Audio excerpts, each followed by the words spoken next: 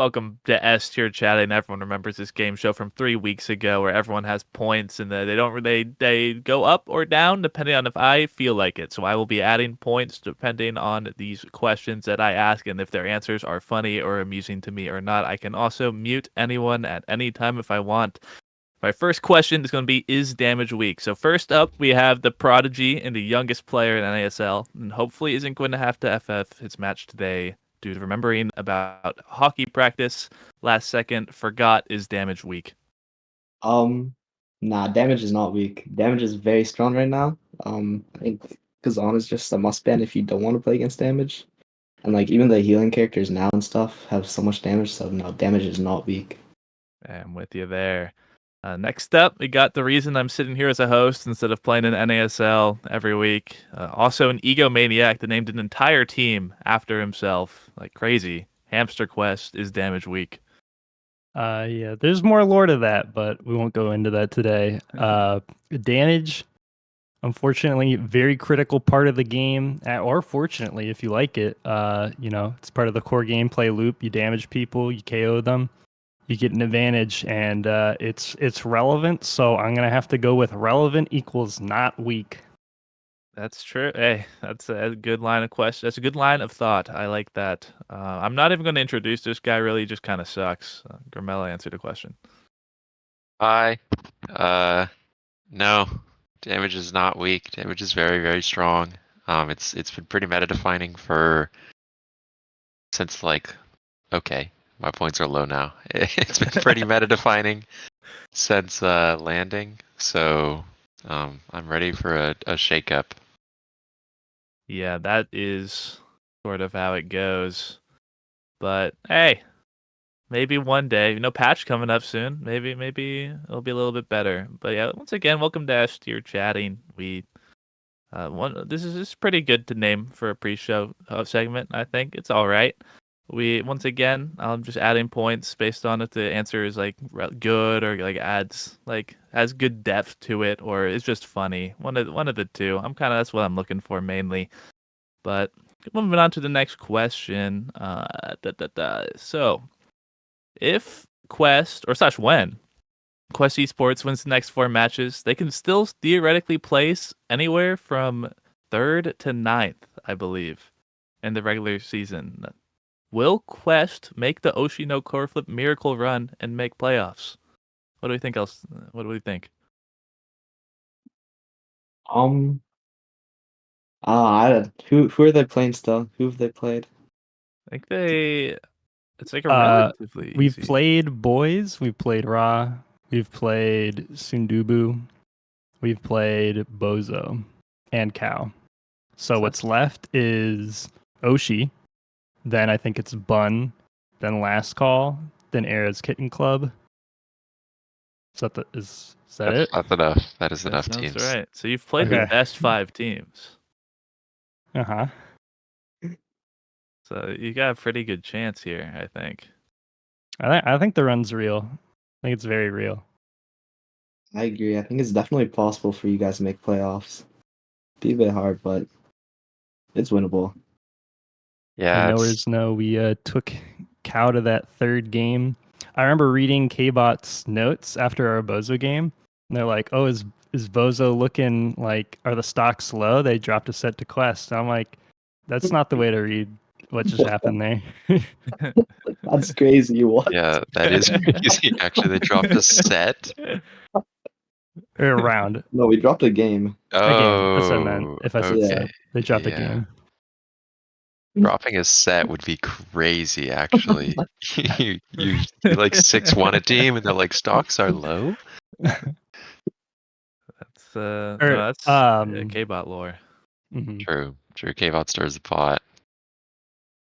Yeah, it's his job to chat. Well, I think. I mean, yeah, they don't have any impossible matchups like Demon's Raw or Sundubu coming up, so I think Quest can make the reverse sweep run, and it's like not impossible. I think they've been looking better every week.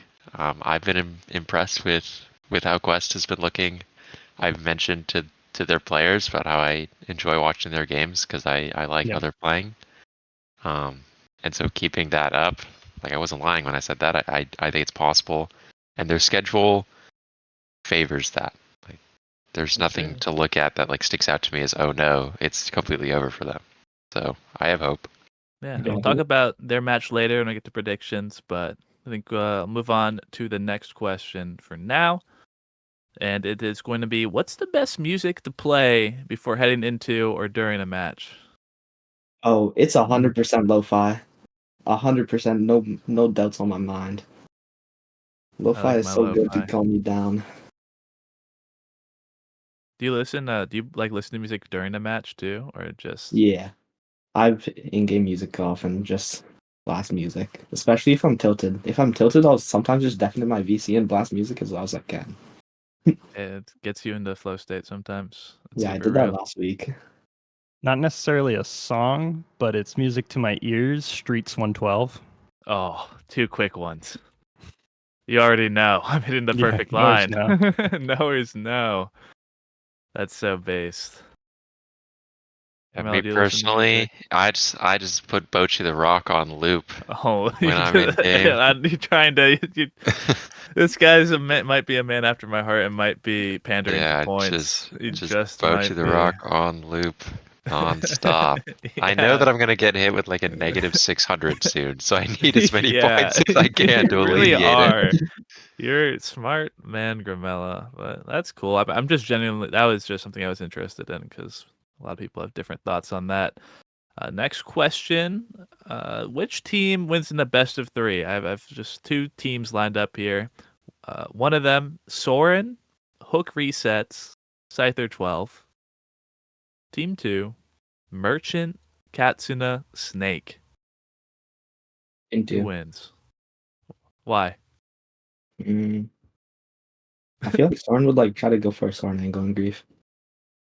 So, hey, when he's right, he's right. We're playing for chatting points Yes. right here. Okay, it's got to be Team 1 because they call him Merchant because he sells.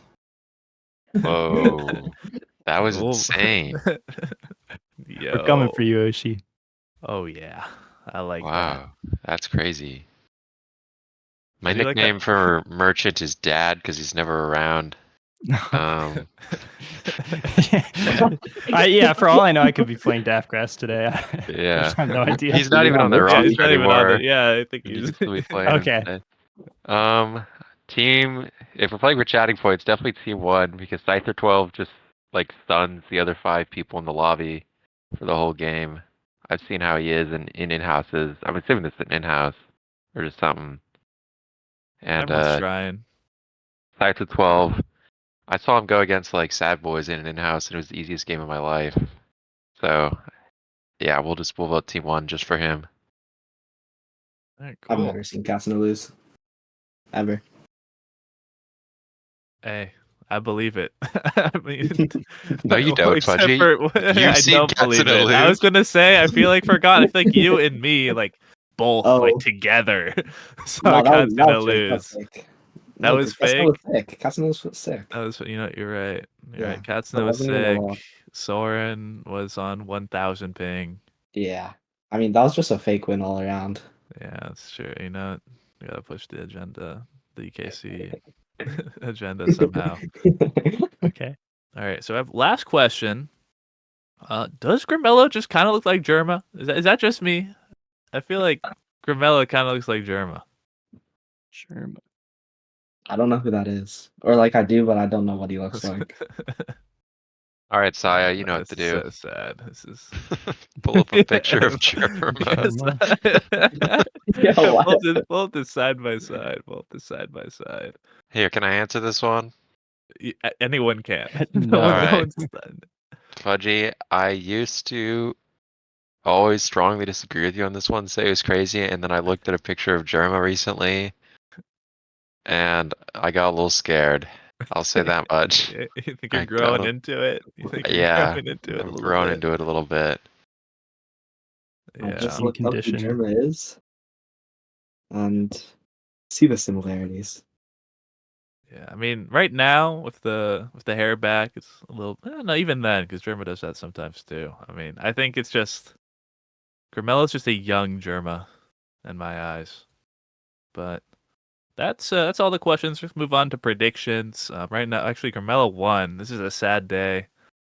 Because the joke was going to be, I was just so sure Carmelo was going to lose. I was going to say the winner gets a kiss from me at LAN. But I don't want to promise that to Gramella because I hate this guy. Okay. So, because the other two people weren't going to LAN as far as I knew. So that was going to be the joke. But prediction time on the bright side. Looks like, yeah, I think we're starting with Bun Bun Bonanza versus Sad Boys. So, these are, and, Sad Boys today, they have a kind of a ringer coming in today. I think they're benching their noob mid laner Vaughn, and they've decided to bring in someone better this week, known by Fudgy Waffles. So that will be a difference to the norm from the Sad Boys, but Bun Bun Bonanza should be coming in with their main roster. So who do we think's taking this one? Gramello, I'll start with you. It's a Bun Bun Bonanza. That's all I gotta say. Oh, you know what? You're right. I was like, this isn't working for some reason. And then, all right, Ruining Gramello. the sheets again. I don't even want to hear why Gramello thinks that's true. All right, I'm doing it. I'm undoing. All right, we're good. We're good. We're good. We're good. We're good. We're good. We're good. All right, The second time up voices are here. loud today Jeez. for Fudgy Actually, I don't know. They Waffles. can't even hear. Yeah, this guy's screaming in my ear right now, saying like, "You're breaking everything. K-Bo worked so hard on this." God. All right. Forgot who's taking this. Who's taking this?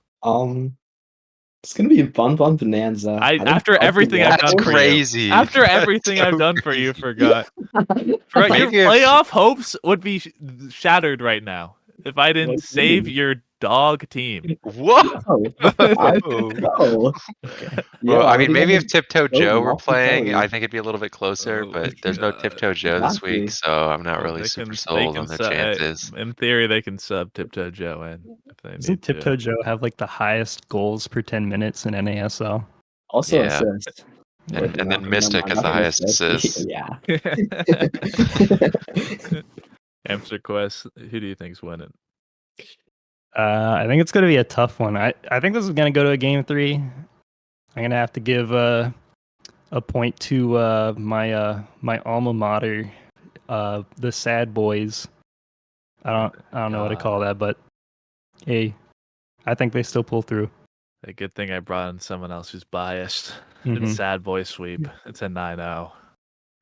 It's in both games, 18-0 even. Hey, Bun Bun's been looking good. They have been looking good. Yeah, I think that Bun Bun as a team, again, they're like the team that scrims the most, I think, of any team. So they've been improving like a lot. I don't know why. I just think some games, like when they hit the match, some things don't click for them, and they need something to like clean that up. It could happen like literally this week, and they could pull through, and it could be like a two games to 0 situation. But I don't know. Not to bash Bun Bun. I just have a hunch it's gonna still be Sad Boys here. Hey, it's real. That's real. Going on to the next match. It's actually going to be the first one. EKC versus Last Call. This is kind of exciting, I think. I think this is two teams that really need this win. Last Call especially really, I feel like, needs this win. It needs to kind of show. I feel like Last Call has been sort of slipping from their form. Like they had a really good start of season and they've been kind of slipping. Where EKC has been really like kind of like coming together and showing that they're like a pretty strong team. What do you think? Forgot. I think Last Call's gonna take this. I don't think Soren's home actually. I think his internet is acting up. So if that happens, then Last Call is definitely gonna take it. But I think it'll be a close game, to be honest. All right, Gramella. I think EKC they're gonna come out today. They're gonna DDoS their opponent, and then they're gonna delay it past an hour, and then Fresh is gonna have to leave. Like they just have all of the external playbook strategies ready for the day. In actuality, I do think EKC have looked good all season and will probably continue to look good, whereas Last Call have been sort of slipping recently. So just based on that perspective, I do think EKC has a shot. Yeah, it makes a lot of sense. What about you, Mr. Quest? Yeah, I would definitely say, just results wise, EKC is definitely looking favored. And I don't think there'll be an upset, so to speak, where last call will kind of turn the tables on them. They could, again, anyone can really beat anyone in this league. Some matches tougher than others, but I think EKC just has this one. I'm expecting probably a more confident win, but it could be close, for sure. But my hunch says EKC's taking this. Yeah, maybe all the data might be pointing to EKC, but my heart is asking who's next, and I'm going last call. But Yeah. moving on Respectable.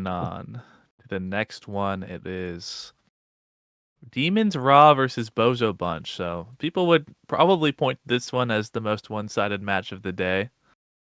So for God, I'll go with you first here. What do you think? I mean, you guys can plan it to be a one-sided match, but I honestly think we have a chance. Like it's not that one-sided. Like we can definitely pull out a win if we just play better. Like I don't really know how to explain it, but I have a feeling it's winnable. So I'll put Bozo. I'm excited to see that. Hamster Quest. What are you thinking looking at this matchup?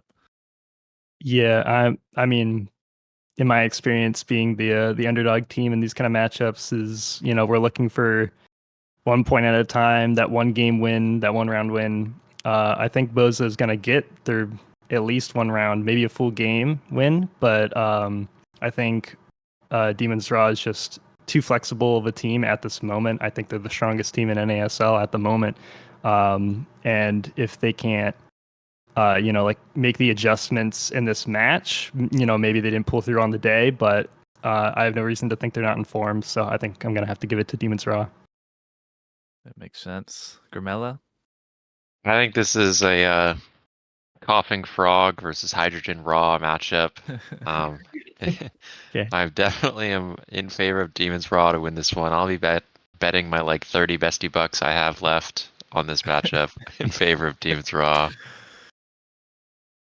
All right. You're gonna lose 1/3 of that on your taxes. I'll get into Yeah, the stream. that's crazy. There's no tax bracket in the BestieInSlot chat. Yeah, we need to be a staff meeting on that soon. Figure that out. There's just like higher tax bracket channel point redemption. Yeah, I would have given it to Bozo, but after the slander got put on me today, it's just gonna be a raw sweep. That So reason alone. yeah. That's fair. All right, next match is Sundubu versus Core Overflow. So are you feeling like a Sundubu striker or a Core Overflow, Grimella? Oh man, I'm not sure. But I'm definitely feeling like a soon to striker today. That's Very all. cool. All right, that's what you're feeling like. Hamster That's what I'm Quest. feeling What are like. you feeling like? I'm feeling like I just played Cal, and we spent a lot of time in the week going up to that match to find our way to win. I won't go into, I won't hold you guys and bore you with all the details of why we picked like Amy's and why we won, like Oni and what we thought we had going for us and all the ins and outs. I think a team going into Cal right now is Cal is just, they play so like algorithmic. They play like that. I'm really surprised, honestly, to say this. I think they're the most like by the books, the way they understand the meta team, and so I think it's going to be tough for a Sundubu to find their breaks in there. I think they're going to need like specific trainings and awakenings to kind of abuse whatever they can. Like their ability to like pick Luna forward um, or the midfield like pool differences. They're gonna need something like that, I think, to pull through and get the win. Otherwise, I think I'm just gonna have to go Cal. I think that they're the only other team that I think can win Nassau right now. So with their win over Sad Boys too, I think they're looking good. They're looking smart. I think they're going to win this match. Well, you haven't really considered that Sad Boys now is a better mid laner, but forgot. What's your pick one? Man, this kind of sucks because like I really like both teams. Like some of my favorite players are unironically on both of these teams. I'll probably have to give it to Cal, I think. All right, I'll be giving it Yeah, to just because. Dubu.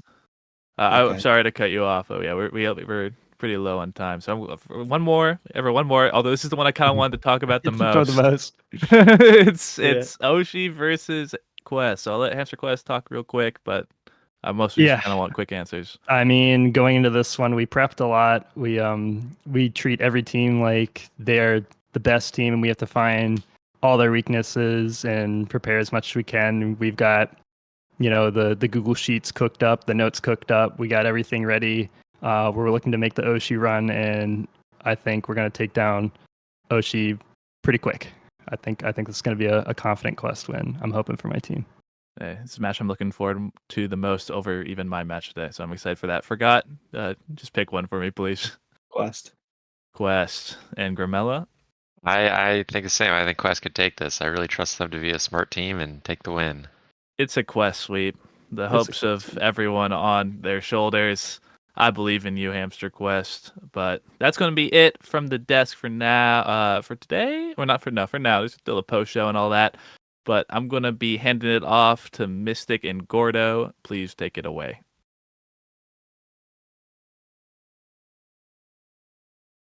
Thank you very much, Fudgy, and welcome everybody to the next week number 6 of the North American Strikers League, where we are going to be covering you guys through the first block of games. We're going to be kicking things off with Era's Kitten Club versus Last Call, and that is going to be a whole party there, Mystic. One of our closer matchups of the day. How are you feeling coming into this one? I'm so excited to see this match. I was actually just playing with Last Call. Me, Caleb, and Kainoob were helping them warm up. So they have some strats they're working on. But yeah, like this is something that I like what was talked about in the pre-show of Last Call really needing this win.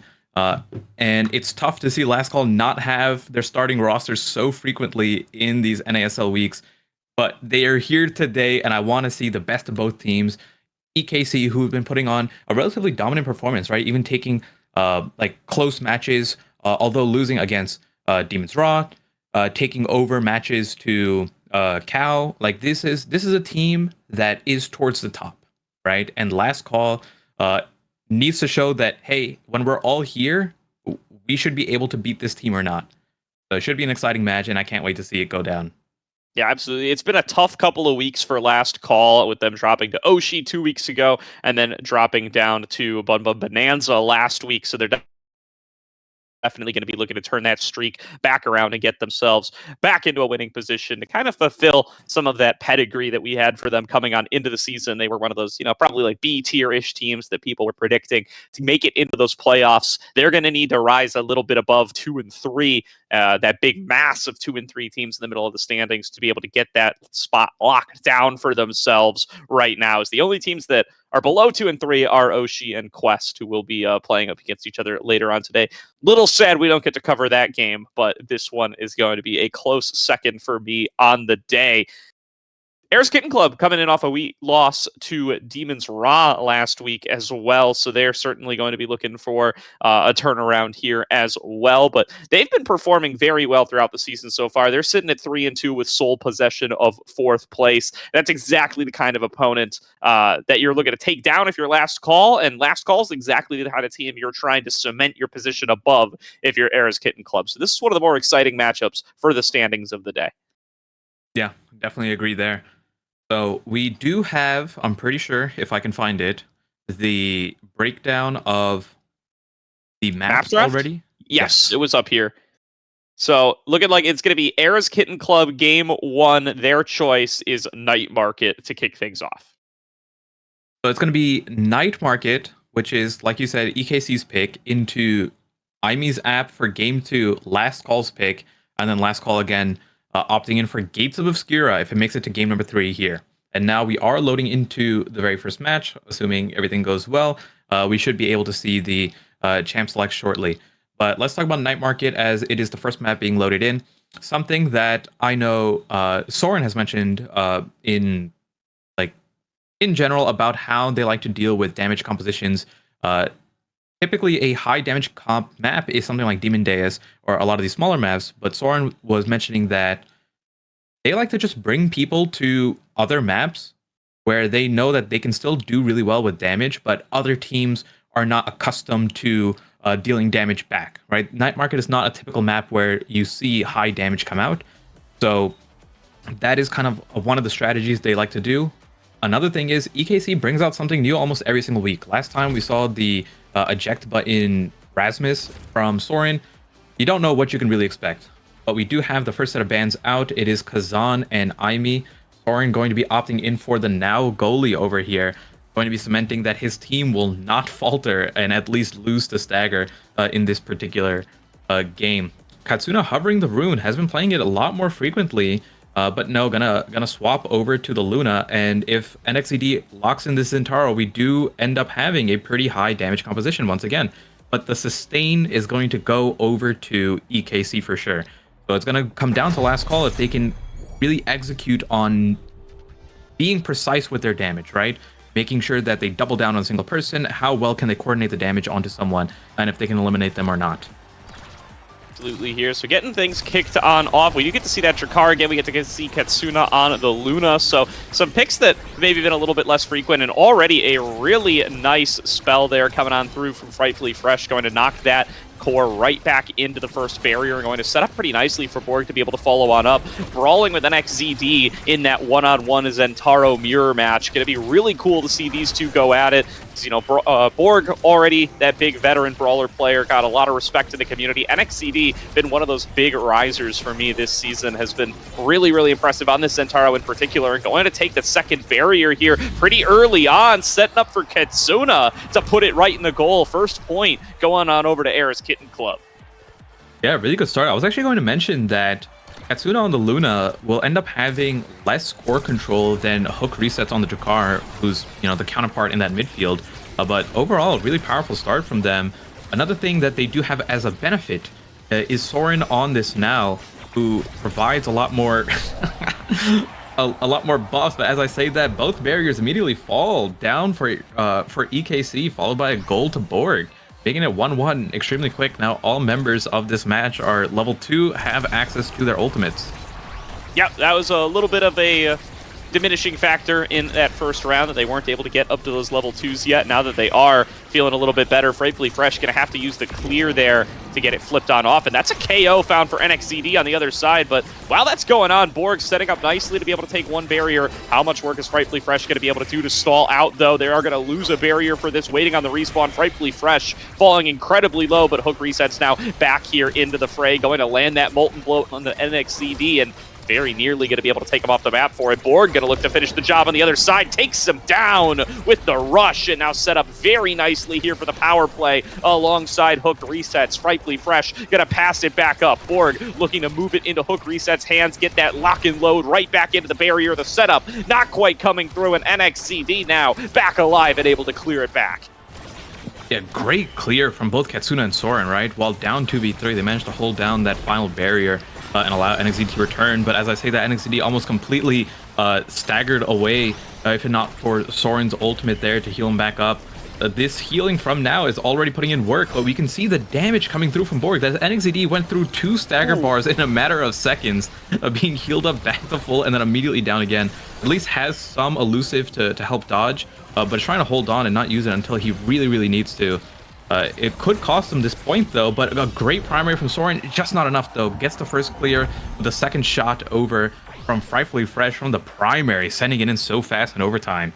Yeah, that was a little crazy there. The misdirection coming in from cross map, going to end up pushing it in for the goal, putting one on Frightfully Fresh's name and going to put them on set point here. But look at that damage coming in from NXCD. Going to force elusives out of both. Meanwhile, Katsuna able to take a barrier, but rocketing across the map there off that flip, going to be able to equalize over on the other side as Borg and Hook Resets going to continue to pass back and forth. NXCD continuing to focus on that combat. trying to take Borg down, but Borg returns damage in turn and is going to keep NXCD pretty low on health. Strifely Fresh still throwing out those strike shots. A point-blank flip from Katsuna going to open up the goals. NXCD looks for a little splashing strike shot, but not quite going to be able to put it on through. That is now going to be NXCD again with the breakaway, puts it in one-on-one up against Strifely Fresh, gets that hit stun, and finds the goal to take us to point 5. Nice primary to push it out of the Finny secondary there, and then dribble it off the corner to get the point.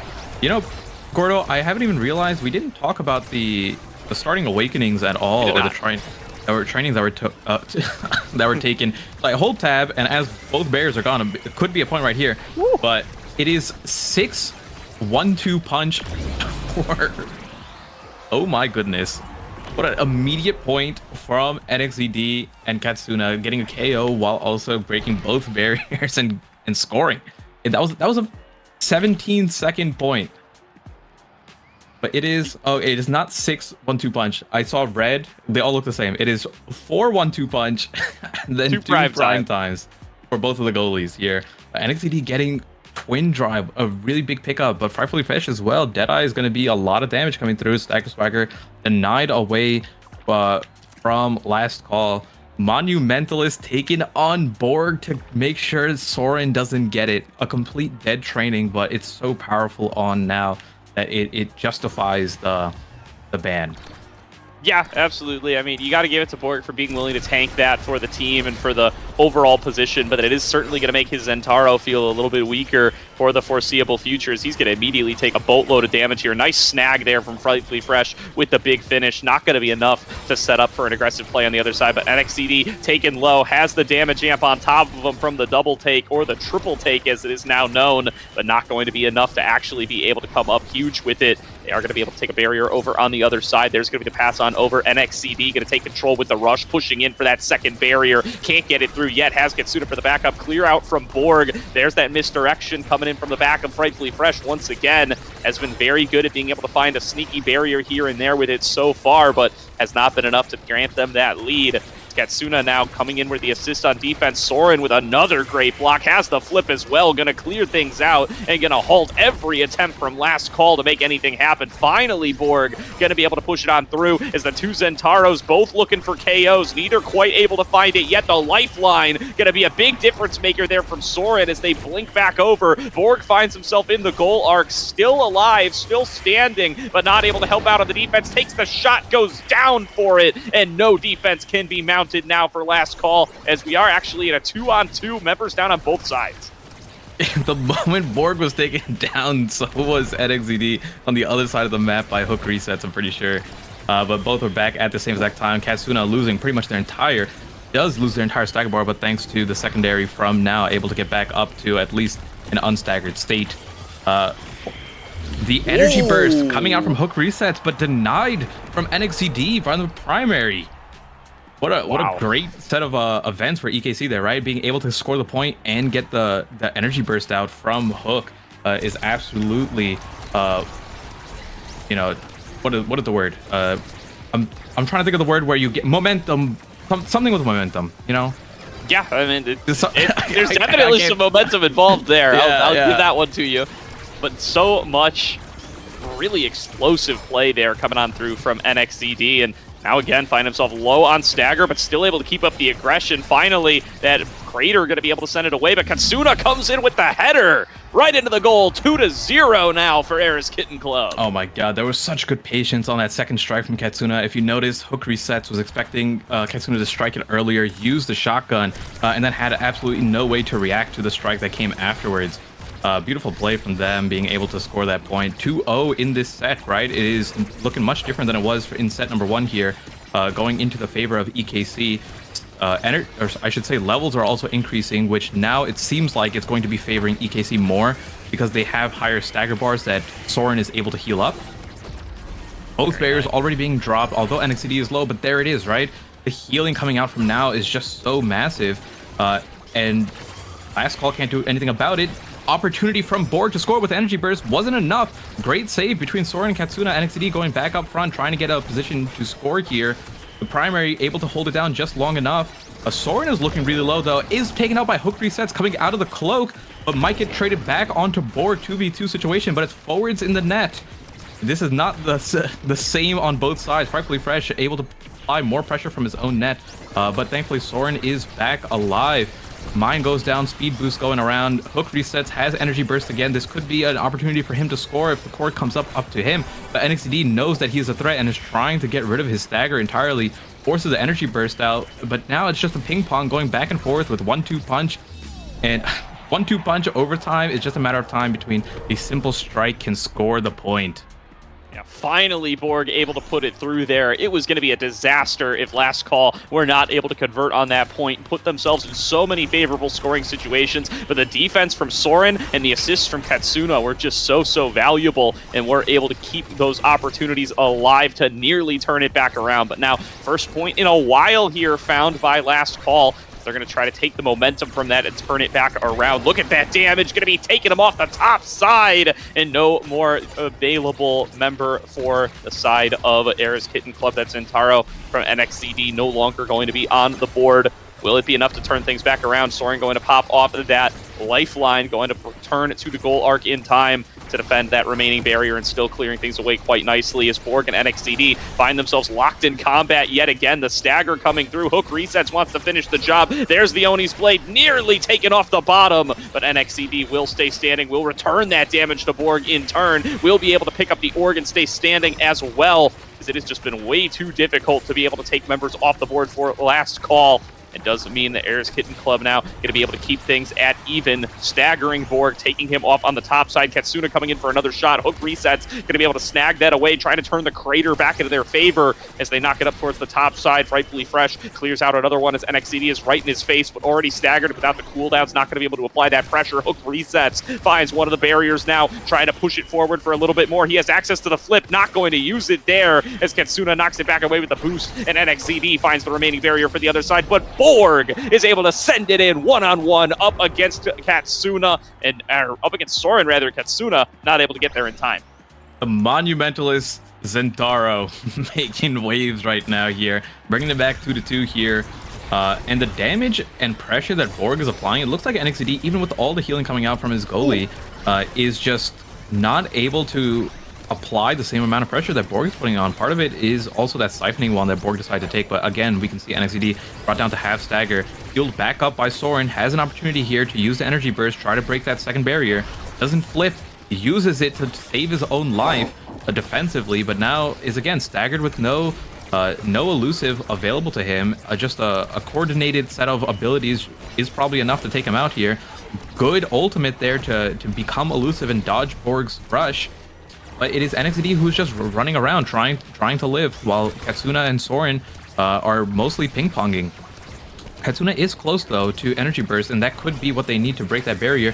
Finally, NXCD able to gain enough stagger to get out of that unstaggered phase. But it still looks like the pressure is coming on from Last Call mostly. Every time I take a look, NXCD is just standing around trying to run and not able to participate in the point here. This point is not looking good for EKC, but as I say exactly that, EKC managed to break the barrier with the help of Soren jumping in and the energy burst from Katsuna. It's just down to them to finish it off. Yeah, Soren's defense has been so good. I do think Last Call started to look better since they've started focusing their game plan more around nullifying NXCD with two members both blocking, but sent out of the big finish there. Great positioning from Katsuna to find the goal, and it's now 2-0 in sets for Ares Kitten Club. Hey, I guess NXCD managed to stay alive long enough, right? Even though he wasn't participating too much in the point itself, was drawing a lot of those abilities, eventually leading to an opening here or there. But a great rocket from Katsuna able to secure it, bringing him first on this draft with missile prop going over. A great deny from both Finny and Drakkar. But heavy impact should go over to the Drakkar. Thank you for denying that. Do not let the Now get that, please. We have most likely Aerials going over to NXCD. Borg is going to be left with a Spark, which is completely fine, right? Spark of Resilience giving you 450 stagger for that first one, with any additional being 350 more. Will definitely help out here in terms of survivability. Although Borg has been doing a pretty good job of staying alive, it is going to be it's tough. Okay, I was gonna say they do need to do better at finishing off these KOs. They've been doing a lot of damage, and there it is. We finally get a KO onto NXED here. Borg able to get that second barrier as well. 3v2 for just another second or two, trying to capitalize on this and make a play, but Hook resets with a beautiful strike in between NXED and Soren. Doesn't need any abilities there, just a nice, clean goalpost score. Great shot there from Hook Resets. I do want to call out as well, right? Frightfully Fresh and the side of Last Call just biting another kind of useless awakening there as they take the Super Surge on the Finny to try to deny it away from NXED. That's just not feeling very good to have these awakening slots that aren't really giving you too much benefit, but it's been what the drafts have been requiring of them. See if they're going to be able to just kind of get by on the base skills that they bring to the table to try to turn things back around, as Borg continuing to take shots here onto the barriers, and even with both up, Soren is just locked down on the defense. Will not let anything get past as NXCD finally able to snag it away, now in a 1 versus 2 with Hook Resets and Frightfully Fresh as Borg finds himself staggered over on the other side. Soren just way too healthy here, no pressure to be provided at all, and NXCD finishes the job off the top side blast. Now going to be able to keep this power play going for a potential push on towards that second barrier. Hook Resets coming in for the assist on defense. So far has been able to keep it alive up until Borg is able to respawn, but there's the pressure from NXCD, pushing it on, opening on up the goal, and has access to the flip as well. Going to use it there to get away from Frightfully Fresh, but Frightfully Fresh gets taken on down and past Hook Resets for another goal. Era's Kitten Club 2 away from a Game 1 win. And you were mentioning these drafts over here. It does look like EKC came out on top, right? Being able to take Chrono Boost and Aerials on NXED and Soren. It seems to be doing so much, while the Super Surge here not really helping, although it does increase the damage of the Finny secondary. Not really the training you want to take if you're Finny here. And we're seeing the pressure between, oh my goodness, the barrier take into the energy burst, followed by the second barrier by Katsuna. I think someone's also KO'd in the mix of all that. It is a 3v2 situation for EKC, have the advantage here. The primary sitting there, growing to half the size of the gold box for Soren, but no, a trade back. Being able to take back NXED, and now a good job on Soren stalling just a little bit there. 5 more seconds until NXED is back up. Just have to wait it out here. The prime time showing its value as well, but a great shot from Hook Resets, I believe, to get that final barrier on the top corner of it, making it even 1-1 in this set. Yeah, great sequence there. Anyway, yeah. Incredible sequence there from Era's Kitten Club to get the barriers down, but they weren't able to convert it into a point, and now they find themselves on the back foot as Hook Resets and Borg keeping up the pressure, not going to be able to save it from getting cleared away there, but Frightfully Fresh is still back on the defense. The Oni's Blade not going to be able to stall the core out for too long, but a rocketing shot in overtime from Hook Resets, sent all the way over from his own side of the map, gonna put it in the goal and put Last Call here on set point. 1-2 punch hot shot heavy impactor car will send the core fast, especially in overtime. So you always have to be careful of those dangerous angles there. And it was hard for Soren because he was coming in from that lifeline, trying to return back. Just wasn't back fast enough because of how fast the core went. NXED trying to look for an opportunity to use his energy burst here, has to fall back and heal up. Soren hopefully has something to use on NXED, but it doesn't look like it. Actually opting in to walk up to allow NXED to heal just slightly. Forced to use the energy burst from Borg, and is going to be taken out regardless. Now it's going to be a 2v3 situation. They do have the barrier advantage, have the second barrier thanks to Katsuna on the Luna over there, and a good hold so far. Aren't able to break a single barrier yet, even in a 2v3 here. And NXT coming right back in with a rush. Good ability there to push the core forward. Has an opportunity to use the second one with the twin drive. Isn't enough to get it past Fresh, but the pressure is on. Fresh is looking tough here. Doesn't have too many defensive abilities here on the Finny. It's just a matter of time if they keep this up that a goal will go in. But it is the advantage of Last Call, 2-1. If they take this right back right now, they can get a set going for them. Barrier being broken by Borg, but Borg looking really low and be taken out by Katsuna. Soren trying to tack on some damage here, but no! The angle off the top from Borg on the passive. The Zentaro passive able to bounce it and send it in out of Soren's reach.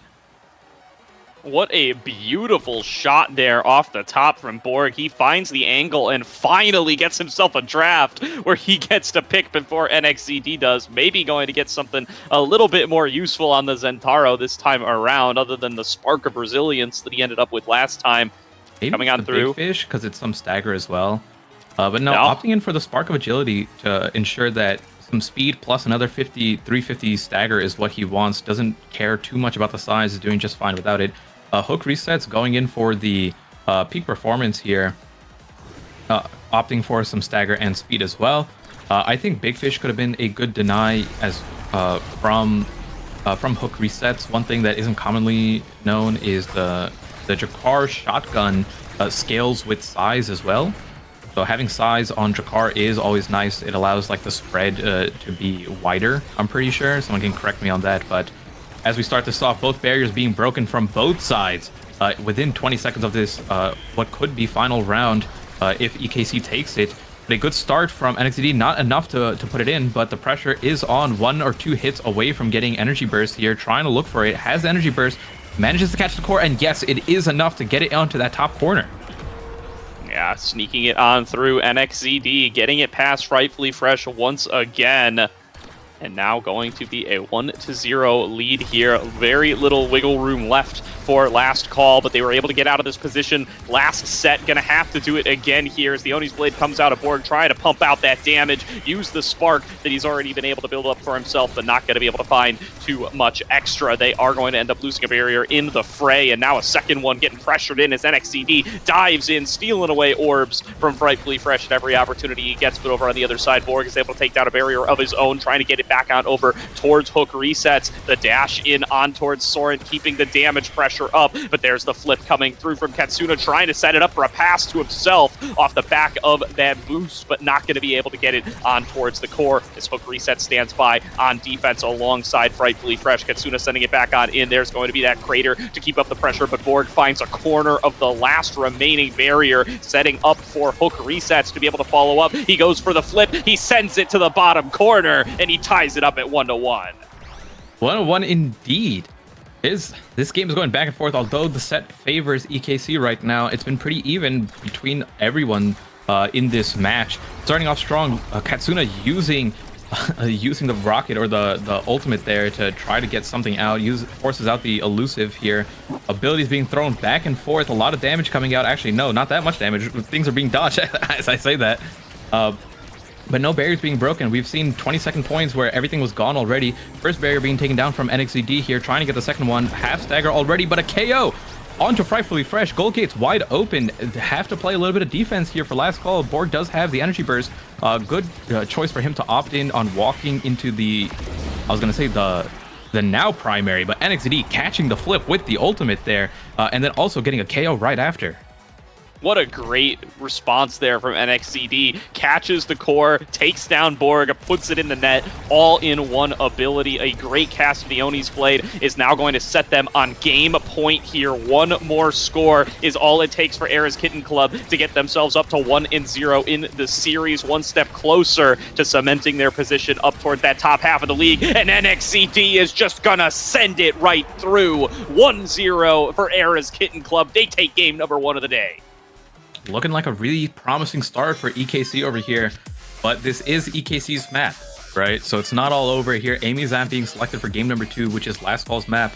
They're gonna have to turn things around, you know, get the shake off any worries they had about game number 1 and go right into it. But a dominating start. We can see, honestly, not too many KOs considering how high the damage was in this match, right? So much damage coming out from NXCD here. 43,000 for a 4-set game. And Soren doing a great job of healing it back up. We don't have a healing done stat, but in general, it looks like EKC knew what they wanted to play on this map, and the now pick being so crucial for all that healing that it provided definitely showed its value as well. Yeah, and you got to start putting some respect on NXZD's Zentaro at this point in the season with everything we've gotten to see out of Era's Kitten Club and how far they've been able to, I would say, if not match, exceed the expectations that were set for them. Outperforming Borg on this Zentaro pick in basically every metric you could see here. He's honestly one of the better Zentaro players that we have in this league, and he has honestly been able to continue to keep up that pressure and continue to be an incredibly valuable piece to EKC's strategy each and every time we get to see it. Yeah, and we saw again a difference in what was taken from both of the Zentaros. Borg opting in for the Siphoning Wand, while NXCD, I believe, took the Slick Kicks. helping contribute to those redirects and just replacing or repositioning yourself constantly to be in the better spot. So it's a trade-off of playstyles there. But even with the siphoning one on Borg, it was more damage coming out from NXED, but he did have things like the aerials and the twin drive, while Borg was forced to take the Monumentalist. Although we are already loading into the second game, I did have some I don't think disagreements is a word, but I did not agree with some of the drafts that ended up going down for last call that forced Borg onto several weak trainings, like taking the Super Surge on the Finny. I felt was incorrect, or taking the Monumentalist on the Finny, or not taking the Monumentalist on the Finny. Well, instead opting in for the Deadeye, forcing Borg to take it. Situations like that, I think, did play a big part. And the Awakening draft, like, we saw how much more powerful NXD ended up becoming because he was just able to take what he wanted rather than forced to deny based on what the enemy wanted. Absolutely here, and now getting into game number 2 pretty readily and quickly. Imy's app going to be the selection. As we said, this is going to be Last Call's map for this next game here. It looks like Primetime Specialized Training are going to be the selections here. Primetime Specialized Training was... It's always a crazy start on here, right? We saw the Kazan ban come out. Definitely deserved so, but it also means that the Rasmus manages to make it through. And the Rasmus with Specialized Training on both sides. We also see Pummelers being taken out from both forwards as well.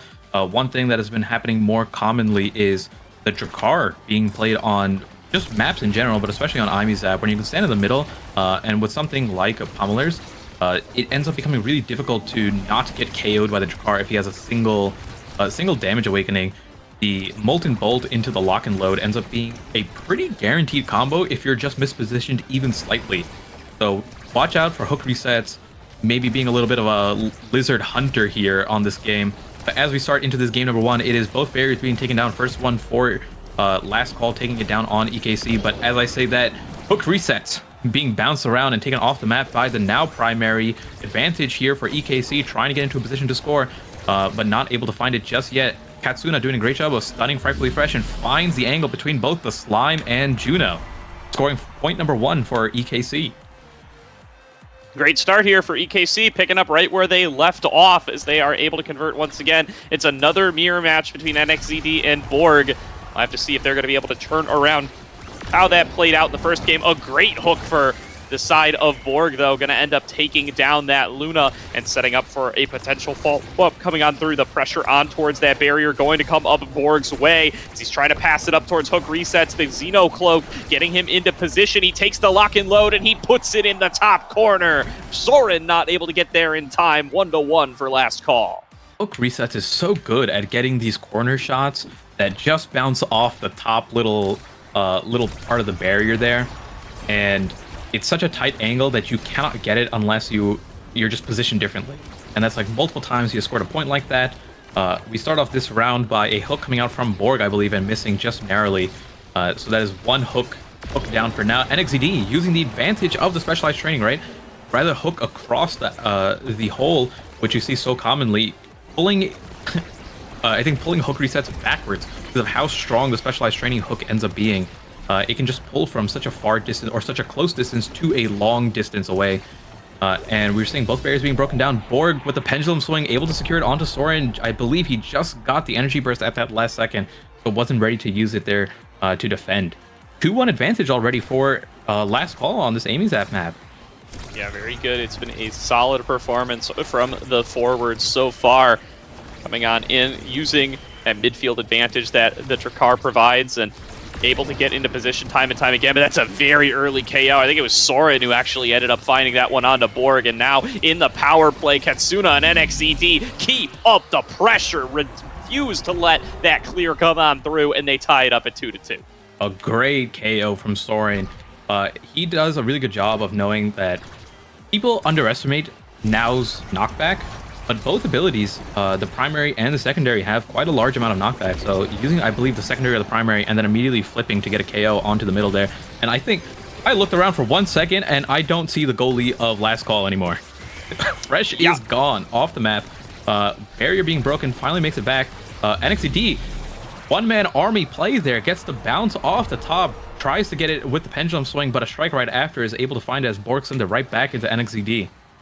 Yeah, NXZD and Katsuna have just been relentless on the aggression in this series, constantly getting rebounds, constantly finding these repeated shots, and they just have not been able to keep up with it on the side of Last Call. This is going to be another set win for them that they win just narrowly. There have been so many 3-2 sets in this series already, but each and every time it has favored Era's Kitten Club. And that is how they find themselves in such a winning position now. 2 more sets to go until they're able to come away with a clean win on the series. So looking at the draft here, some good pickups from both sides. Frightfully Fresh being able to get the hot shot on Juno. Borg with the heavy impact, opting in for the damage over the size. Does not take either Demolitionist. All 3 size trainings were actually in that draft. Does not take Demolitionist, Big Fish, or which one am I missing? Built Different. Instead, going for the damage, wants to stay smaller on the size here and have maybe a little bit extra cooldown reduction. But as I say, that barrier being broken once again. Last Call down, I was going to say down a barrier, but up a man has an opportunity to turn this around. Trying to get this barrier off of Soren, but Soren doing a great job alongside Katsuna to hold it down. Almost, even with the lock and load coming through, holds it just long enough. The primary from now lasting forever as well. It makes it so tough to try to score from that side. Almost able to get a kill on hook resets. NXCD trying to use the death touch there. And again, he's so close to being KO'd, but eventually finds one with the pendulum swing. The extra size on Rasmus makes it so deadly to get these, or to position yourself anywhere near the wall. The pendulum swing, it's insane. Look at where he's standing and where it manages to reach, getting a KO on first, hook resets, and now pathologically, or frightfully fresh, I should say. And it's just a strike where eventually the abilities run out from Last Call. They aren't able to hold it down, and the strikes are coming through better on EKC. Score that first point of this set number 2. Absolutely. I mean, every time, right? They just try to get the clears off, but the rebounds, they are always in position. Katsuna been playing this Luna at such the perfect distance, is seemingly always where the core gets cleared to. NXZD really good in these quick strike wars as well. Here's another one, and he just takes it in the bottom corner. Frightfully Fresh can't do anything about it, and it's 2-0 for Era's Kitten Club. This is a dominating start for EKC here, especially considering this is Last Call's map. We have full energy economy pretty much on EKC as well. The pressure coming out, and normally we know that like Juno is the one who applies so much pressure with the eject button and has things like hot shot prime time, but it looks like Soren is adding so much value here with the now, constantly jumping in as well with the ultimate, using the lifeline as an eject button here. But the teamwork as well from Katsuna and NXCD, able to just break these barriers and score while constantly getting a KO. They're finding these KOs so freely, it doesn't look like much effort is going into them, whether it's pendulum swings or Luna rockets or death touch or it just the drones, everything seems like it is enough to KO a member on Last Call here. As we look into this second Awakening draft, is going to be Egoist, picked up by Soren, a good deny just in general and a good training in all regards here. Missile prop going over to NXCD alongside the specialized training. That's a dangerous combo. You're about to see some crazy KOs if NXCD can land them. Prize fighter for Jakar, which I honestly don't like too much, but it's more of a deny because hook resets has been dying. So that's going to be, if he dies again, that's just going to be a dead training in general. Overall, I'd have to say the draft definitely favors the EKC over here. Yeah, feels like we've been saying that a lot throughout this series so far, and now set up in a pretty favorable position once again. 2-0 in the sets. It's a replay of last game, going from a close set 1 to a much less close set number 2. Let's see if at least Last Call can repeat last game and be able to get themselves a win here in set number 3. Goals open on both sides already. Borg well set up for some aggression here, but it gets cleared out away. NXCD one-on-one with Hook Resets. Hook Resets able to knock it back over towards the left once again, winning another strike war, setting up with the Make It Rain. NXCD finds himself staggered. Borg wants to keep him zoned off of the play and move it back over towards Hook Resets, but Soren actually out here playing at midfield, goes in for the flip, doesn't take the shot. Now picking it into the bottom corner. Are you kidding me? Soren, 1 versus 2 on the offensive, takes the goal. The goalie making the play 1v2, like you said, popping off there a little bit. I like how he tried to use the mine to catch him off guard and score it that way, but was able to find the angle with just a primary and a strike here. And again, we are just 10 seconds into this match and the barrier being taken down. Also a member of Last Call gone. This could be a quick second point here, but a good clear from Frightfully Fresh on the energy burst, able to find Soren walking up a 3-man strike here, trying to look like a high Q play. Teamwork coming out, 3-man walking up consecutive, whatever this was. It is just looking dominating for EKC here. Absolutely here, 2-0. Era's Kitten Club in such a winning position. NXCD taking another one down off of the long shot, and Katsuna now in defense over on the bottom. Soren going to pass it on up towards NXCD. There's going to be the power play available with Borg off the table, and will Borg even get here in time to be able to save the game? He is here now, but already going to be able to find that stagger on towards Katsuna. Hook reset setting up for some aggression, but double shots coming through onto Hook resets. He is off the map. Frightfully Fresh and Borg on the defense. Here's the flip from the now. Stolen away by Borg to buy them some extra time. They managed to find that barrier. NXCD now trying to stay on the defense. Misses out on the strike, but gets it past Borg anyway. Frightfully Fresh going to be able to clear it back out once again. Hook resets, waiting to receive over on the bottom. NXCD finding the breakaway on the top. Katsuna looking to come in on the bottom. Another death touch, another KO for NXCD. This awakening there cannot be stopped, and neither can NXCD. Into the goal for a 2-0 win to Era's Kitten Club. I mean, that was so quick. I don't even remember how that was. I felt like that was a sub 10-minute match for sure.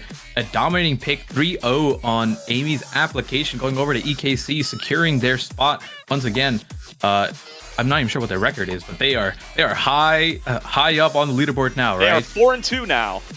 4-2, and they are looking great going into this playoff season. But Last Call, who did have their full roster and on their map especially, lost even more dominantly than on Night Market, which was EKC's map. Yeah, EKC, they're scaling with the season, man. They look better and better each and every time I get to see them out here. And a really, really great showing in this game, especially up against a team very, very close to them in the standings, probably rated higher than them in the preseason by most folks. Now going to be taking the dub 2-0 in a dominant fashion and looking very good coming on in to their next week matchup, which is going to be up against the Sad Boys. Yeah, and I'm just looking at the scoreboard over here. NXCD with 9 KOs. Compared to Borg's 2 KOs, right? This man was constantly finding, even without the death touch, just finding these pendulum swings onto the goal line, taking out Frightfully Fresh, or on the side, taking out like hook resets. He didn't even need that middle section to get KOs, but regardless, so many death touch KOs on top of that, and then 2 KOs coming out from Katsuna and Soren as well. So it looked like this map, they intended to pick Rasmus on it for Last Call, but NXCD was a monster. First game 1 on like mirroring Borg on Zentaro, and then here on the Rasmus, NXCD was looking so dominant. Yeah, absolutely. Looking very, very good there, and that is going to be a quicker game than we expected. I mean, game number 1 was looking close for at least a little while. Game number 2, much less so, even on Last Call's home map. So it's going to be time to move on up to our next matchup. We got Bun Bun Bonanza taking on the Sad Boys. Sad Boys still without Vaughn. They are going to be subbing in Fudgy Waffles for the day, as was discussed back at the start. I'm sorry, Mystic, you've been replaced. I've been replaced. Apparently, TTJ was not good enough. Joseph did not perform to the levels that they wanted. But hey, I told Caleb in a secret meeting that for whatever reason, if game 1 doesn't go the way they want, pull me in. Well, then what am I doing? Who are we bringing into the cast? We got to rotate, right? Fudgy will be on the cast, and then I will sub in and make sure that Sad Boys takes the win. But you never know. Maybe this team is strong enough with Fudgy Waffles in it to secure this win against Bun Bun Bonanza. But Bun Bun Bonanza has been looking really good, especially last week. I was so impressed by their match. All 3 players were looking really good. There are some maps that I think that Bun Bun struggles on. Something like Amy's app is what I would say a weak map for them. But things like Atlas Lab, I think they do a really good job of performing well on. So I'm not gonna say it's gonna depend on the map selection here, but there are good and bad maps that this team does perform in, and I hope that they themselves recognize it and plan around it going into this match against Sad Boys. definitely going to be a tough matchup on paper for Bun Bun Bonanza, right? I mean, they've got themselves one of those unenviable matchups that you're going to end up with in the North American Strikers League in the Sad Boys. Even without Vaughn, they are still plenty threatening, as you guys were able to prove last week, being able to take down a win there over Oshi. Now going to be another one of those down towards the bottom of the table teams, at least in the current standings in Bun Bun Bonanza. They are sitting at 2-3, and in that same position as last call was last game, where it's you really want to start winning games here if you want to be comfortable in your ability to make it towards the playoffs, as we really are getting in towards the last third of the season here after this week. Yep. And the record right now for Sad Boys is looking really good, right? Only dropping a game over to Cal, which is completely fine for them. Sometimes they drop a game here or there, but they know going into this that they're going to be locked in for playoffs, and each week is just another week for them to improve to secure this championship against the top teams like Cal, like Demons Raw, and now even potentially like EKC in that conversation as well. Yeah, for sure. So we'll have to see. Bun Bun Bonanza definitely looking for a little bit of redemption after not being able to maintain after the rebrand, right? They're still technically riding on that same slot that they were in for North American Strikers League last season. This is the finesse slot, if I'm not mistaken. But yeah, looking to really turn things around here. Lilybun, Liari, and Scyther so far been able to keep a pretty close to 50-50 record, but definitely going to be one of their tougher matchups yet in the Sad Boys. I don't think they've played Demons Raw yet either. I could very well be wrong about that. They have played Demons Raw. They got 2-0'd by them back in week number 3. So this is going to be the second of those finalists from last season that they have played against as they look to get into their back third. Yeah, and Bun Bun Bonanza definitely has, I would say, this is their hardest matchup of the remaining season, I would have to say, right? Following this, they have Sundubu the following week, EKC, and then, it's Sundubu. It's Quest, then it's Sundubu, Yes. then it is Bozo Bunch. So yeah, they definitely have an easier back third. So even if they don't win here, they definitely have that to fall back on. But you would definitely like to start it off here. A big upset win up against the Sad Boys into an easier back third of your schedule. Yep, exactly. You could be coming into playoffs on a 4-win streak. That would be absolutely huge. That would be really high stocks for Bun Bun Bonanza if they're able to pull that off. But of course, it does have to start with the upset win to kick things off here as we are getting on into the lobby. It looks like Night Market's going to be the first map. I'm not 100% sure if that is going to stay the case, but I think it is. I am in the Sad Boys Bun Bun thread, so I can see the map selection over here. We got an insider scoop. Inside scoop. So it's going to be Night Market here for game number 1, which is the Sad Boys pick. Atlas Lab for Bun Bun game number 2, and then Clarion Test Chamber for game number 3. So Amy's application was banned over by Bun Bun Bonanza, which I like to see. And yeah, it looks like those are the 3 maps. If it's going to be on Bun Bun to kind of upset Sad Boys, even with a replacement of Vaughn in the midfield here. Sad Boys is such a strong team. But like I said, I've been super impressed with them across the board. The teamwork has been really good. And someone just in general, I feel like Scyther's 12. Every time I see this guy play, kind of similar to how you were talking about NXED just being like one of these best brawlers now and rising up every single time we see them. I feel like Scyther 12 has been playing so amazing, especially on that Centauro. So I am excited to see him play and see if he gets target banned or not. And if so, if or if not, like just how well this guy performs, and if he can keep up the consistency that I've been seeing every single week. Yeah, I mean, it's been, we talked about NXED last game. I think the rookies this split all in all have just been fantastic, really. I think the folks who weren't playing in Nassau last season, or maybe have never played in Nassau before, even in most cases, they've come on in and they've been going toe-to-toe with the guys that have been here for most of the time, and for those who've been playing here. And Scyther is no exception. I mean, coming in from being a sub for Sindulu Strikers last season, now as a starter on Bun Bun Bonanza, I think has been a big bright point on this team. Liari and Lilybun, having played together for a bit as well, have both been looking pretty good too in their wins, especially. But yeah, Scyther has really slotted into this team quite nicely.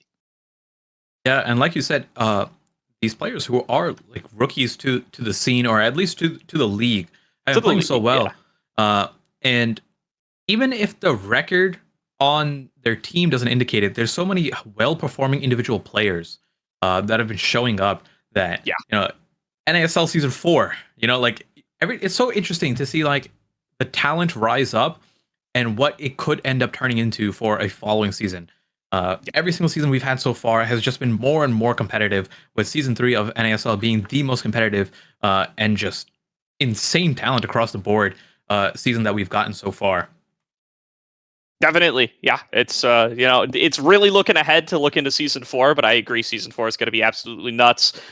Seeing how some of the talent has been looking down in NASA as well, right? I mean, there's a lot of talent coming on up the pipeline right now for Nassel. There's a lot of good talent that's only just starting to get their feet wet in Nassel right now. So Bum Bum Bonanza, they're in that category with Scyther, right? Eris Kitten Club rather, just coming away with that win. That's 4 folks who are newer to the league. Soren, I believe, is returning. I think Soren played a little bit previously, even though he wasn't a starter last season. But yeah, the Bozo bunch looking pretty good. There's been Frightfully Fresh over on Last Call. You could call a rookie as well, or at least a returning member, having not been a starter last season. Yep. And so quite the group that we've had in Nassel this split, and it's only getting better and better. Yeah, and like you said, you even brought up NASA a little bit. People are hungry for these spots, right? Oh yeah. So if you are towards the bottom of NASL, you are not safe. There are people gunning for your spots, and definitely expect a shakeup, going forward. But yeah, it looks nobody was safe last season. I mean, everybody relegated ended up out of the league last season. No, am I crazy? Am I forgetting a team? I'm pretty sure I'm pretty sure it was 4 promotions, right? It was Quest, Last Call, Eris Kitten Club, and the Bozo Bunch all got promoted. None of them were here last season. So yeah, I'm pretty sure you're right, because then the other. So, I mean, everybody who dropped down after season 2 out of there weren't able to win promotion. So I mean, yeah, there's precedence that you are not safe. You are not even close to safe. Exactly. Yep. So it looks like we're just waiting on. We are running ahead of schedule, so because of that, it looks like we're not completely ready yet, but should be starting up in a moment. Yep. So the night market start. This is Sad Boys' selection. So they certainly feel like that's going to be their most comfortable map. I mean, you're coming in as the Sad Boys representative, Mystic. What are you expecting from them here on their home turf? So the thing is, night market is a really dominant map for Sad Boys if they get to, like, at least when Vaughn is here, they have the options of going double brawler with like a now goalie, era goalie, Mako goalie. It's a very common strategy that they like to do. But they also have, with the return of Jakar, Night Market being one of Jakar's best maps as well, right? Being able to sit on the speed gate there is something that Vaughn would love to do. But with Fudgy Waffles in, I'm not sure what Fudgy is going to play here, so those strategies could be out the window. And it could just be like Bells on the Juliet or Centauro, with Fudgy on something like Now or Jakar. So that's kind of what I'm feeling is going to be the pick here. And then you already lose here, Caleb, most likely going to be opting in for a Juno or Aimi goalie as something that can apply a lot of pressure. Those are my predictions here for the Sad Boys going into this night market game, which we are loading into. It's ready. We're going into it. Good stuff. Loading on in for night market game number 1. This is going to be Bun Bun Bonanza on the left, taking on the Sad Boys on the right.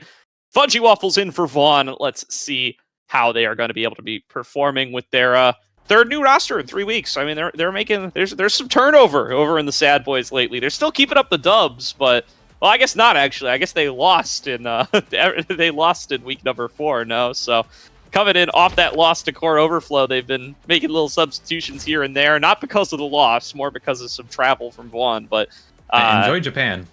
Yeah, I mean, we'll see if they're able to keep it on up. They're definitely still in a pretty comfortable position with 4 wins to the 1 loss, but definitely don't want to drop too much lower. I mean, a lot of folks would have them as a lock for top 2, right, to be able to get that bye. You definitely don't want to lose those expectations. Yes, exactly. And then, although I would say they're pretty locked into playoffs, it is more so like they're playing for seeding at this point. And you want to have a preference as to who you get to pick going in. Yeah. And looking at the teams here, we have Aimi So I was right about either the IME for You Already Lose and Bells on the Zentaro, but Fudgy Waffles going in for the Juno.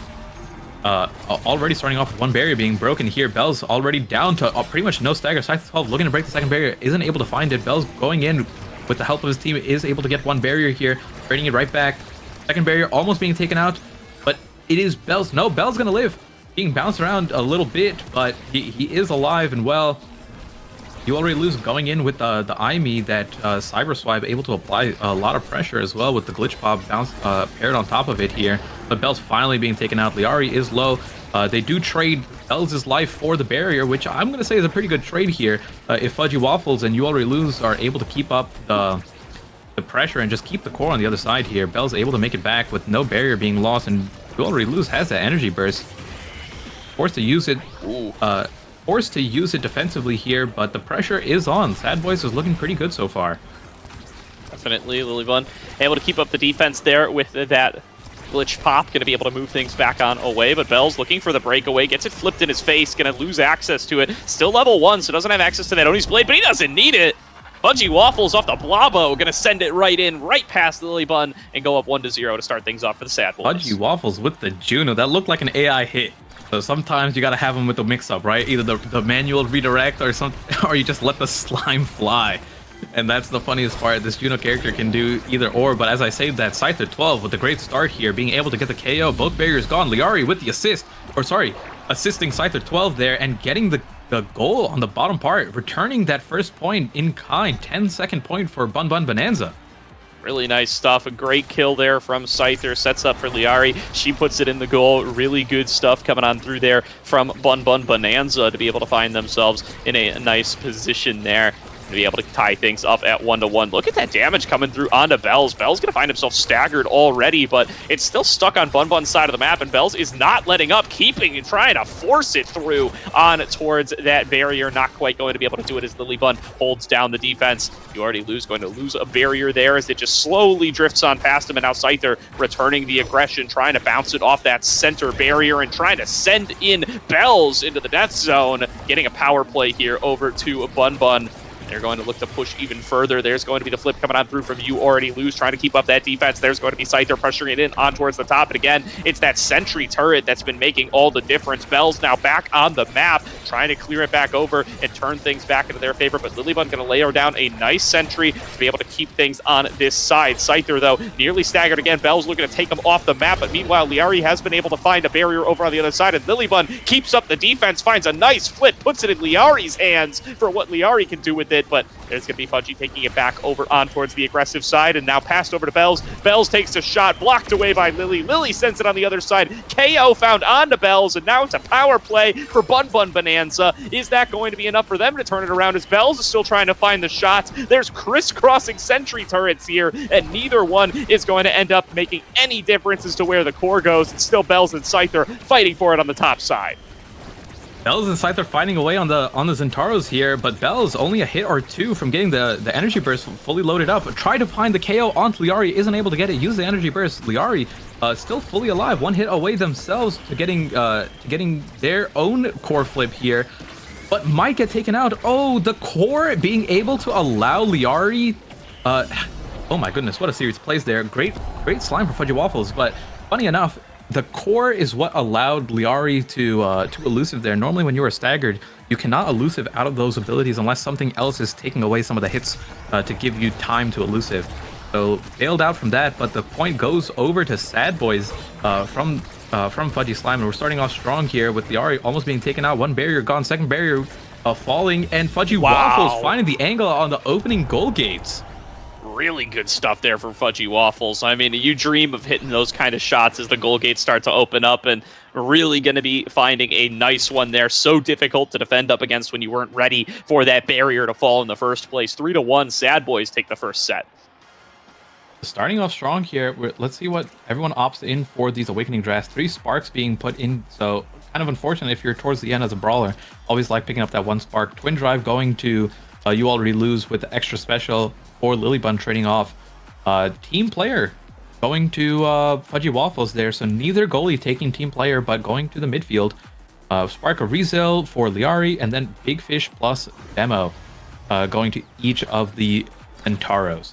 So I like that Liari took the Spark of Resilience, because if you take one of the Size Awakenings there as in that position, then you force your Zentaro to not have a Size Awakening, and then when you have one brawler with it and one brawler without, it ends up becoming a pretty hard matchup, where the other brawler just has so much more pressure from the range on all the hitboxes. It's crazy. Bells is just dropping lower and lower and stagger the whole way through, but he's dodging the key knockback abilities that are actually going to send him off, and just continues to escort that core deeper into enemy territory. Not going to be able to find a great shot on towards the barrier, and now it's actually aggression coming in from Bum Bum Bonanza, but Scyther taken out off the bottom. I think that was You Already Lose with a glitch pop, sending him off into the death zone. Now going to be a really great setup for the power play from Sad Boys, rather.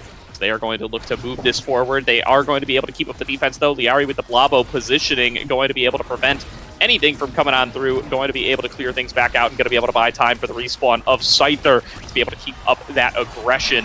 Pushing forward on towards Fudgy Waffles now. Another sentry turret to clear things back away, and Lilybun so far has been able to keep lockdown on the defense here from that sentry turret and from any attempts from the Sad Boys to actually be able to accomplish too much to be able to open up this goal. Scyther struggling off the bottom, moving up towards the top. There's Bells coming on in, trying to find it on towards that barrier. Will get it off the Oni's blade. Lilybun can't clear it out in time. Fudgy Waffles now keeping up that defense, trying to force Liari off the bottom. Liari going to be able to find the follow-up shot off the Blabo throw, but really cannot get it on towards that barrier, as trying to push it past. Finally, Bells looking for a KO on towards Liari. The core rocketing across the map, but not finding its way into a goal on either side quite yet. Oni's blade from Scyther nearly finding a KO. Not going to take out Bells, though. He's going to fall back, use the orb to regen back up. Flip from Scyther, blocked back away by that sentry turret, and no opportunities to score yet either. But there's finally the shot from midfield. Fudgy Waffles puts it between Liari and Lilybun and will be able to score. Fudgy Waffle doing really good on the Juno mirror here, right? They already known to be like one of the best Juno players out there, but Fudgy is putting in the work. We're getting constant barrier breaks and constant golds coming out from him, so definitely making his time on Sad Boys here worth it. But as we say that, one flip coming out from Lilybun, able to defend that gold just enough for now. No barriers being dropped yet, but Scyther 12, Stagger looking low. Is able to break one barrier, uses the rush to catch the core once again, trying to 1v3, break the second barrier, isn't able to find it here. Trading back rushes on the Centauro, almost able to get that bottom one, but not able to secure it. Firewall Sentry come down offensively, but a good clear from You Already Lose, able to get it out. And again, these back and forths between the Centauro jumping in constantly. It is Scyther 12 who's able to find the angle, a goal or a KO coming out onto Fudgy, no, the goalie. It is You Already Lose who was taken out here, and it is Bells and Fudgy Waffles who have to defend here, and a great shot from Scyther 12. I always like those type of shots where you're walking in one direction and then shoot it in the other one, right? It always catches someone off guard. Fudgy Waffles shooting the primary down, expecting him to go to the bottom corner, but finding the angle onto the top while having the man advantage. Scyther 12 is able to tie things up 1-1 in the set number 2. Tied up once again. Sad Boys sending it in with Bells, going to have it flipped in his face. Lilybun able to clear things back out off of that one. There's the Make It Rain coming through from both of these Junos, and does end up favoring Bum Bum Bonanza at the end as they're able to push forward to get that second barrier. Goal now opened up. Liari just needs to get it over towards Scyther here, but Bells on a bit of a breakaway, trying to make something happen there with the Oni's blade. Fudgy Waffles juggling it back and forth. Scyther goes in for the shot. You Already Lose is able to clear it back out once again. Scyther now finds himself with a scoring opportunity. Great move there. Pushes it past on towards the bottom. You Already Lose. Has to choose a direction to go and cannot choose correctly. 2-1 for Bun Bun Bonanza. These are some fast barriers being broken in, and now we're seeing Bells jump in, but a good defense from Lilybun able to stop it. Bells' dagger has been looking low in these last 2 points, and Scyther 12 with a 2-level advantage isn't able to find the core with the energy burst, but does get that top barrier. Trading back one barrier here for Sad Boys. And trying to find the second one, has no elusive. Rush being used, Firewall Sentry being used defensively as well. Trading back from You Already Lose. No sentries for either Amy available. Fudgy Waffles does have energy burst, trying to find an angle to either get it over to Bells here or try to score it themselves, but isn't able to find it. I like Lilybun going in with a cyber swipe, kind of hovering around, hunting for an angle on their own energy burst, but it is Scyther 12 with the help of Liari able to get that second barrier, and it is a 2-1 advantage here with a barrier still up for them. It is in favor of Bun Bonanza here to score this point and try to make things even in terms of sets. Is definitely on towards Bun, and they have their shot there. You already lose, barely saves, has to expend the flip there on the second follow-up, and they're not out of the woods yet. Liari and Scyther still in good position, but Bells able to send it back towards Lilybun, looking for the shot, goes in for the flip, blocked back away by Scyther, and now open goals available for both sides. Fudgy has control up on the top side, and Bells takes it in with a slashing strike to tie things up at 2-2. Using that passive, striking it just after using the passive right after Lilybun strikes it down. Perfect shot from Bells, tying things up, and now once again we were in a position where Bun Bonanza had the advantage, both barriers down, and we are back reset to neutral here as we start this final point in set number 2. Could go either way. Scyther 12 has been looking really good, usually the first one to break the barriers here, so let's see if the trend continues. Constantly getting the core, that is one barrier being broken, has the demolition proc, right? 3 seconds off of his cooldowns. Good patience there, isn't able to find the second barrier, using the ultimate there, might get some KOs. Both forwards of Sad Boys are pretty much staggered completely, and at risk of dying, Fudgy Waffles goes away, and now Bells could be the next one. Finding the angle, not able to reach with the rush to get the second barrier here, but the pressure is on. It's going to be tough for You Already Lose, who's on the IME, right? Not known for these defensive plays, but these strikes have been immaculate, able to constantly clear it out, but eventually, with the help of the Firewall Sentry from Lilybun, is able to find it here. Scyther 12 not able to get it with the rush. Energy Burst come out from Lilybun with from Liari on the dying breath, and now it is a play to try to stall out time, it looks like, and wait for Liari to come back. It's tough. Constantly, Sad Boys are being taken out, Gordo. Yeah, down a member once again. Now You Already Lose with a tough defense here. No chance. Liari ready to receive after the block and is going to be able to put it in for the set win to Bun Bonanza, tying things up at 1-1 in sets and getting that first pick over to Scyther. So going into this next draft, we have Scyther 12 up top. Doesn't really have too much that they want. They don't have a size training, so they could take the Chrono Boost if they really want. But Built Different is also up, so I'm not sure what they're going to end up. Opting to not pick anything here and just wait to see what the Juno takes here. So Built Different and Deadeye going over to Bun Bonanza is a really strong combination here. A lot of damage and size going to be added on, but it is the Timeless Creator for You Already Lose, who doesn't have the extra special to pair with it. Spark of that's the second spark for Liari too, but Bells does indeed get a dash training here, so a little bit more reach and pressure on the Zentaro.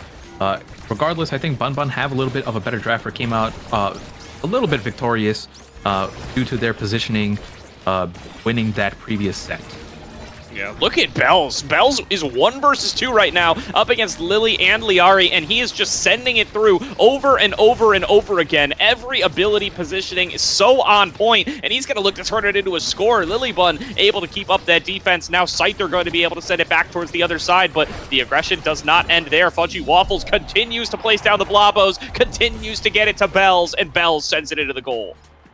Yeah, having that extra reach on the rush for Zentaro just adds so much pressure. We saw it happen before in the previous game, or the previous Night Market game, with EKC and Last Call, when NXED had the aerials, but Borg did not have anything here. So we might see a similar situation. But as I say that, Scyther 12 starting off strong, getting the first barrier once again with the help of his teammates. The Firewall Sentry trying to keep the rebounds going, but not enough. Fudgy Waffles and Bells doing a good job of trying to get the ball forward here. One barrier being traded away. The second one could be coming out. Is the Firewall Sentry from You Already Lose blocking the vertical, or blocking the entire vertical angle there. And yes, the second barrier being found. Fudgy, or You Already Lose, still has the energy burst, choosing to go around back and pass it the other way. Bells not able to find the angle, trying to get it with the passive.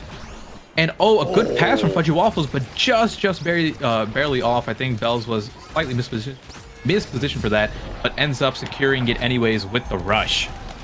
Wow, I mean, Bells is really popping off here in this third set. He positions himself quite well yet again. Didn't quite receive that pass, but can create his own opportunity there off the Oni's blade once again. Gets deflected back away by Lilybun, and he is ready with the rush to be able to put it on in. now going to be taking it once again, finding the first barrier. Stolen back away by Scyther. He does have this demo, so he's going to get cooldown reduction there. There's another one coming off. Scyther opens up the goal on his own, but Fudgy going to find it on the other side. The Oni's blade on in, and they force it through. Fudgy Waffles helps take a 3-0 set for the Sad Boys. What a quick set, going over 3-0, and not only that, each point was relatively quick as well. So going into this next one, we have Bells first up and has access to the Super Surge, but already has a Chrono Boost, so not sure what he's going to opt in for here. I know another good pick here could be the Heavy Impact or Fight or Flight, a common pickup for Zentaro as well, but Scyther 12 being rewarded for his patience does get the Super Surge. A lot of things to pick up if you are the Juno. Going for the Monumentalist, not opting in for the Fight or Flight or Quick Strike, which I honestly would have preferred if you are a midfield player. I'm not sure what the process there was, but you already lose getting the Quick Strike as well. I'm not sure if anyone has Egoist. No one does, so no Egoist denied there. Overall, still a good set of pickups here if you are Sad Boys, and honestly in general, a good set of pickups for everyone. Liari even getting the peak performance, which normally isn't that big of a deal, but when you have a Spark of Rezeal with another Spark, the peak performance value ends up being really high. Probably we can't see it because I think it's bugged, or at least I can't see it. But it could be as high as like 15% right now for the speed. As I say that, I think someone got taken out. I'm not sure who it was. A Scyther 12 down and gone, both barriers being gone in that meantime as well. One barrier up for Sad Boys, but they're trying to find a Scyther 12, makes his way back. Bells has the Energy Burst here, trying to find an angle. Uses the passive to reposition himself, Energy Burst, and then a strike into the top corner. Yeah, I mean, even the game was a little confused there. The goal animation starts going before it even touches. They, somewhere deep in the code, they know that that one's going in, and they are right about it. Sad Boys up 1-0 now in what could be the final set of game number 1. Really starting to come online here, but Scyther has something to say about that. Finds the first barrier, moving forward for another. There's going to be the clear out, though. Bells puts himself in a position to be able to open up one of the barriers, but cleared back on away as the follow-up comes on through. No defense able to be mounted, though, by Lilybun in time as they are able to open things up in full. There is going to be that goal barrier, that open goal left open for Bun Bun Bonanza. Bells is going to want to send it on through, but they managed to open up on the other side. Scyther trying to convert. Scyther gets it off the Oni's blade and will tie things up at 1-1 in the set. Yeah, it feels like it's the battle of Zentaros, right? It's constantly these flashy performances from both Bells and Scyther, either breaking barriers, getting KOs, scoring the goals. And it's been really impressive so far, constantly having these back and forths between the two Zentaros to see who's going to get it. Scyther 12 starting off strong once again, getting the first barrier, isn't able to find the second one, so close to getting that as well, but one barrier being traded back as Lilybun goes in to deploy the Firewall Sentry, uses the Energy Burst, but not able to catch the core, and now is in a precarious spot trying to defend against the Zentaro ultimate, not able to get it in. The Firewall Sentry from You Already Lose blocking the top angle, but they are able to clear it out. Scyther 12 trying to get the second barrier here, isn't able to find it. Ultimate comes out. Fudgy Waffles being taken out for standing there punishingly.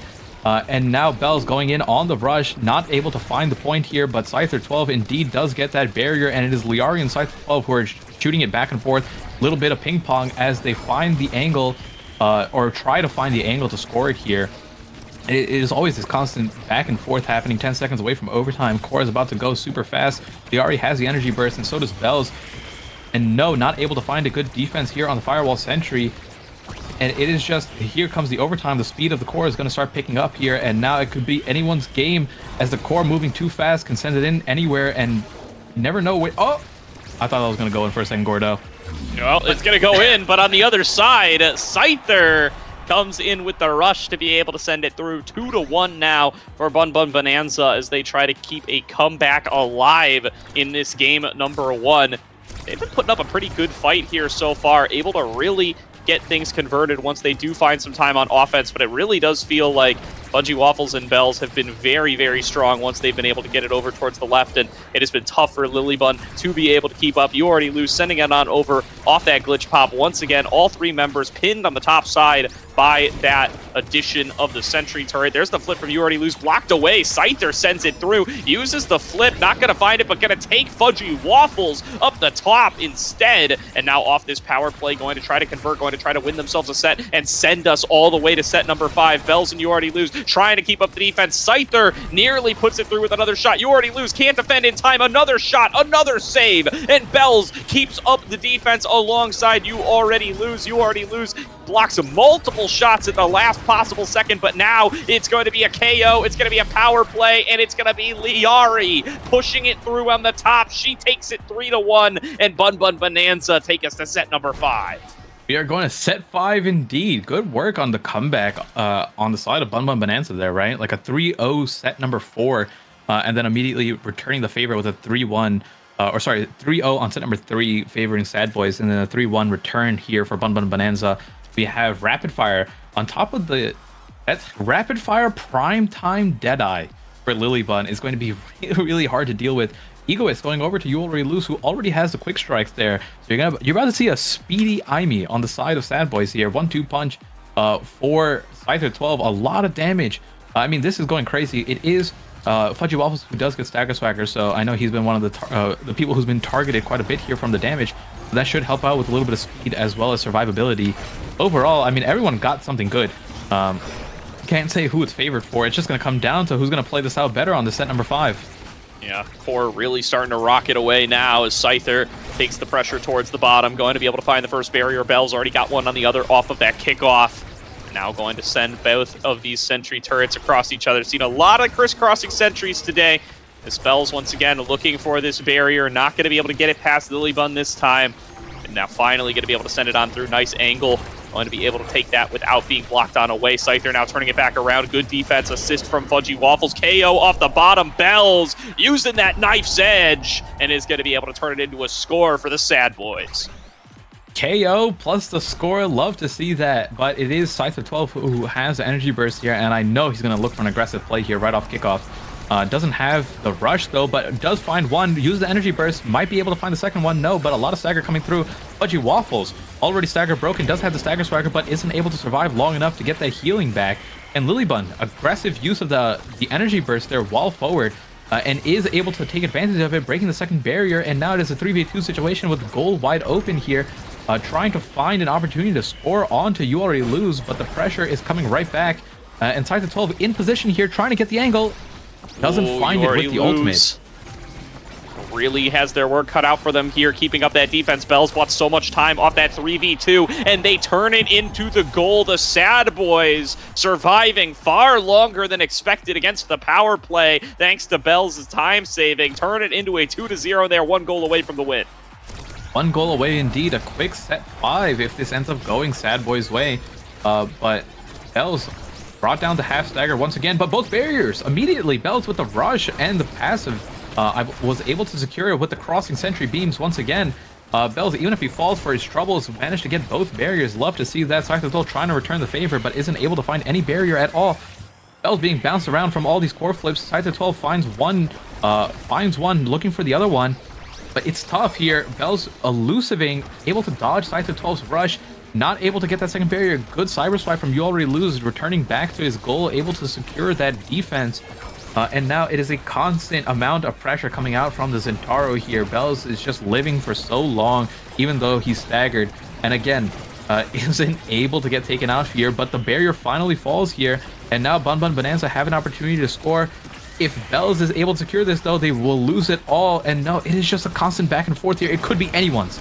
Absolutely open goals for both sides. Shot coming in, blocked back away by Lily Bun. Once again, Scyther going in with the rush, not able to send it on through. Rocketing back up towards the top side now is Fudgy, keeping on the defense, trying to get Bells to be able to get into an aggressive position. Wants to use that rush to reposition himself, gets himself up towards the top corner, but the Blobbo will send it back to You Already Lose, who keeps up the defense. There's the Oni's Blade from Scyther. He has the Slashing Strike available, but Bells is brawling with him already. Grabs that Oni's Blade, but it gets past 2 of them. Scyther puts the shot on in and will keep us alive for at least another point.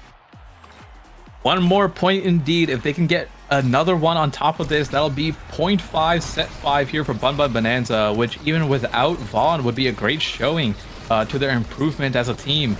And an opportunity to take a game number 1 off of Sad Boys here. And as I say that, Liari able to find the first barrier. 1 barrier being traded back here for Bells. Isn't able to find it. 3 energy bursts coming out from Sad Boys, but no, wow. None of them connecting. And now immediately, Scyther 12 trying to return it and get that barrier themselves. Lily Bun, no, going down to get the orb to try to get the energy burst here, and loses the barrier for it. but does manage to hold it down just long enough here. Fudgy Waffles being taken outside to 12, able to get the second one. Liari has the energy burst, trying to find the angle here to get it into the goal line. Firewall Sentry coming down, but it's a tough position if you are... Oh my goodness, finds the angle between the Firewall Sentry bullets. Liari, what a great play. Through the Firewall Sentry, like you said, Liari, beautiful positioning there. And this is all coming down to it. It's set 5, game number 5, or round number 5, whatever you want to call it for game number 1 here. All the marbles coming down to this point, and it's Scyther up in their face to start things off, finding the first barrier. A barrier going to come through on the other side thanks to those Blavos. Make it 2. Bells with the core in his hand, taking it in with the Oni's Blade, with the slashing strike, going to get to Glade again, as it is going to be Liari trying to defend, but nobody can stop Bells. He carries it through the bottom, past Lilybun, past Liari, and turns it into a Sad Boys win. Only 1 point away. Bun Bun Bonanza were so close to getting a W on this game number 1 on Night Market against Sad Boys, but just falling barely short. Overall, a great performance from everyone there. It's tough to say like where the differences were. It looked like a battle of Zentaros going back and forth. I mean, it was a pure mirror match here, as we had on all positions. But looking at the stats, it honestly is tough to say. It is just so even across the board. It just comes down to like maybe these like micro mistakes with just like a strike here or a pass there or positioning here. There was no real like glaring factor onto why one team or like why Bun Bun lost it right over Sad Boys. No, absolutely not. I mean, I think Bells performed excellently, was able to just do so much on offense aggressively and really opened up a little bit of time for Fudgy Waffles to be able to retain cooldowns, be able to retain energy, and be able to play at midfield and on defense a little bit more. But yeah, as you said, like definitely really great plays coming through from both sides, a really good play on the same team comp. I mean, I love what we got to see here, but the Sad Boys just barely eking it out at the end. Yeah, definitely. And reminder for what we are doing for game number 2 here, we will be going into Atlas's lab, which is Bun Bun's choice. So remember, that Night Market game was Sad Boy's pick. Yep. And that was a close match. It was really close. So I mean, really a good setup here for Bun Bun Bonanza. That's definitely what they're telling themselves here, right? Is that, hey, you know, we're going to our map now. We were able to come so close to the Night Market win. Let's take this game number 2. Let's get to Clarion Test Chamber for game number 3 and try our luck at what we're going to be able to do. But definitely coming up and playing very well together as a team today. Scyther especially, we called him out in the pregame. I think comes up big time there, really able to find some really nice shots up against You Already Lose, who very rarely is going to let those things through without a fight. He manages to find multiple scoring opportunities, gets really good plays on barriers off the Demolitionist, and I thought his Zentaro play looked excellent. Yeah, and I feel like this is another repeat of this game number 1 or the series number 1 with Last Call and EKC, where you have like the veteran with the rookie, and the rookie is just going crazy, right? Yeah. These newer players or newer to the scene or newer to the league just rising up and performing so well. It is no longer a free win if you are a veteran or a beta player or so on. Right, you have to work for every single game at this point. Absolutely.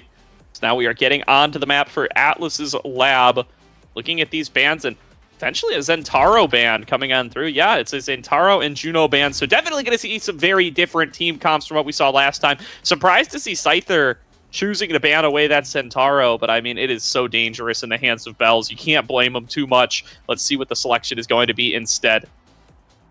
Yeah, it could have been a Zentaro favored start, and they just didn't want to deal with it. Maybe they're confident that, hey, you know, the Zentaro matchup was really close between the two brawlers, but we're confident that if we ban it away, we can outperform them on a different pick. Yeah, it's Timeless Extra, we are being told. So, Timeless Creator Extra Special. See what those selections are going to end up being on across the board. Liari coming in with the Estelle, one that we don't get to see too much of these days. So some very different compositions now in game number 2. I do like the Sad Boys draft over here. I feel like they're utilizing the Starting Awakenings better than Bun Bun Bonanza here. Extra special on the IME is so powerful, and then Fudgy Waffles, who has the Timeless Creator midfield on this now, is going to get a lot of value as well. These are high power awakenings on these characters. But let's see if it ends up turning the favor here. Both barriers already dropped Firewall Sentry coming out for You Already Lose, who now has that on that additional 30% cooldown. You're going to see it much more frequently here. A little bit of ping-ponging going back and forth. Scyther 12 being taken really low, isn't down just yet here, and we do have the Now, who has the extra healing from the Lifeline and the Mines that can help keep Bells and themselves alive. Scyther 12 does find the death box there from the Juliet. And we have this 3v2 position here as Bells trying to walk up and just find an angle onto the goal, but a good pass into open space where You Already Lose is able to jump in with a cyber swipe and get the first point.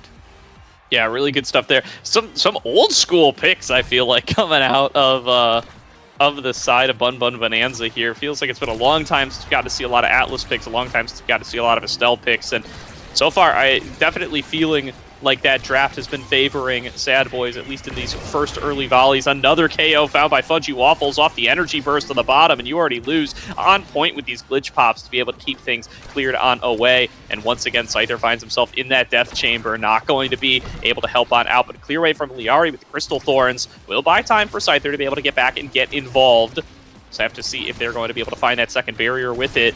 So far, been a lot of good supportive play here from Fudgy Waffles, placing these drones in great positions, setting up for good passing plays as well. And Bell's now just waiting in on the bottom to see if they're going to be able to send the core over in his direction. But nice play there by Scyther to be able to find the second barrier cleared back out on the top from You Already Lose. Lilybun coming out of the goal arc to be able to use that astral projection and make sure that they are going to have that extra last little bit of push to be able to find the goal. But it does get cleared on away. Scyther with the death touch cleared back away by You Already Lose and sends it in with a pendulum swing. A great sequence from the Rasmus. Scyther puts it in.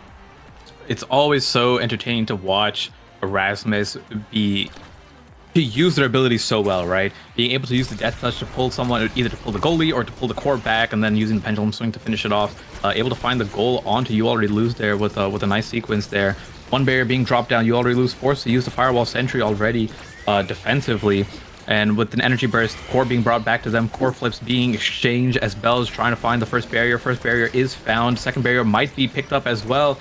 Almost able to get it. Fudgy Waffles just barely missing it. Scyther 12 returning it. Does find the second barrier themselves, using the death touch to pull it back. Not able to find the angle just yet. But a good set of sequences coming out from Scyther 12. Almost able to get it on that top corner. Just barely missing it. Liari trying to find it over to Scyther 12. You can definitely tell is looking for an angle to energy burst here. Lilybun, I like that, was able to walk into the middle to open up a passing angle. And yes, a KO onto Scyther 12, but Liari finding it with a piercing shot. Really good shot there from Liari. I mean, just knows that the hit stun is going to prevent You Already Lose from being able to keep up the defense. Pushes him towards the bottom side, gets him away from the core, and gets the core a nice clean path right into the goal to be able to find themselves that second point. And now an early lead for Bun Bun Bonanza, but lots of energy available here for Bells especially. He's going to be looking to see what he can turn this into. Finds the second barrier, could get the flip in for the potential scoring opportunity, but Scyther taking aggression towards the other side, going to find the first of those barriers, pass back on over. Look at that goal arc. It's finally going to have the goalie back on in it, but Bells looking to pick up that aggression. There comes You Already Lose outside of the goal arc, and Bells just puts it in the goal. Doesn't even need to use the energy burst, saving that one for 0.5. 0.5 is going to start off really strong for Sad Boys because Bells, like you said, didn't need to use that energy burst here and now has it to either break the barriers or just score it. Fudgy Waffles and You Already Lose are really close to getting their own, but a good start from Scyther 12, able to get it into an awkward spot but not able to get any barriers. And a KO coming out from Bells, the dash punch enough to get it. One barrier is able to be found from Liari, plus Lilybun, and now they have to stall it out and wait for Scyther 12 to return. But the two core flips available, You Already Lose using one to try to get a barrier, able to find the barrier successfully. Fudgy Waffles bringing the core up, and the piercing shot stuns You Already Lose long enough for Liari to get the barrier, and then with the follow-up on Scyther 12, just a nice strike to put it in. Yeah, what a great play there. I mean, they force out that core flip because Liari is stalling out so much time, making him look foolish as she just continues to block away every attempt to clear out the core and set up for a play with Bells. They just keep that on going immediately off of the respawn. Here comes Scyther in a position to turn it into a score, and that's a 3-2 win for Bun Bun Bonanza. 3-2, set 1 going in their favor. Super Search picked up for Liari, which means that You Already Lose isn't able to grab it here with the eject button, but instead does manage to get the Deadeye and Rapid Fire going over to the Now, which are definitely great pickups here. Size for both brawlers, built different for the Rasmus and Demolitionist on the Juliet here. and then it is going to be Lilybun picking up the first spark of this game here, a spark of agility.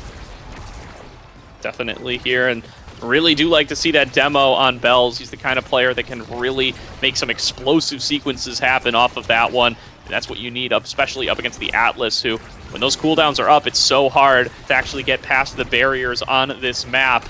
Now one barrier left apiece here. You already lose over on the bottom, passing it back over to Pudgy Waffles. Is going to be looking to push it on in. There's You Already Lose helping out on the offense. Needs that third man to be able to get on through and to be able to push on towards it. And Lilybun looking to help out the same way. She comes on down, is going to be able to find a KO off that energy burst, and now with a power play in their hands, Bun Bun Bonanza looking to make something happen on their map, but Fudgy Waffles takes Scyther off on the bottom. The goal gets opened up by Liari. There's the energy burst from Fudgy to be able to open things up. One-on-one now with Lilybun. Liari going to come up for the help. Bell's going to be there as well. Bell's going to look to take Liari off the map, pass back on up to Fudgy, but Scyther respawns and strikes it in just the nick of time to be able to save it. Fudgy Waffles now looking to take it up on the top. Liari going to be able to clear it out, and Scyther able to put in another goal. You Already Lose, can't cyber swipe it in time.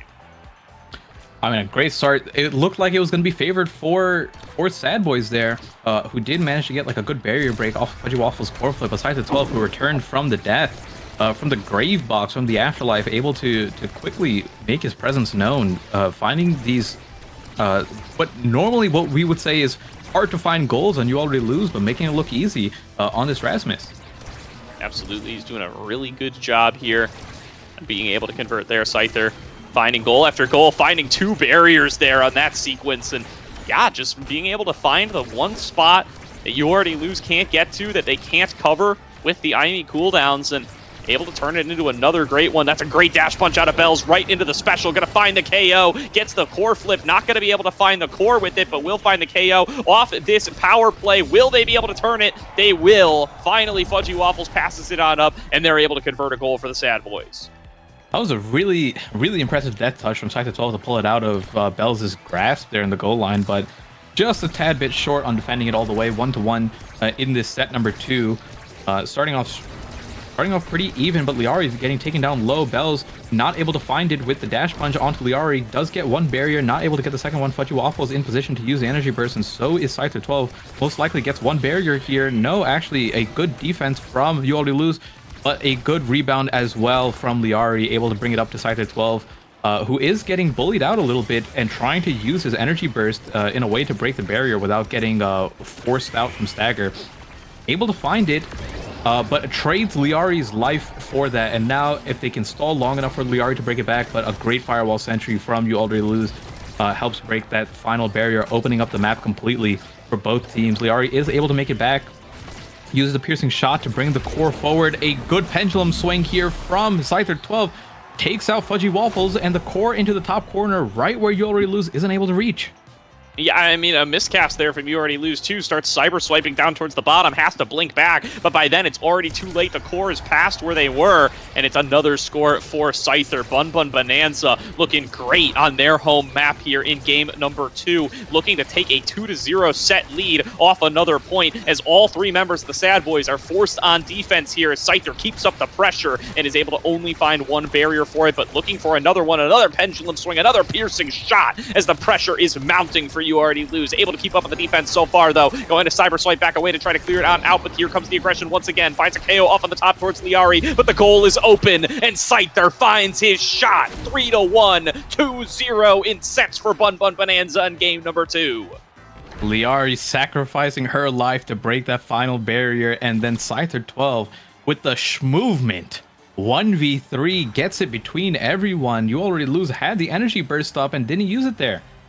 I mean, what an impressive play from all of Bun Bun Bonanza, but especially Scyther 12. It is insane how well this guy looks on the brawler. And like I said, they banned away the Centauro and he went straight to the Rasmus because he's confident. He knows what he's doing on this pick over here. Absolutely doing really good, as 2-0 in sets. A great start for Bun Bun Bonanza. Boys now have to find themselves a big comeback if they are going to be able to avoid that game number 3 and take the 2-0 win. See what they're going to be able to do here is Liari setting up on the bottom, already finding that first barrier. Scyther with all this size, so dangerous on the Rasmus as they open up that goal so early. You already lose, able to clear it out, but it's already back in his face as he's trying to keep up that defense. There's the pendulum swing. Bell's just trying to take it on away, needs to be able to pair up with Fudgy, needs to be able to find a way keep this aggression back alive. They do manage to find one barrier. They're layering it down, that sentry turret, to be able to keep on the pressure on towards the side of a Bun Bun Bonanza, but so difficult to be able to find this last barrier up against the Atlas, and it has just been so tough for them to defend against Scyther. Another whiplash, another goal. The whiplash, the death touch to pull it back, the pendulum swing. This Rasmus has one of the most playmaking or like self-goal scoring playmaking abilities as a brawler here, and Scyther 12 is using all of the tools of Rasmus really well. And then when you pair it up with the rebounds coming from Liari, the piercing shots to apply the hit stun, and then Lilybun holding it down just fine here on the Atlas with the Timeless Creator, the Expanse just does so much to stall it out here. That makes it really tough for the Juliet to score. The hit stun from Bells on the primary, able to stun Lilybun long enough so that the core flip comes out after the barrier was being taken. Bells trying to find the angle here, has the energy burst, uses it to get the KO, not able to find the score though. Fudgy Waffles walking up with an energy burst of their own, try to find an angle over to Bells, and does find it straight to Bells, and then Bells redirecting it, keeping the momentum from that core flip and scoring the goal. Yeah, you can tell they don't want to use both core flips there. They know they need these resources to make the comeback happen, but they also need to break this loss streak. They need to find a way to get a point, and they do manage to put one on the board, but now they got their work cut out for them for the rest of the set, as they are going to be trying to defend up against greater resources over from the side of Bun Bun Bonanza, finding a core for themselves, or finding a barrier rather. As the pressure on the bottom, Bells finding a KO off that side. That's really big for them to be able to get access to this power play right and now. And again, it's Bells with the 1-2 punch, who's able to keep up the damage. There's a double KO for the Sad Boys, and Bells clutching up at the right moment, forcing it through with the Flame Flurry. Not going to be able to find the score yet, but there's going to be that flip coming through from You Already Lose. Fudgy Waffles ready to receive it midfield, juggles it off the bottom. Liari trying to take it, but is going to get it stolen away from them by Fudgy. Piercing shot, though, onto that last barrier, opens up the goal. Open goals for both sides as Bells not going to be able to get it up against Lilybun. They need to put it in Bells' hands. They find the KO, but he's going to get resurrected back up by the Celestial Intervention. And now Scyther on the breakaway has been the huge scorer so far. Not going to be able to find it here, or he will. Liari going to take the piercing shot from the top side. 2-1. Bun Bun Bonanza 1 point away from winning game number 2. I mean, this is looking so dominant from Bun Bun Bonanza, and the teamwork between everyone is really showing. But like I said, I'm so impressed with Scyther 12, but it was actually Liari there who was able to score the goal when Scyther 12 could not. First barrier being broken down, Scyther 12 trying to hit that goalie orb, bring himself as close as possible to another energy burst here. Liari, good stop there from the core flip, forcing out You Already Lose, and still manages to get the barrier even with the core flip gone. Liari being taken down up in the middle of the Atlas black hole. And now it's just a matter of how well can they stall and wait for Liari to come back, and if they can keep up the pressure there to finish off this final point and take game number 2 for themselves. This is their map, and they seem to know what they're doing on this map.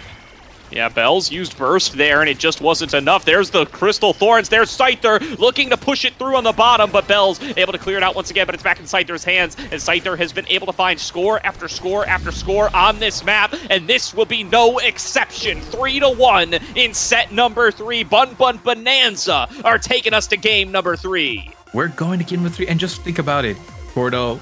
It was a set 5.5 on game number 1 in a different timeline with a different strike, a different positioning. This could have already been Bun Bun's game over Sad Boys. Absolutely. I mean, Sad Boys on the back foot here, looking rough without Vaughn here. Going to be going to Clarion Corp for the very last map here. Clarion Test Chamber, rather. And yeah, I mean, it's all going to come down to a final game. It's going to all come down to the tiebreaker. A final game indeed, and looking at the stat line here, I mean, you can just see 7 goals on Scyther 1, 4 goals scored altogether for Sad Boys, right? Scyther 1 having more goals than all of Sad Boys combined here on the Rasmus, just performing so well with the constant death touch and pendulum swings, finding goals over and over again onto You Already Lose, breaking barriers by himself, and then Liari with the great support, either getting barriers of their own, 2 goals themselves, or just providing the hit stun needed for Scyther 12 to finish it off. And then we did see Bells with constant KOs. It just didn't matter though. Every time they were in a 2v3 situation, it felt like Bun Bun Bonanza was still able to stall long enough to allow their teammate to return, and then able to finish off the point that way. Yeah, definitely. Really liked what we got to see there out of Bun Bun Bonanza, and now going to be coming into a final game for our block of the day, Mystic. So glad that we get to see the full distance here between Bun Bun and the Sad Boys. Yep. And definitely going to have a little bit of reflection to do for Sad Boys now in this game number 2. They were barely able to clutch it out in game number 1. Game number 2 having no such luck, and now really going to need to try to change their fortunes coming into Clarion Test Chamber. Yeah, it's a very different map though, right? This is Atlas Lab is a nice, it looks like, comfort pick for Bun Bun Bonanza. They seemed really impressive on it last week as well. When they played, this was a map where they dominated on. But now we're being taken to Clarion Test Chamber, which is a completely different map with rotating individual maps every single point, more favoring damage as well. So the strategy could favor Sad Boys this time around, but it was, I believe, actually Bun Bun's pick to go to Clarion. So maybe they have a strategy up their sleeves for this as well. Maybe they do, maybe they do. As we'll have to see what they're going to try to adapt to. They've always had lots of different compositions for lots of different maps, so it's going to be interesting to see what they're bringing to Clarion Test Chamber right here. So we are into the queue. Doesn't look like anybody is going to be trying to stall things out for too long here. So once again, we are going to get to see Bun Bun Bonanza taking on the Sad Boys. Find out what is going to be the winner here, and who is going to be able to come out ahead, move themselves up those standings. Sad Boys definitely not going to want to drop down to 4-2. That would be quite a rough look for them after the last couple of weeks. And Bun Bun Bonanza, if they're able to get up to 3-3 with a win over the Sad Boys, like we said, that's such great momentum coming in to the back third of the season. Last Twin Drive start as we go into Clarion Test Chamber here. So Twin Drive being a dominant pick for a Juno goalie. You might see that get picked up here for You Already Lose. Liari hovering the Juno as well. But okay, we do see the Juno pick up. It could be Fudgy Waffles. It could be You Already Lose. Scyther 12 locking in the Zentaro. Lilybun on the Finny, also known as Finny Bun, going around one of the first and definitely one of the most impressive Finny goalies to make a dominating appearance here in the competitive scene. Now picked up, again, it could be either person on either one, but I think it's most likely going to be Fudgy Waffles on the now, and then Juno on the eject button Twin Drive start, or at least that seems more powerful. Yep, Twin Drives taken across the board by everybody but Lilybun. Lily on the Finny, she will be taking a glass cannon. So we'll have to see if that stacking up extra damage is going to end up making a big difference here on Clarion Court. But another set of very divergent compositions, and Scyther off to the races on this Centauro. Once again, Bell's going to be taking over on the Rasmus, and that's almost the opposite of what you'd expect to see out of those two. Yeah, exactly. But I know Bells has been wanting to play Rasmus for a really long time, and has just been trying to find an opportunity. Rasmus was, I'm not going to say too weak, but not as strong as some of the other picks here, like the Kazan or the Zentaro, that have been seeing much more play. But I think seeing Scyther 12 on the Rasmus triggered something, and kind of let Bells know that's like, okay, I'm picking the Rasmus this time. Let me show you how it's done. Yeah, the triple take nearly defending, but Bells starting things off fast and good with a quick score up against Lilybun, finding themselves both up in that top corner, and there's just no chance for the Finny there without access to the special to be able to save that shot. It will end up coming on through for Bells, and the Sad Boys take an early lead. Early lead indeed, one barrier being taken already for Bun Bun Bonanza on this second point, but this point in particular is really tough. If you constantly keep passing it through the poison puddles or the goop, it ends up being hard to keep your stagger up, especially if you're a brawler here. We can already see Bells being put into it. I actually think that was a mistake there. If you're not able to find the kill, you should just leave the person in the poison, especially if they don't have any movement ability. It essentially is the same as having them KO'd and being taken off the map. Like, look at how long it's going to take Bells to walk out. Fudgy Waffles also staggered out completely, and Scyther puts him back in. Yes, that is the way you're supposed to play it. Keep them in there as long as possible, and then when you think they're going to get out, that's when you KO them.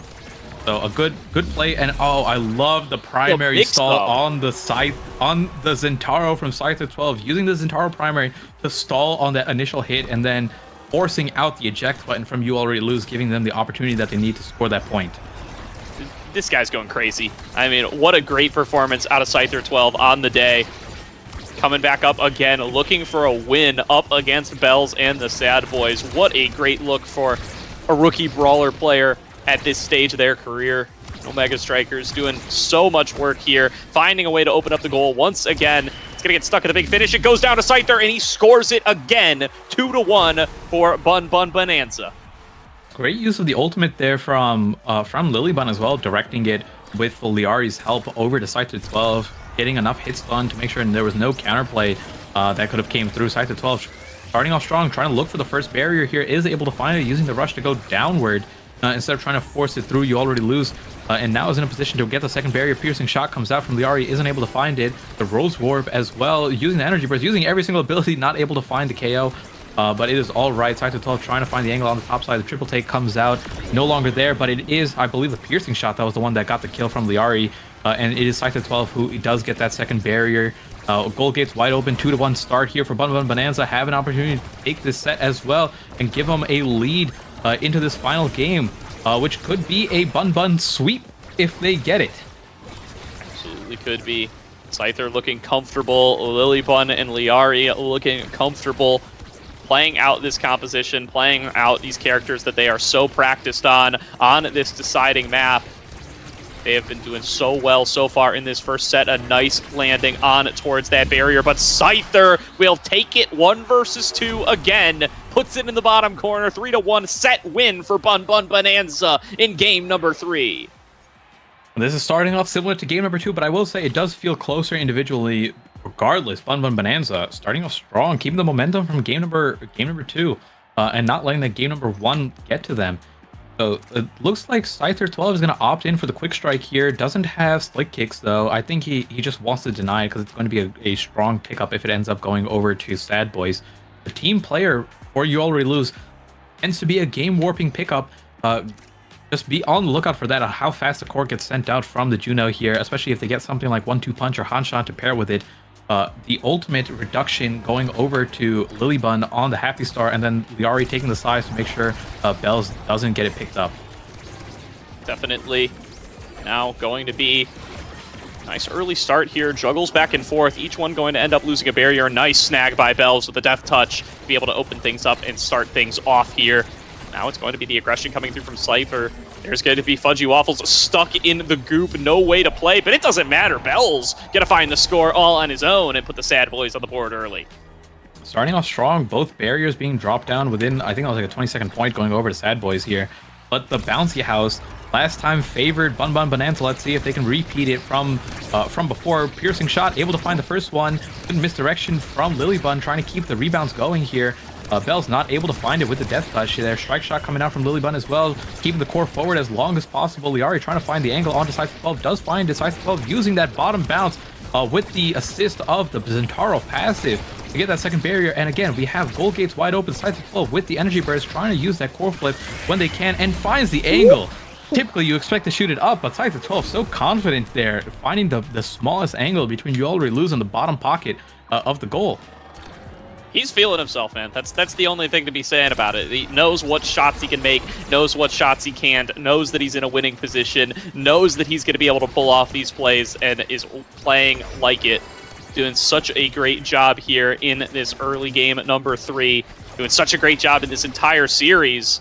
And now just looking to try to close it out. There's going to be the flip coming out through from Liari. You Already Lose. They try to flip it back away, but no chance against the Scyther primary, who is going to be able to open on up the goal, going back into the Oni's blade, looking to take control back on the other side, needs to pass it back down towards Liari, who is ready to receive piercing shot up the top side, triple take, going to try to stagger Fudgy Waffles, and Fudgy Waffles will get taken down off the bottom with the core flip, still available, an easy point to Bun Bun Bonanza, 2-1 in set number 2. The eject button had timed out on You Already Lose. I believe he was put into hit stun from the middle expanding, plus another hit from either Lilybun or Scyther 12. And then the KO the KO onto Fudgy Waffles. Goldgate's wide open once again. I was talking about the last point, but this point, Goldgate's broke it off in 7 seconds. Cypher 12. Oh my goodness. 2-0. Bun Bun Bonanza are looking inevitable here, Mystic. I mean, they are absolutely crushing this game number 3. The Sad Boys cannot get their composition to function correctly. They cannot get the breakaways. They cannot get the barriers. They cannot find the scoring opportunities. It has been all Bun Bun all day. And the Super Surge going over to Scyther 12, which means that... Oh, there's no Zentaro mirror. I was going to say, Bells is not going to be able to get it on his Zentaro, but not going to be applied here. You're right, in a way. The heavy impact for Liari is going to help out quite a bit, right? That's 5% harder on impact damage from the heavy impact, or sorry, from the build different with the 20% harder on the heavy impact. Be careful, because Liari does have some extra damage to get some KOs here, plus some CDR coming through, especially with that Twin Drive helping out the Rose Warp. But overall, I mean, it's going to be so crazy. Like, watch the next time Lilybun uses an ultimate here, the size and pressure that it applies. Exactly. Literally right there is exactly what I'm talking about. And now with the help of extra special, it's just going to keep coming out here, trying to get the middle. It is Fudgy Waffles who breaks the middle orb, increasing their size, trying to help out Bells break these barriers. But it is Bun Bun Bonanza who are just so strong at getting these initial kickoffs going their way. Yeah, just looking not ready for it. Scyther nearly with a big sliding score, but going to take the shot, not going to find a great block from You Already Lose, but Scyther's not letting up yet. There's the big finish going to land onto all 3 members, but it doesn't matter. It gets rocketed back towards the other side. It is going to find the barrier and is going to find the second one there with some assistance from Bells. Bells now with a scoring opportunity, jukes out Lilybud and puts it in the top corner. He is not willing to let this one go without a fight. That's a tough one. I'm going to have to say that that point ended up going Sad Boy's way due to the misplays of Bun Bun Bonanza. It didn't feel like Sad Boys really got to that point themselves. But let's see how it ends up going from here. They're on the back foot the entire time, not able to find that second barrier here. Doesn't use the energy burst on Bells. Scyther 12 in position here to get that second barrier if the core gets his way. Both through triple barrier being taken down here, or sorry, triple energy burst, but they are able to get the barrier here at least. And Scyther 12 trying to find it, does get it without using their own energy burst, and it is another position where Scyther 12 can score, trying to use the rush, and a good secondary from You Already Lose, placing the slime there to stop the core from going in. And a Goldgate's wide open. Liari trying to just live a little bit longer, and it is once again Scyther 12 using the primary on the Zentaro to stall it out, forcing out a strike, and then the second hit scoring it. Yeah, I mean, it's just destiny here, man. How does Scyther manage to put these on through? These are like some very basic shots, just throwing it directly at You Already Lose, but looking uncomfortable here on the Juno, not going to be able to keep up those blocks, not going to be able to deny that shot from coming on through, and in such a good position here now, 1-1 in set number 3, 2-0 up in sets. Bun Bun Bonanza looking to keep moving on forward. Bells nearly getting KO'd there. Has to go evasive to avoid that Oni's Blade. Gets the lifeline from Fudgy Waffles as well. They will find one barrier for it, and they keep all of their lives. There's going to be a big finish from Lilybun. Not going to be enough to be able to keep off the aggression. And Bells nearly sending it in there with the pendulum swing, but not going to end up finding it. Instead, it's the piercing shot from Liari that finds a barrier over on the other side. Flip used by Scyther. Not going to find much of anything. Wanted to snag the core, couldn't. Now going to look to keep up the pressure towards the bottom. There's the misdirection, landing onto You Already Lose, keeping them staggered and back, but not going to be enough to be able to find that barrier either.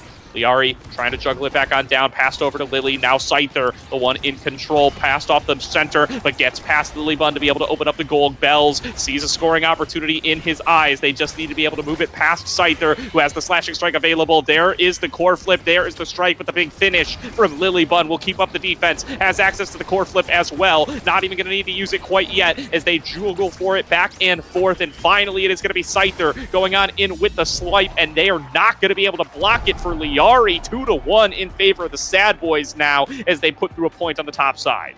Core going a little too fast there to react to it, going around the whole world as it goes into the top corner of Bun Bun Bonanza's goal here. But starting off, once again, we have a new kickoff here for Bun Bun Bonanza, almost able to get both barriers immediately off that kickoff there.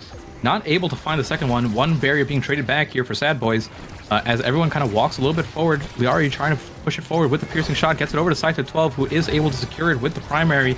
the rush, not able to push it any further, but has a position here to score with the core flip, isn't able to find it, but again, the pressure just keeps coming out. The Rose Warp from Liari, able to just get in a position to strike it in, doesn't even need the energy burst themselves. That's huge. Lily and Liari both with the energy burst available. Great pass from Scyther to get it into Liari's hands. Great shot from Liari to be able to come up with the score, and now just 1 point away from ending it all. There's the flip from Liari, putting it in with the big finish. They're going to be able to find the second barrier there. Open goal now for the Sad Boys. Scyther down to Liari, going to get stolen away by Fudgy. Back into Scyther, looking for the slashing strike. Not going to find it. There's the flip from Lilybun, but Bells looking to take it at midfield and try to find some aggression for the Sad Boys. He's going to find the first of the barriers, but it's going to get cleared back on out. Liari trying to regain control. Scyther brawling with Fudgy Waffles at midfield. There's going to be the big finish, not landing on anybody. Liari resetting up for another potential shot. It's going to be Bells trying to grab it with the death touch, but Scyther dashes in, doesn't find the core, and You Already Lose manages to clear it out yet again. But Liari and Scyther now in position, ready to be able to take it back over towards the other side. They have access to the core flip on a Scyther, and that might just be the decider, but Bells has been able to open on up the goal barriers on the other side. He goes for the flip, he sends it through the big finish, and it gets blocked away by Lilybud yet again. Scyther's already used his flip and wasn't able to find the core with it. You Already Lose, jumps out of the goal arc, finds the shot. It takes us to set number 4 for the Sad Boys. It is not over yet for the Sad Boys. It was starting off really rough there with both barriers being dropped from, or thanks to Bun Bun Bonanza there, but able to hold on just long enough. The pressure was so high coming out from Bun Bun Bonanza, but it was a nice finish there from You Already Lose, able to jump in with the eject button and the additional distance from the aerials to help finish it off there in overtime. As we go into this next draft here, looking at what's being picked up, it is Egoist making a big denial there away from Scyther 12, who had the quick strike. Fight or Flight, though, is a really nice pickup if you are a Zentaro. It just helps so much, right? For someone who especially doesn't even have slick kicks, you just pretty much pick up a free starting training there.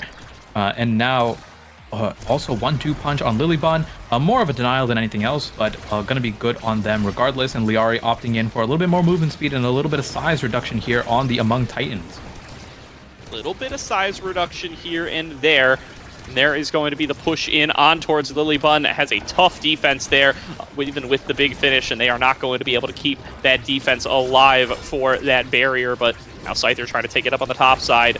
Going to move it on up there. We're going to be able to find one barrier, but taken very low as Bells is looking for a KO opportunity, smelling blood in the water up on that top side as Liari nearly gets taken on down. Bells now going to steal it away, looking to keep the pressure on and looking to find the open goal, but Lilybud keeps up the defense. Scyther moving it back away now with that rush. Going to have it inside of the big finish, but not going to be enough to push it into the goals. The goal gets opened up on the other side. You Already Lose coming on out with that eject button. Not going to be able to find the shot. And Scyther looking to push it through. Fudgy and You Already Lose pass it to each other, keep up the defense, and manage to clear it back on out. Lilybun stays on the defensive. There's going to be You Already Lose looking for the shot. Pendulum swing, nearly finding it, and piercing shot from Liari. Perfectly positioned to send it in for the goal. Perfectly positioned indeed, especially at the speed at which the core was moving. That's a really tough shot to make, but a good prediction from Liari, able to set it up. And now we're starting off another kickoff with Scyther 12 jumping in immediately, using the rush, helping him break both barriers there. Bun Bun Bonanza starting off with what could be a quick 2-0. But as I say that, a nice return on the barrier, but it is the big finish. Plus the extra 1-2 punch and Monumental is enough to KO Bells here. Scyther 12 able to get the core in the middle, increasing his size and stagger just a little bit here. A Zentaro with that size is scary here, but the core just needs to go up a little bit so that he can get into a position to score. You Already Lose forced to get the energy burst trade here, and now has very little defense as Scyther 12 jumps in once again, able to get point number 2 here in what could be the final set. Scyther still going in for these ballsy shots up at the top. Takes it, sends it right towards the goalie off the core flip once again. This time, it does get successfully defended by You Already Lose, but not going to be dissuaded. Finds another follow-up right afterwards, and now with one more goal to go, snagging it away at midfield to be able to find the first of the barriers. Bell's trying to take it over on towards the other side to be able to open things up for himself. They are going to be able to move it past midfield. Fudgy Waffle stealing it back away, getting it back into the hands of Bells. Now You Already Lose coming up towards midfield, trying to help out the aggressive aggression from the side of the Sad Boys to be able to turn this set back around on its head. Triple take, though, keeps it on this side. They do find the second barrier. Big finish, going to set up for a shot, sending it up towards Scyther. Piercing shot doesn't connect. Scyther has the slashing strike, not going to connect on it, but there's the flip from Liari, blocked back away from Bells yet again, and they are going to be able to keep this alive for the time being. They kill Scyther up on the top side, and now can move in for a scoring opportunity on the Sad Boys side, even with their goal arc down. There's going to be another KO found. It's a 3 versus 1 power play for the Sad Boys, but Lilybun keeps up the defense the whole way through, will not even give up the barrier. The flip from Bells is nullified by the flip from Lilybun, and now with all 3 members strong, they're going to look to try to take this aggressively on towards the other side. Rose Warp from Liari, trying to put it into the goal, not going to be able to find it, but it's Scyther on the bottom. Another defense comes through. Fungi with the lifeline, going to be able to back up. You already lose on the defense. Pass back up towards Liari. Liari doesn't even need to touch it. It's Scyther in the top corner, finding the goal for Bun Bun Bonanza and taking the win 2-1. A 3-0, or sorry, was that a 3-1 victory there for Bun Bun Bonanza again? It was 3-0 in game number 2, I believe. 3-0 in the set. Yes. And my goodness, what a play. 9 goals coming out for Scyther. Scyther 12 there, 5 in total for all of Sad Boys. I mean, this man just looks so dominating. And not to say that Liari and Lilybun weren't playing phenomenal as well, but it just felt like the Scyther 12 show the entire time, from game number 2 on the Rasmus to game number 3 here on the Zentaro, and even on game number 1 when he was playing Zentaro there on Night Market. I mean, what a dominating play. It's just like you can see the redirects, almost like 40 more redirects than Bells, more shots, more goals, equivalent KOs, 10,000 more damage. This man was just so dominating here on this brawler, and like we said, like it made it look like he was getting some of the most easiest goals onto You Already Lose. It just made him look so easily with how he would pause the core with the primary, or just find these simple angles where nothing special needed. Just strike it in when he knows that it's a good spot to send it. Yeah, doing such a fantastic job here for the side of Bun Bun Bonanza, and coming away with a huge win there. Got to give massive props to Scyther for how they were able to perform in this game. Really putting in the work. 9 goals to their name. Top of the damage charts, top of the shots charts. Pick a stat, they are going to be leading in it, and they come up huge on Clarion Test Chamber in game number 3. Yeah, it's really tough though. You know, sometimes you have to put in the C team here for Sad Boys. If Tiptoe Joe was in the game, could have gone a little bit different, but you know, it's not always going to be that way. It is all right, Fudgy Waffles. Maybe next time. Just poking some fun over here, but that is going to be it for us, Gordo. Those are the 2 matches ending up exactly on the 5 o'clock slot here. As who's playing up next? Oh boy, that's a question I wasn't prepared to answer, because these are my 2 games. It does look like Demons Raw taking on the Bozo Bunch will be up next. It will be with a different pair of casters.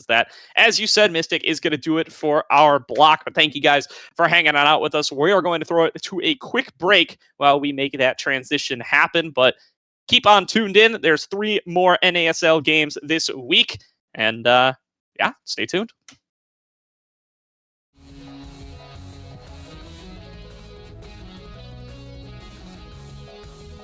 Decided part 2 comms without a quick to start. We have the best team comms in the entire world, in my opinion.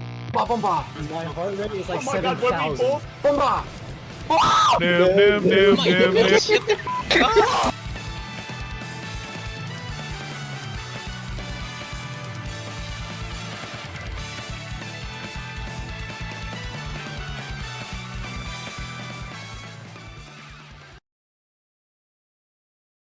No, guys, how did what?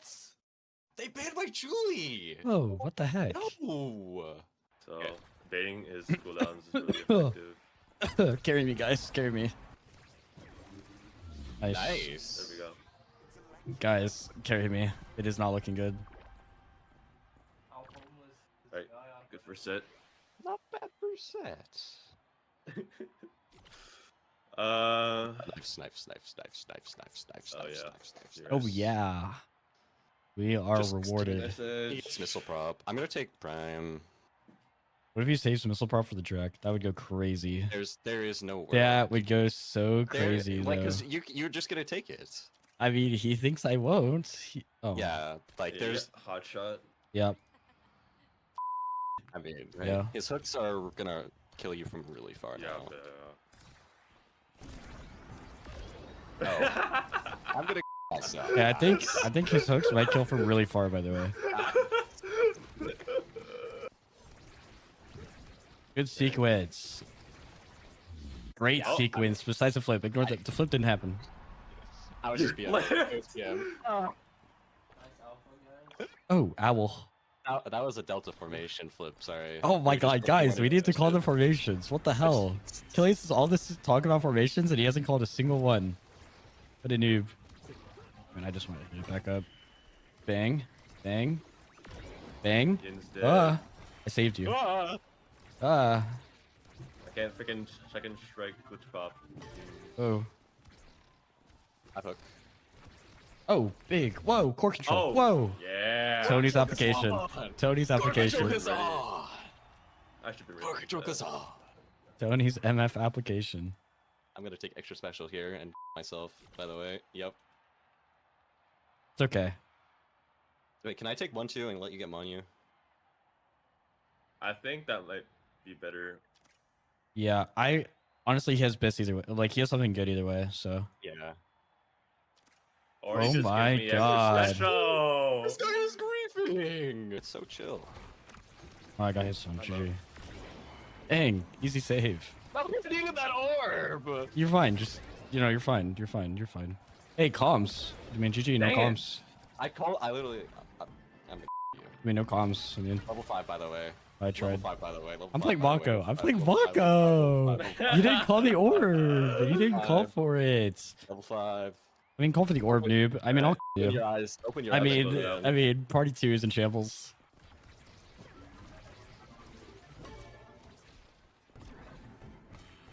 Nice. You stole my goal! I hate you. I'll kill you. In real life. Let him know. No, wait. I don't even know who this Lego Magic guy is. Caster. He's isn't he Diet Maddie? What? His voice. His What? voice just sounds like Maddie. What did you just say? He is Diet Maddie. He literally is. Oh my. Hey, lord. ban by Chilling. now. Okay, Absolute what? chills on Hear Lord me out. Start. Hear me out. Oh no, no. I'll kill you. Hear me I'll out. kill you. I'll kill you. What I'll am I kill gonna you. play? Freaking Era. Yep. I mean, do you really want to play freaking Octavia into Wait. comp? Yeah, I mean, Amy's chill. It's freaking Super Surge. Should I just go Mako again? Sure. Yeah. Yeah, guys, I'll It's kidding it up. It's Kazonkoli this time. No shape. You can't play anything but Mako. They say. Yeah, I mean, I don't think anyone's ever gonna complain. Like, no, Shape, you're playing too No, much Mako. don't play Mako. No. Please don't Please, play Mako. no. Don't play the most broken goalie in the game. Oh my god. Can you pass up to me? Bang, bang, bang. Can we like all say bang when we score next time? Yeah, like just yell it. Except for me, It's because I can't talk. It's top, guys. You spread out. Roll out, Autobots. I'm also a top. Huh? Nice. I know I have flip. I egoed him. Yeah. And I lost. And that's what I should just Bang. Bang. bang. Guys, bang. Bang. God, we're so late on it, guys. I think this guy just tried to. Nice. You just tried to go way too hard. Nah. Let him cook. Bang. Bang. Angles. Bang. Bang. I honestly wasn't paying attention. He calculated all of them in his head, and that was the only time. If he didn't make those exact sequences, we would have lost a point.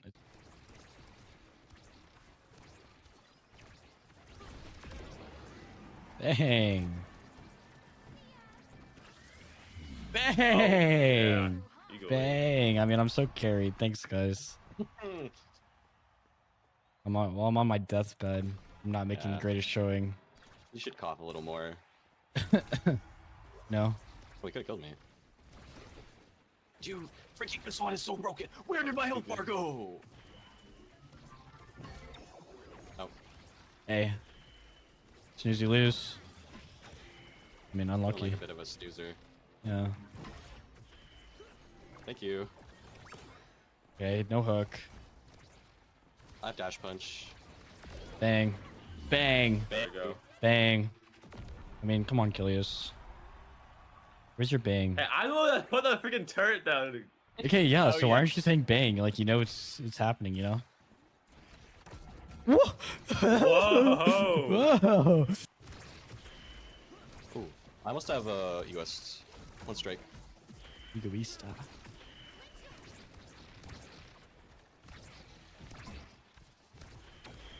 I mean, that was more like 3 strikes, liar. Got the goalie. Bang. Bang! Bang! Guys, where are your bangs? Bang. I'm too stressed out, bro. I'm gonna look for a dash punch. Did you see it? Yeah. Then I lost it. It's kind of hard to see. No. Bang! No. That's... Oh.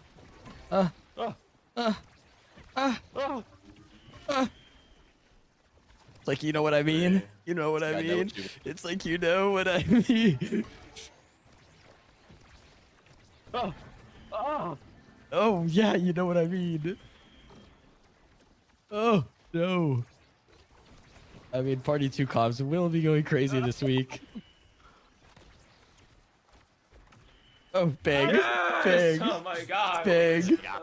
I so suck easy. so much, dude. It's So actually easy. insane. I mean, It's me actually so and insane how much I Gilmore suck. just moaned for an entire round. It's me! Share this!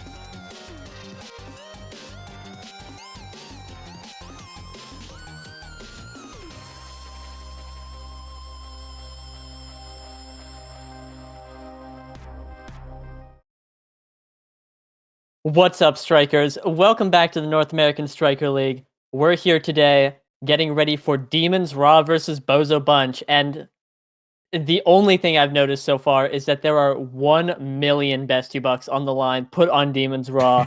A crazy bounty. Some might even say that they're hunting for it. I'm joined here with Tech.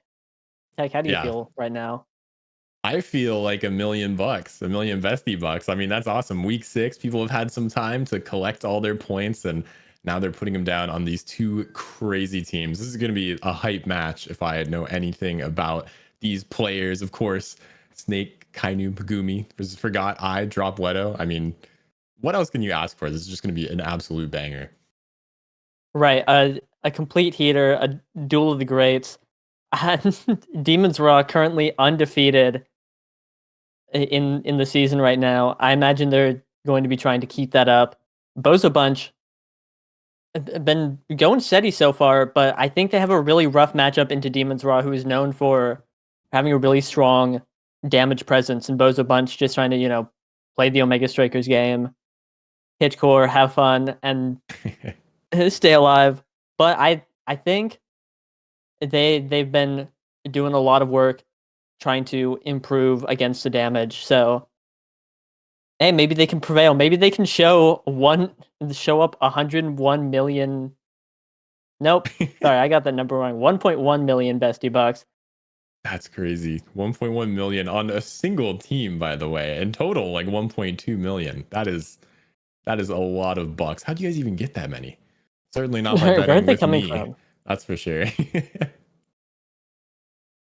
But here, we are getting into match right now. Game 1 going to be on Clarion Test Chamber. And I think Demons Raw really favor this map. It probably explains why it's coming out. We might be seeing Snake on the Zentaro. Been playing it a lot on this map. Bit of a good pick, as it turns out. Been running Slick Kick Zentaro, getting in there and using just base kit damage to crush the competition. Oh, we have loading bug. Ladies and gentlemen, we're not going to Clarion. Oh yeah, I lied to you. I lied to you for my own personal enjoyment, and we all have to suffer the consequences of my hubris. We are going to night market. We are going to night market, indeed. Of course, the prediction is up. Who will win? We will see. And first, got to get into the strikers. Got to see who's going to be played on this map. Night market, typically known for that giant wall in the middle, and a lot of people using that speedway to gain so much speed. Looks like we see an Octavia ban coming out. Not surprised there. Pretty strong, especially with that speed boost. And considering the core is just stuck in a little tight angle, Octavia can get tons of dribbles. And a Kazan ban, which, you know anything about Kazan? I think he's pretty weak right now, so I'm definitely surprised they banned it. Isn't that right? Kazan underperforming currently. But I think looking at the characters Demons Raw were hovering, a Kazan ban can only do so much, as we are seeing the double brawler era goalie comp, the X Julie era come out from Demons Raw, popularized in EU, been floating around in NA since Africa. Coming out here, Demons Raw very fond of the comp, and hoping to do a ton of damage on our egoist start. Oh no, Energy Awakening start. Okay, I see how it is. Yeah, wowee. Here we see a little bit of an X off. Dropletto and Kainu both on the X. I picking the now, trying to survive this double brawler comp, and forgot on the Amy, which I think will help a lot to try and get it out. Double brawler having a ton of offense, but Amy not ever really caring about that, just trying to get the ball forward. And with a little bit of help from I on the now, in 13 seconds, we'll be able to defend much better. But Dropletto just going crazy right there, getting one barrier, dribbling it up, trying to get the second one. But unfortunately, Gumi is playing Era and has shrunk the X. That's right. And an Era goalie, not something you see too often, but on a map like Night Market, something that's certainly possible. And somehow the core is saved away there as the X and Era duke it out, and Julie just puts it up in the top. Yeah, wow, just a really clean shot. well played by Snake. And they're able to get it. We saw Dropletto proc the Egoist. Still has a ton of energy off of it, but core flips are coming up for Snake and Kainoob. Snake having his Egoist, getting in there. At this point, it is going to be really Demon's Raw heavily favored, I think, with the energy advantage they have. That's right, and there's the core flip finally taking out that second barrier, looking to force it through with the ult. Not able to, but there's the goalie core flip. Gets stuffed away by the X, and surely this one's in there. No core flip required. Absolutely putting it through. Yeah, wow. Incredibly well played by Dropletto, and I think put a little bit more thought into it, and Ego is an incredible awakening offensively. The defensive utility it offers, I think, will really help Bozo Bunch survive this double brawler comp. You know, getting energy off of, or energy refunds on their evades, on their core flips, etc. It's going to be so nice. And with that now, to avoid all of this damage coming out and, you know, get in there and use that speed and core flip on the Egoist to get barriers and goals. Yeah, I love the way this is working out. The now Monumentalist, or not Monumentalist, but it feels like it's Monumentalist, the way how these barriers are working out. The spin ends up denying it, though, from Dropletto. Probably not too happy about that one. Denies their teammate there. The pass back from the goalie. Look at the pressure. This Aimee on the eject button, putting in so much work, and oh my gosh, Dropletto just punching it through. Yeah, Dropletto is lore accurate X right now, just going beast mode in the net, dribbling it up, maintaining possession, never letting the ball out of his hands, and then getting these barriers and goals. And with 2/3 energy, not too far off a core flip, it might be able to proc that Egoist and get something to happen. Meanwhile, Snake is on his Egoist right now. Kainoob uses his flip to take out Forgot, who dashed up. Things are looking a little dicey for Bozo Bunch here. Yeah, Snake's such low HP, but it doesn't matter. There's only 2 people left, and only one of them can put damage, forcing Dropletto to play that second goalie role. Core is drifting away, and there's just terror in the midfield as these two teams are ripping each other apart. Snake looking for the dash punch, but not able to find it as the Aimee turret comes out to save things. But there's the beautiful punch from I. Will take that second barrier. X just dribbling in the corner. The goalie is so far forward. There's the core flip. The angle, it is in. And what a beautiful shot from them there. Yeah, great shot from Gumi, who, despite being in the goalie position, was playing with that Egoist speed on the midfield line the entire time. Has that momentum boost, makes it really easy to just push up, get comfy. But now on this point, Dropletto looking to seal both barriers, gets stuffed out by Kainoob and Gumi on the defense. But now with only Snake up forward, it's going to be hard for Demon's Raw to try and push the ball up and put any pressure on Forgot, who's just hanging out, having a good time. Yeah, it's a battle of the X's. Kainoob somehow stays alive off the top there as he's getting tossed around by these now projectiles. Somehow he's living over and over again. This is insane showing from them. And there's the core flip. Gets one barrier, doesn't get the second though. Dropletto punches it through, looking for the shot, but the core flip coming out. There's so much pressure building, and the goalie's off the map.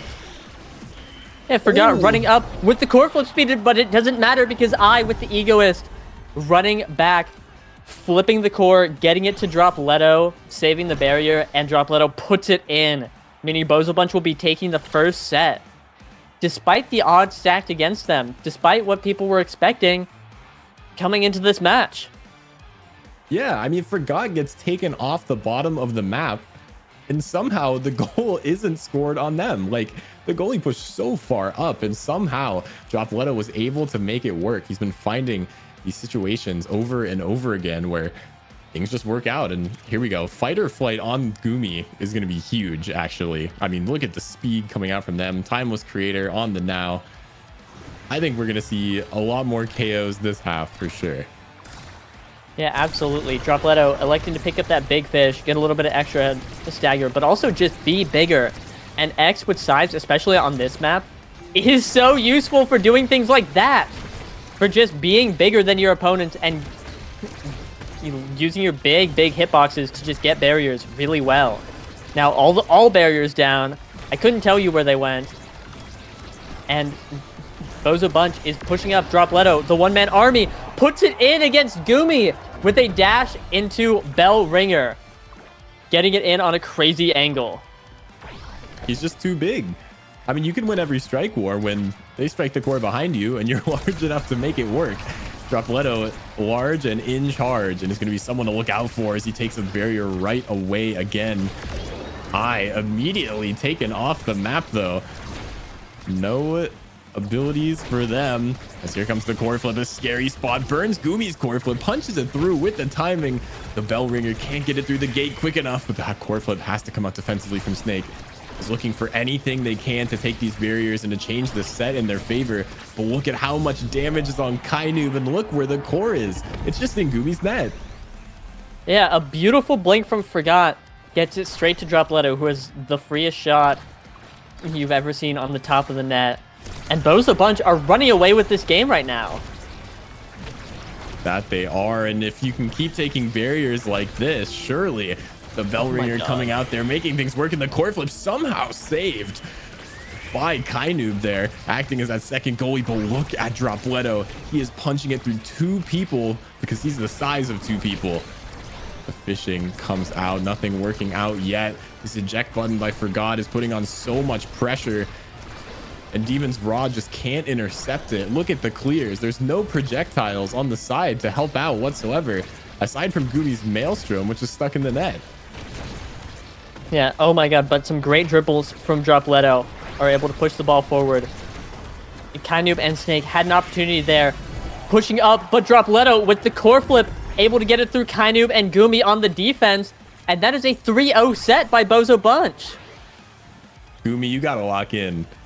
I know right now he's like, all right, guys, I'm going to win this set. We're going to come back and win this game. Surely we see the reverse sweep from Demon's Raw, right? We can't see a team take a map off them. They're 6-0. Think of the Bestie Bucks on the line. Think of the Bestie Bucks. I don't think Gumi's thought of the Bestie Bucks. Dropletto's thinking of the Bestie Bucks. He could win by betting for his own team and cashing in on the 1.1 million, getting built different, getting huge.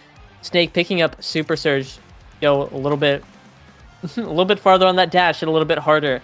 And Kainoob picking up Stagger Swagger, I think, is going to be massive.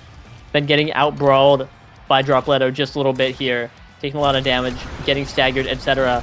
And so having that Stagger Swagger to survive and extra speed is going to be super, super useful. And on the other hand, I think Bozo Bunch's draft looks immaculate, picking up heavy impact, making all of these now mines just have some significantly less cooldown, more damage. Both these teams had great drafts, and I think it's going to come down to who's able to get these barriers better, as Snake just blitzes both of them from Bozo Bunch.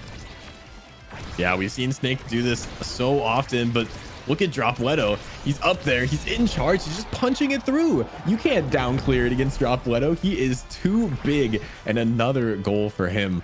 I just wouldn't be surprised if at the end of the game, we saw Dropletto with almost every single goal scored. That paired with the pressure from Forgot, it is too much for Demon's Raw to handle right now. And there it is again. There's one barrier, looking for the punch through, not able to find it with that core flip. Julie heals a little bit there off of and the double core flip, almost stunned away by the Bell Ringer.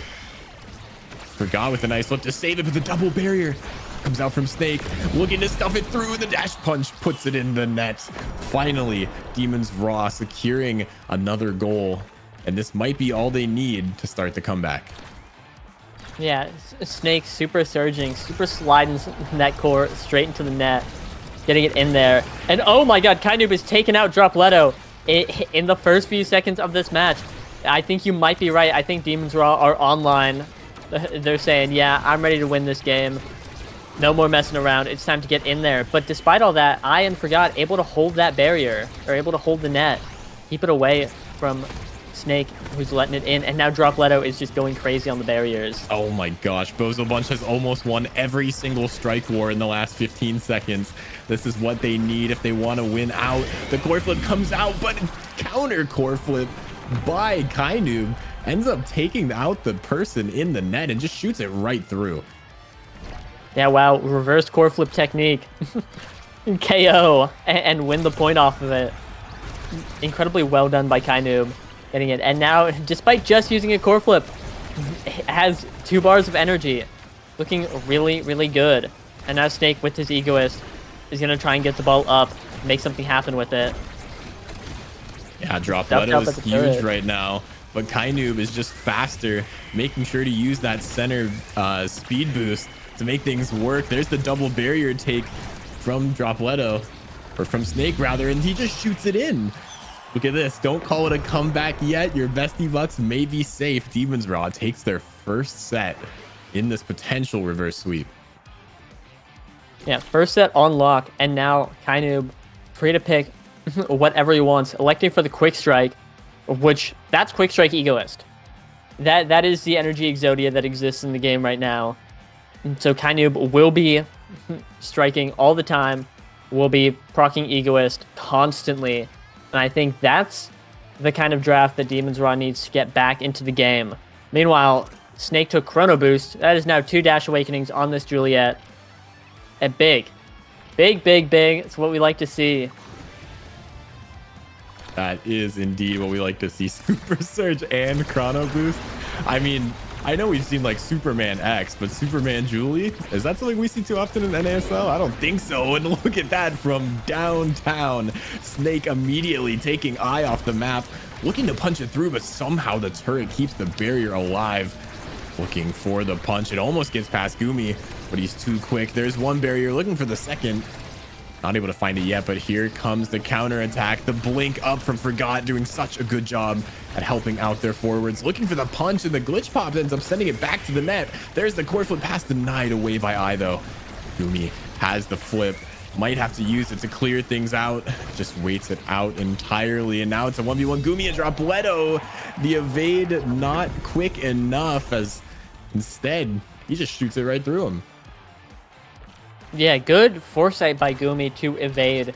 Try and evade clear it, but Dropletto doing the strike ult strike, and it was just so big. If you saw the strike indicator on the bottom, it was a massive hitbox. But Snake doesn't care about getting scored on. He's saying, I'm ready to get in there, get these barriers, get some KOs while we're at it.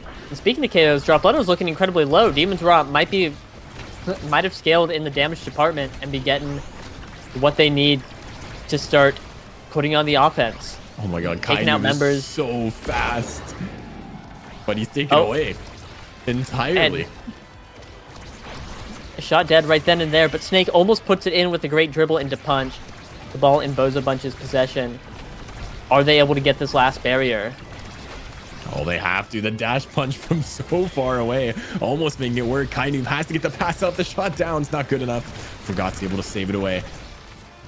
Kainoob looking for anything he can to deal damage, to stun. He's on such low HP, and the punch from Snake somehow secures the goal, and Demons Raw is clawing their way back in this first game. Demons Raw not willing to give it up just yet. Went down 2 sets, but they do not care. This 2 Dash Awakening Julie is what they need right now to get in there and start taking lives, taking names, taking barriers. But Dropletto right now, trying to get that barrier. Unable to get it. Gumi, too strong. And now a ton of core flips. Egoist coming out for Kainoob. Dropletto down. Things are looking great for Demons Raw right here. Oh, that Egoist on Kainoob is so fast. Gumi is just trying to get it up. The glitch pop, though, predicted perfectly, but not enough. Snake is able to shoot it in the bottom corner. And look at this, 1 point away from tying up this game, which is not something I thought I would say 2 sets ago. Yeah, absolutely not. Meanwhile, Boza Bunch, 2 points away from winning this game. If they're able to lock in and secure it right here, they can win game 1. But right now, Demons Raw not willing to give it up just like that. Taking both barriers, and now it's Dropletto. Oh, versus the world. Getting both barriers, and the core just flies right in. Dropletto giving it a little tap on the way through. And Boza Bunch has tied up this game, tied up the set, bringing us to match point. Man, this is must win for Demons Raw right now if they want to lock in and make it easier for their record in this best of 3 series. There's the one barrier, and I love the timing on the core flip. Dropletto somehow wins another strike war against Gumi. And now it is a scary situation, 1 point away from either set 5 or the end of this match. There's the second barrier, the core flip coming out, the punch through with the KO. Kainoob keeps Demons Raw alive and their undefeated streak in check. Yeah, oh my god, a beautiful checkmate by Kainoob. Core flip on the line into dash, and there was not a whole lot Bozo Bunch could do about it. And now Gumi getting rewarded with rapid fire right off the bat. Just going to be able to shrink so many people, specifically Dropletto, who has put his entire build into being big. You know, Yeah. 2 size awakenings, getting shrunk is devastating. That's Oh right. my god, but I picked up Manu. 6th pick. Ooh. No one on Demons Raw except Gumi able to deny it. And now, that is a Manu heavy impact. Timeless Creator now. And with Castellas, the entire creation Exodia plus heavy impact for the CDs. That is an insane now page on deck. How can lose with that? How can lose indeed, but there's only 3 points potentially that remain before the end, and Snake just dash punches it from midfield. The absolute Superman Juliet, stunning for God, who can't strike the core through it. Look at this, 2 points away from another Demons Raw victory in this first game. Although Dropletto does have so much to say about it. We've seen him taking so many barriers, but the affinity between Snake and Kainoob right now is working out perfectly. The abilities are all in their favor, and now they're just KOing the goalie. Gumi just dribbling himself as Dropletto is the last one left. Will they shoot it past him? They sure will, as he gets the core flip for an insult to injury. 1 point is all that stands between Demons Raw and a perfect reverse sweep in this first game. Yeah, what a vicious point. And Demons Raw dribbling on him, getting a ton of energy, and Snake with the Superman dash punch gets 2 barriers. Things are looking incredibly rough for Demons Raw. Kainoob has the egoist speed, trying to push it forward, just getting it through. Snake almost puts it in, but Gumi has the core flip now. It's in.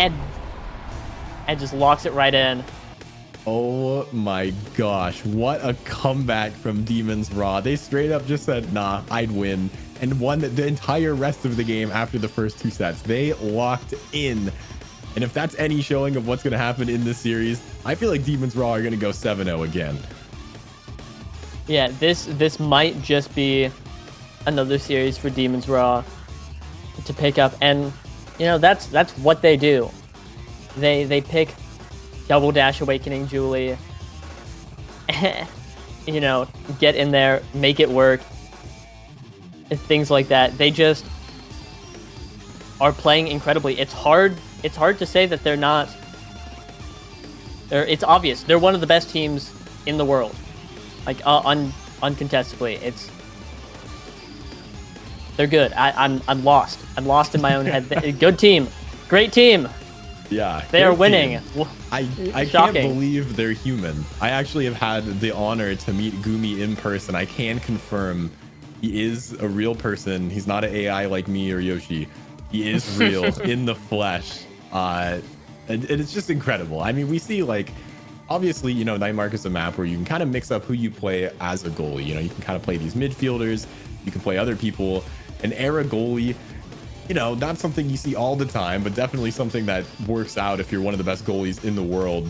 And Snake with just the double dash awakening, like, you know, a lot of people think that's a troll pick, kind of myself included, but oh my god, the strike war wins after dashing like 5,000 feet.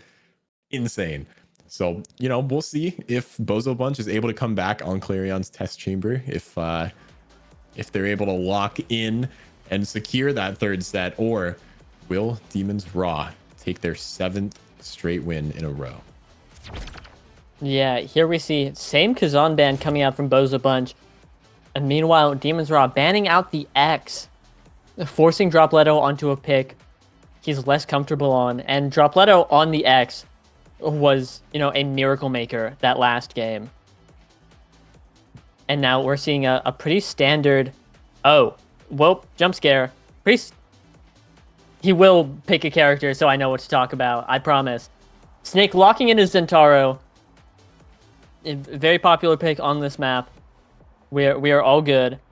Now, or Kainoob on the now. Gumi hovering is still goalie. Oh, just kidding. That's a Juno. And now I'm really curious to see if that's forgot on the Estelle goalie here, as we saw Gumi hovering. And it is strike shot Estelle goalie on a primetime peak performance start. Primetime also serving this Juno goalie well as now is Zentaro. Everyone likes a little bit of primetime in their life. Oh, absolutely. The instant double barrier. Demon's Raw is here to play, looking for the pass, but instead Snake gets a little over aggressive. I probably would too after the performance from that last game. As there's the 1 HP. Snake staying alive, trying to do the most they can as it's a battle of the nows up top. They're putting in performances in this test chamber. Just another day at the office for them, and the dash from Snake comes through for the first goal of this set in favor of Demon's Raw. Yeah, great patience by Snake, able to get it right past the piercing shot with the dash, holding on just a little bit and getting it through. And that's the first point. And I've seen Snake play on this map quite a bit, as it turns out, and sometimes it just takes one time for the ball to get to the Zentaro to take it. And especially with that Juno goalie putting on a ton of pressure, they just show up and do that. And now both barriers are down for Bozo Bunch. Now there's the flip. So much opts for the back pass, a great option. Shows the synergy from the team as Gumi flies across the map looking to go forward. And look at the Juno blobs. Gumi's using them masterfully as Snake gets taken off the map.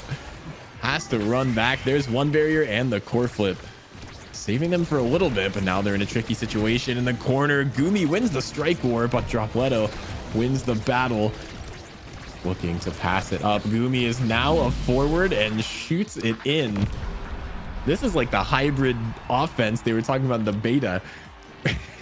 I'm not sure if you remember, Yoshi. I'm sure you do, but way back in the day, people were like, let's rotate the goalie out based on who has cooldowns up. And we're seeing that right now. We're seeing it right here. Gumi not ejecting back, just getting in there, while Kainoob filling in the goal box, doing his duty. And it worked really well. Gumi was able to get the goal, and now jumping in again. Unable to save that barrier, but Dropletto using his core flip, saying, we're not going down that easily. Get me in there, get these barriers. And get the goal! With a great punch to stop the Juno blob in the corner. He's able to just receive the ball from his dribble and put it in the top corner. Yeah, Dropletto just strike warring an inanimate object and winning. I mean, we love to see it. Look at that. Somehow Gumi wins the strike war with Dropletto just sitting on the goalie. There's the two barriers right away from Snake and Kainoob as Gumi gets dash punched. Now you're in a scary situation. Dropletto is just destroying these blobs, making Juno friendless.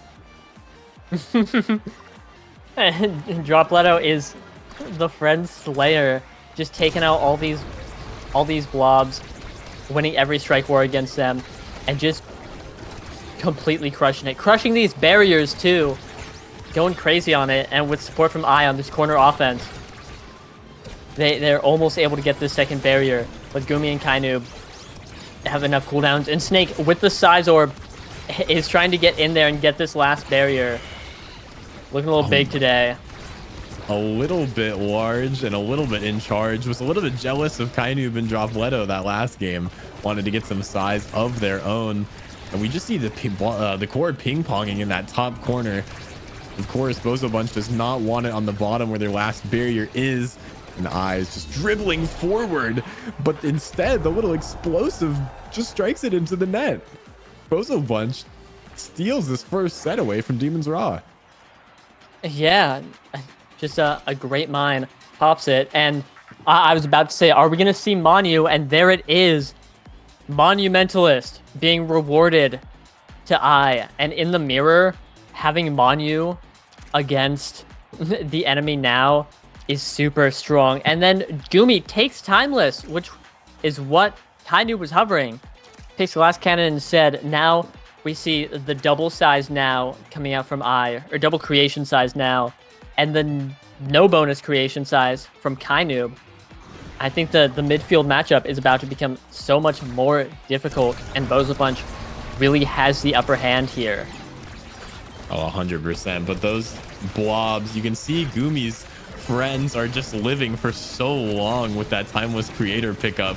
There's the single barrier and the double by Dropletto. Almost shoots it through, but the gate's not open quick enough. Snake looking to strike it through, has the cooldowns to do it, but maybe not up right now, as Kainoob almost loses their life from Dropletto off the top corner, and the second barrier falls. Both goalies now with no barriers have to lock this down. The pass to Snake ends up getting intercepted by the Juno Blob. Snake looking for the shot, but the Crystal Thorns help for a little bit, but not for long enough. Snake gets the first goal of the second set.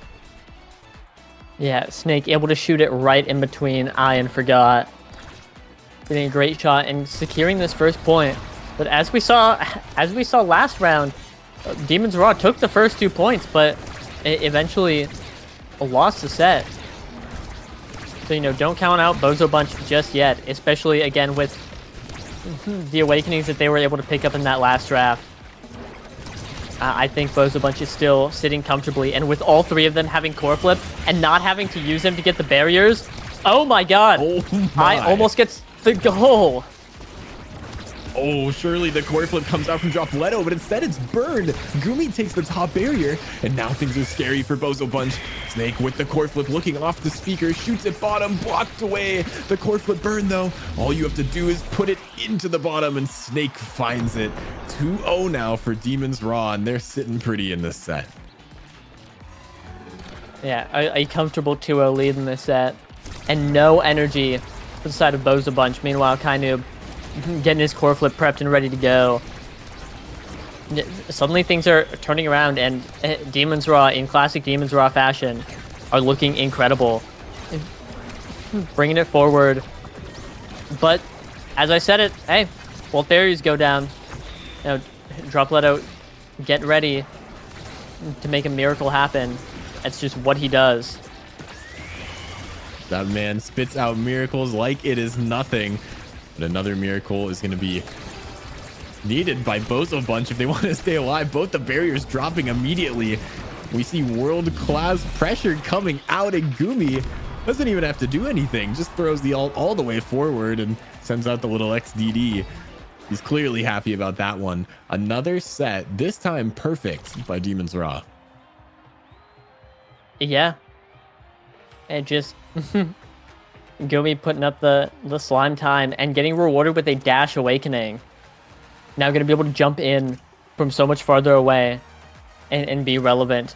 Meanwhile, I picking up the Egoist, and we saw on the Egoist start last game how impactful it was. Forgot also picking up Quick Strike, getting that defense buffed just a little bit. An interesting Among Titans pick from Snake. That's all I have to say about that. Yeah, that is interesting. Snake is now just a fly on the field, a gnat even, maybe even an ant, just to be obnoxious and buff the sizes. I mean, look at how big Gumi is, and he can fly across the entire map with the Super Surge now. That is absolutely ridiculous. And punch Kainoob and see what happens. Dropletto gets taken off the map. Looking to get this bottom barrier. There's so many cooldowns in this tiny alley. Snake looking to put it through and does. The quick strikes not helping Forgot there, as Gumi looking for the pass ends up shooting it themselves. Not working out, but has the core flip. Forgot burst. Oh man, the burst is taken off the map instantly and not even time to use it. It's Gumi and Kainoob looking to find Snake, who has the flip in front of the net. Just sitting there waiting, doesn't even need it, but look at the core flip from Forgot. All for naught though, as Snake ends up striking it through. Forgot plays the mind game, but Snake is on a higher plane right now. Yeah, Snake tried to catch the Forgot's core flip with his own, but Forgot held it that entire time, and so Snake said, all right, I'll just win the strike war then. And then he did. That he did. Looking for the second barrier now. The core getting so close to it, but somehow not finding it. Gumi setting up the teammates for the pass, but the core can't make it through. Forgot is doing such a good job locking down this bottom barrier as Estelle. The piercing shot coming through, hitting it past everyone. But the core flip finally used to clear it out. Bozo Bunch has a lot of work to do and not a lot of energy to do it. The core flip comes through, actually takes both of them, and I is just stuck in the goo. Forced to sit there as Snake dances in front of him to put him right back in, and Kainoob puts it away. Another goal for Demon's Raw. Yeah, I getting forced into the goop. The Project Obscura special. You have existed 0.5 seconds inside the slime. It is your time. You have to go. GG. You've been staggered. And Kainoob just puts it in just like that. And Kainoob having this core flip now might be looking to do a little bit of work putting it in again. As Demon's Raw are once again up 2 points, but no, used it for a KO instead. Oh my god. Yeah, up 2 points and up one player as the pressure is looking like it's too much. The core flip burn now with a nice timing there from Snake. Gumi able to keep that barrier alive somehow, but the dash punch finally takes one. But it's a 3 versus 1 in the net as the entire roster of Demon's Raw is in the forward, and another 3-0 set from them. It's looking like they're going to win their 6th week in a row undefeated. I think it might be time for the 6-0. Snake was able to just dance around that now drone so beautifully with his abilities and put it in the net. And now Kainoob getting that twin drive, just going to be pumping out these mines so often. And Snake picking up a Dash Awakening, which is super useful on Centauro, making him just so much more impactful on the field. Can play on the midfield line and then dash in at any time, meaning that Forgot will actually be picking up 1-2 punch, which I think is really strong on Estelle, for just her tendency to combo 2 abilities together. Forgot's going to be pulling up with a ton of core speed off of that and making great use out of it. Definitely look at the lead from Gooby though. Yeah, so far. Jumping in from downtown, and that's just 1 Dash Awakening. That's just Super Surge. Oh my god. It is again. He's just playing forward. I'm not even casting. I'm just looking in awe at what Gumi is doing. It's insane how much pressure he has. Look at that. He's took the entire field. This seems like Michael Jordan from the free throw line, just dunking it as he flies through the whole map. Has the core flip, but taken off the map this time by Kainoob. Snake with the core flip, trying to stall things out. Dropletto. The ult comes through to deny just a little bit. And here comes the assistant. Snake looking to get it, but forgot. Skating the core around the knife's edge as Dropletto with the flip looking to take something, but the core is just not coming to him. The entirety of Demon's Raw is just forward all the time. Yeah. Who needs a goalie when you can just have 3 forwards and hyper offense win the game? Forcing the core flip out of Forgot, who's just holding on to this barrier for dear life, and it's not getting through. No matter what, no matter how many forwards Demon's Raw has, it took until now to get it. Now Gumi holding on to this 1 barrier. Shades of Forgot just a moment ago. But now getting in there, throwing a bunch of abilities out. Oh! What a great core flip from Kainoob. KO's eye and puts it in. Wow. Wow. Wow, indeed. I mean, if you hit tab, right, and you look at this and you see, oh, okay, Snake has 2 prize fighter stacks and he's playing Centauro. And then you ask, oh, who's getting all the KOs on the team? And you realize it's now the person who was kind of designed to heal up their teammates from KO comps. Like, it is ridiculous. Kainoob is killing. Just like when we see people kill with Atlas, the healer has turned into the Predator. And here we go. Snake looking for the cooldowns. Too small to get anything done, but the pass up gets right into Forgot's beam. And I feel like the blobs are kind of the difference maker right now in this game. It's so hard to get through. You have to strike it so many times. And although Dropletto was owning earlier, Demon's Raw has indeed scaled and are making things look effortless. Yeah, they're just skating through this game, and it takes I and Forgot, and their 2 core flips hold it down. Forgot using his, but there's so many things in front of his net, so many slimes, so many drones, so hard to deal with. But Dropletto taking out Snake, forcing him down to 2 or 0 prize fighter stacks, no more, and a great strike war win from Dropletto through 2 people. Off the core flip from I is going to put Bozo Bunch back in this game. Although there was one person off the map, I think I saw about 5 or 6 things that were trying to stop the core from going in there. There is so many utilities on the field right now. We see it. There's so many now primaries. There's so many Juno blobs. There's so much of everything. And Dropletto has the core flip, finally using it, gets it through with the ult. They're looking to bring things back as they're only down 1 set, and it's not impossible. As Demon's Raw have shown us, Gumi with the mix-up sends it down. Dropletto with the dash punch and mixing up Gumi. Dropletto making it work, the one-man army. Yeah, wow, that... Remember what I said about miracles before? I'm smelling it. I'm watching water get turned into wine right before my very eyes as Dropletto is just making these goals out of nothing, getting dash punches out of thin air, KOing people, and putting it in the net. But as I say all of that, Snake has a few words for Bozo Bunch, and I think they're mostly about him winning. Yeah, I don't think you can say those words on stream, Yoshi. That's for sure. Here's the pass up, looking for anything now. You have to lock in if you're Forgot right now. It's so hard for these forwards to break through. I feel like no matter how much Forgot is helping out Ian Dropletto, the only way to win is for Dropletto to win like 6 strike wars against the blobs. Yeah, and all of that, and Snake has 500 abilities to just get in there and dice up everything Forgot has. And oh my god! Oh. With a beautiful pass from Snake and a vicious, literally on the line core flip from Kainoob, Demon's Raw have secured the game and the series, maintaining their undefeated record in NASL. Yeah, Demon's Raw with a bang, 100% securing that. What an absolute insane showing from them.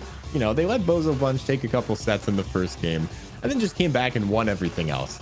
7 KOs from Kainoob on the Now, as opposed to Dropletto's 4. How is Kainoob killing with Now? Am I missing something? No, he's just like that. And that's the crazy thing is that's just the Kainoob difference. I mean, let's be clear. Now has great tools for doing damage, and I believe Kainoob had Glass Cannon that game, meaning the power going through the roof. But I think most of those KOs were off core flips and just things that only the highest echelon of player is able to pull off. So, and 7 of them. Yeah. I count them. I don't have that many fingers on one hand to count them. No. He's exceeded. Has exceeded our expectations of what we thought was possible with this character, or at least what I thought. I mean, I saw so many times that game Dropletto went to dash punch Kainoob off the top, and Kainoob just didn't move. Like, I thought Unstoppable was back in the game, the way he just lived and didn't die off the top or bottom of the map. Absolutely ridiculous. And if you've been following these 6 weeks, Demon's Raw secure themselves playoffs actually with that win. Yeah. Wow. That's insane. But hey, no surprise. I think an NASL season playoffs without Demon's Raw is something terrible would have to happen to make that a reality. But Demon's Raw securing their playoffs, again, no surprise there. And hey, you know, this, I have no words left. We just watched Demon's Raw do the thing that they do every week where they win. There's only so much that can be said about it. Yeah, I'm trying to find things to analyze, but it's kind of just Demon's Raw stepped up, popped off, owned, went 2-0 in another series we see today. And I don't know. They're just cooking. It's like I'm watching Gordon Ramsay in the kitchen. It's a Michelin star performance from this team.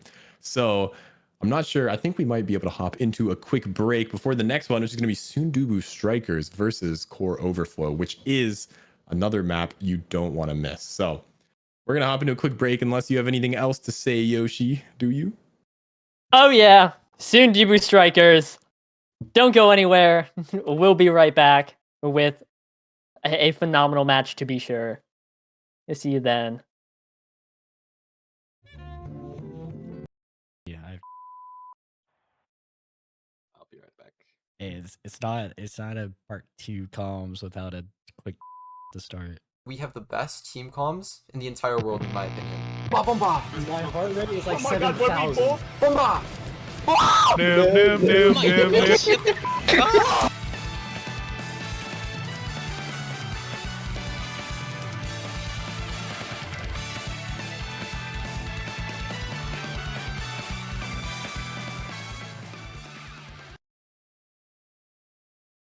No, guys, how did what? They banned my Julie. Oh, what the heck? No. So baiting his cooldowns is really effective. Carry me, guys. Carry me. Nice. Nice. There we go. Guys, carry me. It is not looking good. Right. Good for set. Not bad for set. Snipes. Oh, yeah. Oh yeah.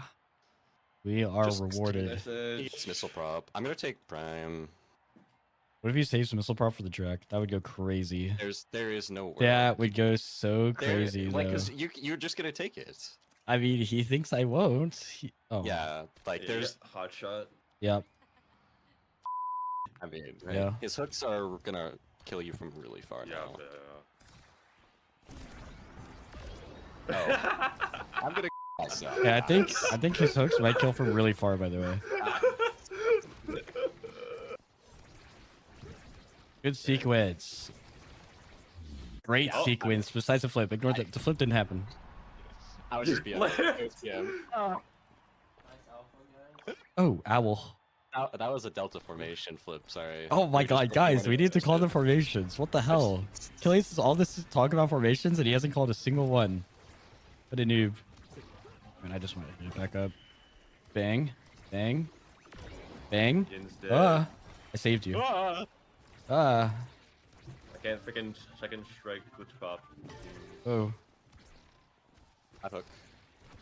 Oh, big. Whoa, core control. Oh, Whoa. yeah. Tony's application.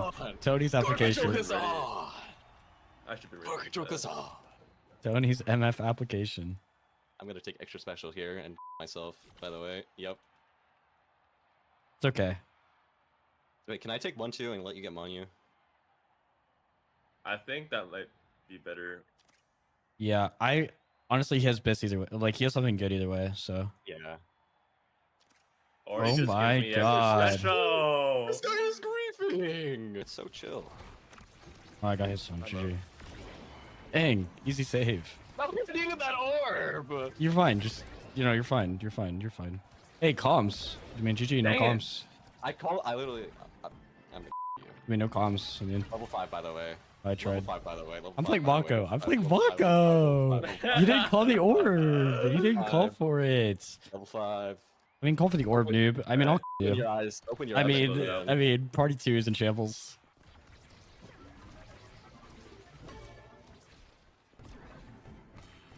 Nice. You stole my goal. Thank you. I'll you. In real life. Let him know. No, wait. I don't even know who this Lego Magic guy is. Caster. He's isn't he Diet Maddie? What? His voice. His What? voice just sounded like What did you just his say? voice, He his is Diet voice. Maddie. He literally His is. voice. Oh my. Hey, lord. ban mine Chilling. now.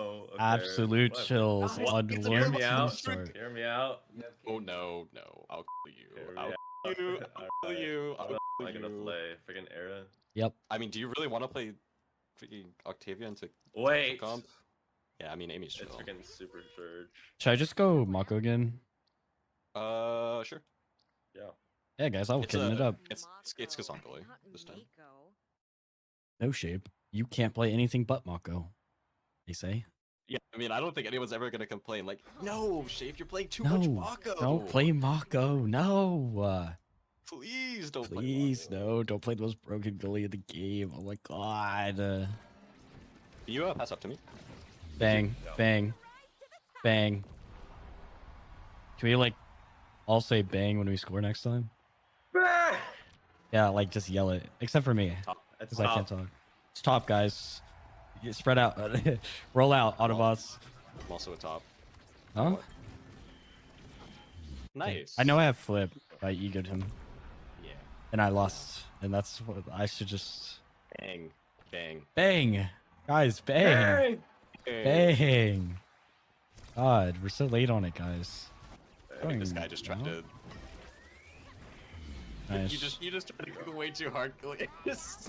Nah, let him cook. Bang, bang, Angles. bang, bang. I honestly wasn't paying attention. He calculated all of them in his head, and that was the only time. If he didn't make those exact sequences, we would have lost a point.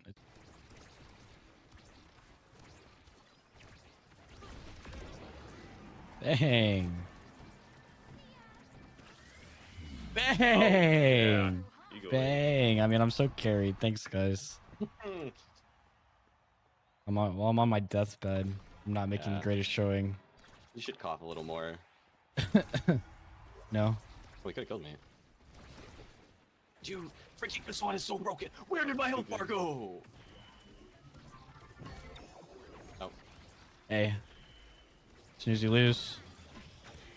I mean, unlucky. Like a bit of a snoozer. Yeah.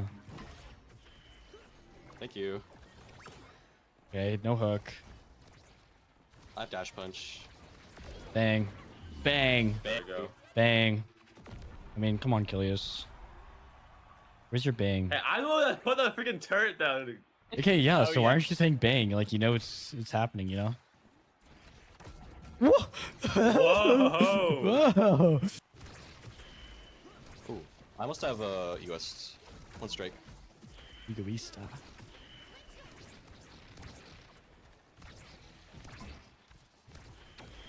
I mean, that was more like 3 strikes, liar.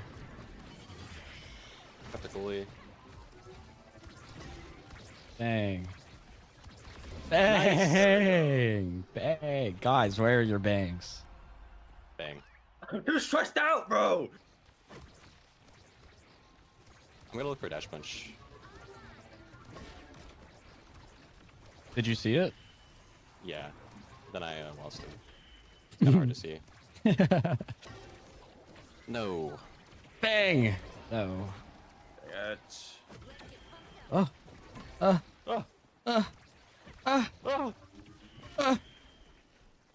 It's like, you know what I mean? You know what I mean?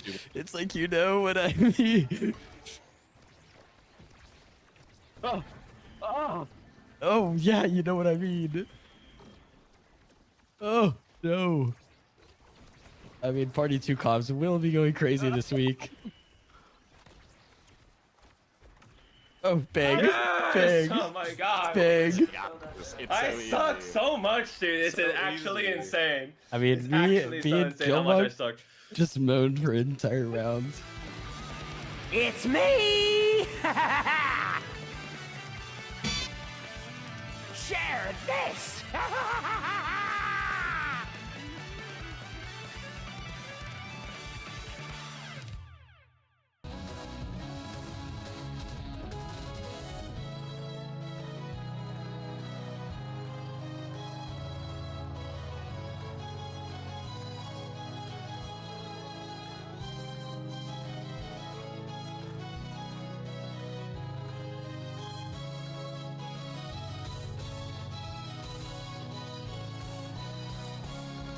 Oh, yeah. What is up, everybody, and welcome back to the North American Strikers League Week 6. We have an absolute heater coming up for you guys soon. Dubu Strikers versus Core Overflow. If you've been following these teams in the past, you would know Core Overflow has absolutely been cooking, only dropping 1 game from the series. It's crazy. These teams are insane. Anything else you have to say, Yoshi? Sundubu Strikers, yeah! Woo! Yeah, yay! Hey, Core Overflow has been crushing it this season, absolutely. But I'm always a Sundubu Strikers believer, and I think they've been playing really, really well recently. And going to Game 1 Oni Village, which is a great map for this Grimella guy who plays Kai and might even see his Kai get banned. It's I wouldn't be surprised. Kai is so good on this map. The barrage itself. Luna and Kai is Mako up. banned though instead, which is fair enough. I've seen a lot of Mako goalies on this map using different things like strike shot. It cooks. Mako cooks for sure. But on the bright side, that means we'll get to see a Kai. Or not. Carmelo might be trolling me. Maybe he doesn't want me to see a Kai. Yeah, wait, the Kai is up. I need to see the Grimch play Kai. But he picked now. Looks like the starting awakenings are team player and glass cannon. So that makes things interesting, actually. I think, team player on this map is so strong. Like, the core is already moving quickly, but now pass it through a speed lane with that team player boost. That's ridiculous. Yeah, that is absolutely insane. As we're locking in, we see glass cannon on both the forwards, 3Z and Leo Leon. Team player for everyone else. Feeling like a little bit of a team player. And yeah, core speed on this map is so useful. And like, look at that. Yeah, but hey, this Kazan pick, or both these forward picks, I think are really strong in this map. Kazan, the ability to just hook the core in at any time and get these barriers. Catching a character, especially a character like Atlas, off guard, doesn't have a lot of mobility to get around and has to be ready for those options. And then Zentaro has 500 million moves to just stuff the barrier. 100%. So we see at Leo Leon trying to push forward. And correct me if I'm wrong, did 3Z Breezy play Kazan on this map last week? I feel like I said something about him being an absolute beast on Kazan, if I'm not mistaken, during week 5 when they played against, who was it? Against Quest Esports, I'm pretty sure. Yeah, I want to say they did. So I know that they really like the Kazan on this map. So I'm gonna say yes. Okay, well, there is the overtime, and there's that barrier taken at the speed of light. This core is not moving slowly, that's for sure. Grimella looking to take it up. Leon has so many options in this top corner. The core flip coming out so quickly. The Joker being lit so much. Has the core flip to evade though. 3Z puts it in the top corner before the Joker can say anything about it. First goal will go to Sundubu Strikers. Yeah, some insane dribbling coming out the core speed, getting the barrier for Sundubu Strikers, and then 3Z just doing whatever he wants in front of the net. And that's one of the difficulties of Atlas. But hey, core overflow, not one to take it lightly. Saying I'm ready to get these barriers. I'm ready to get in there and win the game. That is so true. And look at Leon finally gets the core flip now, but will it even matter? I feel like the core is moving quicker when you just pass it to each other instead of flipping at this rate with all these team players. 3Z looking for something denied away by the Atlas Expanse slop, locking it down for the foreseeable future as the strike shot misses and Leon capitalizes. What's that one right in the net, even in this game out? Yeah, a little bit of 1-1 action. And I think, especially with this Kazan, with the extra core speed he gets off close strike, I think Sundubu Strikers really want to see these points go to overtime and try and win off of this team player core speed win condition, especially against Atlas, who, again, doesn't really have the mobility to get in there and get around, and just has to like hope that he has the cooldowns to stuff through the core speed. I think they could be really successful with that, but they have to hold on until then. And Obscurebread's doing so, holding on to this one barrier. Sundubu Strikers try and get anything off of core overflow. Finally, another barrier falls, but it's not quickly, as these teams are just waiting until overtime almost to take both the barriers, waiting for someone to make a mistake, but neither Slop nor Obscured Breads will make one quickly. There's the flip coming out. Joker looking for something. Leo, the projectile not working out. Look at the core flip from Obscured Bread. Somehow keeps that barrier alive, and we're in overtime. The core will continue to move quicker and quicker. 3Z finds the angle, but Obscured Breads, the clear's a little bit too late. Burns Leo's core flip though. The pass up to Leo, to Grimella, to 3Z into the top of the net. 3Z breezy. Another goal for the Sundubu Strikers. Oh yeah, and that's completely textbook core speed win condition. The ball was just like unreactably fast, going a mile a minute. Especially a team player, the extra core speed from the speed lanes.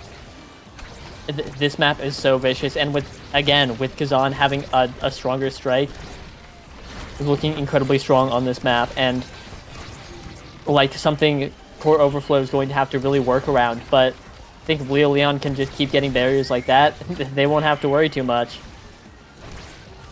Yeah, and if they win Strike Wars like that, they definitely won't have to worry. Leo Leon doing a good job. Seems like he hasn't lost a Strike War in a minute. Although we might cast a curse at Obscured Breads, passes it down the dunk. Obscured Breads just so patient, waiting. This 3Z trying to deal damage to the Joker, wants them off the map, knows that that range is so hard to deal with, especially when you're a brawler with not any projectiles. 3Z looking for the pass up, blocked away by the Joker. Now the Crystal Thorns coming out, looking for something. But nothing happens. We go into overtime again. This core is so quick. The core flip sent to Leo Leon, who reads it off the corner bounce. A beautiful outplay from them to tie up the series once again. And despite having team player and the core moving so fast, we are still on the first set. Yeah, we are... Get cozy, everyone. We are in for a long game. A long and hard-fought game. As both these teams... and their defense is just holding on incredibly, not letting anything by. Oh, nice core flip, and Leo gets one barrier. I assume we'll see the next one taken in 37 seconds, given the way that these two teams are playing. Both of these goalies playing absolutely ridiculous. Drakkar, one of my personal favorites on this map. That lock and load, able to defend so well, but not against Leo if he's playing like that. Looking for the 1-2 combo is Joker, but not able to find it. And 3Z has the core flip, but so does Slop. Takes the barrier and burns Slop's core flip. All 3Z has to do is shoot it into one of the corners, and the core will move too quickly to react to. Grimella looking for the pass, has the core flip. 3Z has to try to pass it up. The core flip used, the hook not working out. Now it's an opportunity for Core Overflow to make things work. The Joker and Leo slowly building up energy, looking to go forward. The pass from 3Z gets it off the corner once again. This man can score too well, as Sundubu Strikers takes the first set in a very hard-fought victory. Yeah, an incredibly close set. But now, 3Z Breezy rewarded with probably Rapid Fire, or just one of Kazan's best awakenings, being able to get all of these abilities out, and there it is. Yeah, having a lower cooldown on these two really important abilities is looking good. And the Super Surge Deny coming out from Obscure Breads, picking it up and forcing Leo Leon to take big fish. And no one could deny the Now here, who gets Monumentalist for free. And that is a Sundubu favored draft. A successful Sundubu draft, if I do say so myself. The awakenings they picked up are all incredibly strong. I guess Super Surge Drakkar not so much, but Monu Now and Rapid Fire Kazan are two picks that can solo win games, and they have both of them. Oh, 100%. Especially on someone like Grimella, who's able to make it work. Has to try to stay alive, but look at the size of the mine. It covers almost half of the map with that Monu, and 3Z just fishing. Finds the core, finds the barrier, looking for the pass off the corner again to themselves. This time saved away by Slop's strike shot, but the barrier falls for Obscure Breads. Got a little bit too antsy. Leo with the core flip, shoots it into the corner with the assistance of the Joker. Little perfect timing there to get Core Overflow on the board this set. But what does Core Overflow have to do to win this set, Yoshi? What can they do with that sort of Sundubu Striker favorite Awakening draft? I think what they really need is to just get early barriers. Don't let it get to overtime. Gotta get this Zentaro Estelle combo, which is so strong for its stuffing potential. Just the amount of abilities they can throw out at a barrier and an offensive play. Get the barriers quicker than Sundubu were able to, and try and pin down this Drakkar, who's just has team player and Super Surge. The strike shot makes the shotgun projectiles go further, but there's no missile prop, no aerials, none of that. And now getting the barriers, almost crushing it, but Obscure Breads with a crazy save on the goal line. Oh, and then a shotgun where Leo Leon is able to capitalize, shoots the goal, and now Core Overflow are up 2-0 in this set. Yeah, an insane save from Obscure Breads, and then ultimately, you know, the core just gets shot past you. That's the Oni Village special. You can make some amazing save, and then it just goes in off the speed lane when you're not looking. But either way, I mean, insane defense from Obscure Breads, threading the needle so many times. And I think one of the best goalie awakenings is team player, just because look at the space. Look at how far back Core Overflow has to play. We see them playing at the midfield line, despite, you know, Leo being more of a brawler, because the team player is just so quick that if you push up too far, it just gets shot away from you. If you're too far at the core speed, it just means that the goalie can get a free clear straight to their midfielder. But Leo Leon does not care about any of that. He says, I'm going to get in their face, I'm going to use my abilities, and I'm going to secure this goal right here, right now, and lock down the set. And now we are going to another draft, and that's heavy impact on the board. I imagine is what Leo Leon is looking to take. Just get a ton of CDR off that. But opts for the quick strike instead to just win interactions on the barrier or on the goal line. Letting Joker pick up heavy impact instead. And seeing as Grimella denied hot shot from Joker, it makes sense. Great option. 1-2 punch being denied from 3Z Breezy by Atlas. And hey, maybe Slop can put that 1-2 punch to work. Get a cheeky little KO, or, you know, just capitalize on the core speed that you get off of it. It goes crazy. It does go crazy. You know, 3Z, of course, picked the Awakening that had his face on it. You have to do it, right? Surely. That's what it was built for. It must be good for Kazan. Right, and I mean, this map is just Knife's Edge already. So what if you turn that up to an 11? A great point. Obscure Bread's able to push up so far, has that Super Surge, and now the Spark of Agility to help out and pushing up as much as they want. Looking to block it away with that shotgun blast. It's just too easy for Drakkar. The two goalies just trading projectiles back and forth as the midfielders chase the core flip, or the core rather, looking for something. Grimella finally has the flip, and Leo and Grimella duking it out in the bottom. The pass up. Zentaro also done such a good job at keeping the core away. The radius is so huge. 3Z looking to strike it through. Just not able to. There's too much in the way. The core flip max range comes out, but immediately stuffed away from Leo Leon. And the one barrier from each side will remain.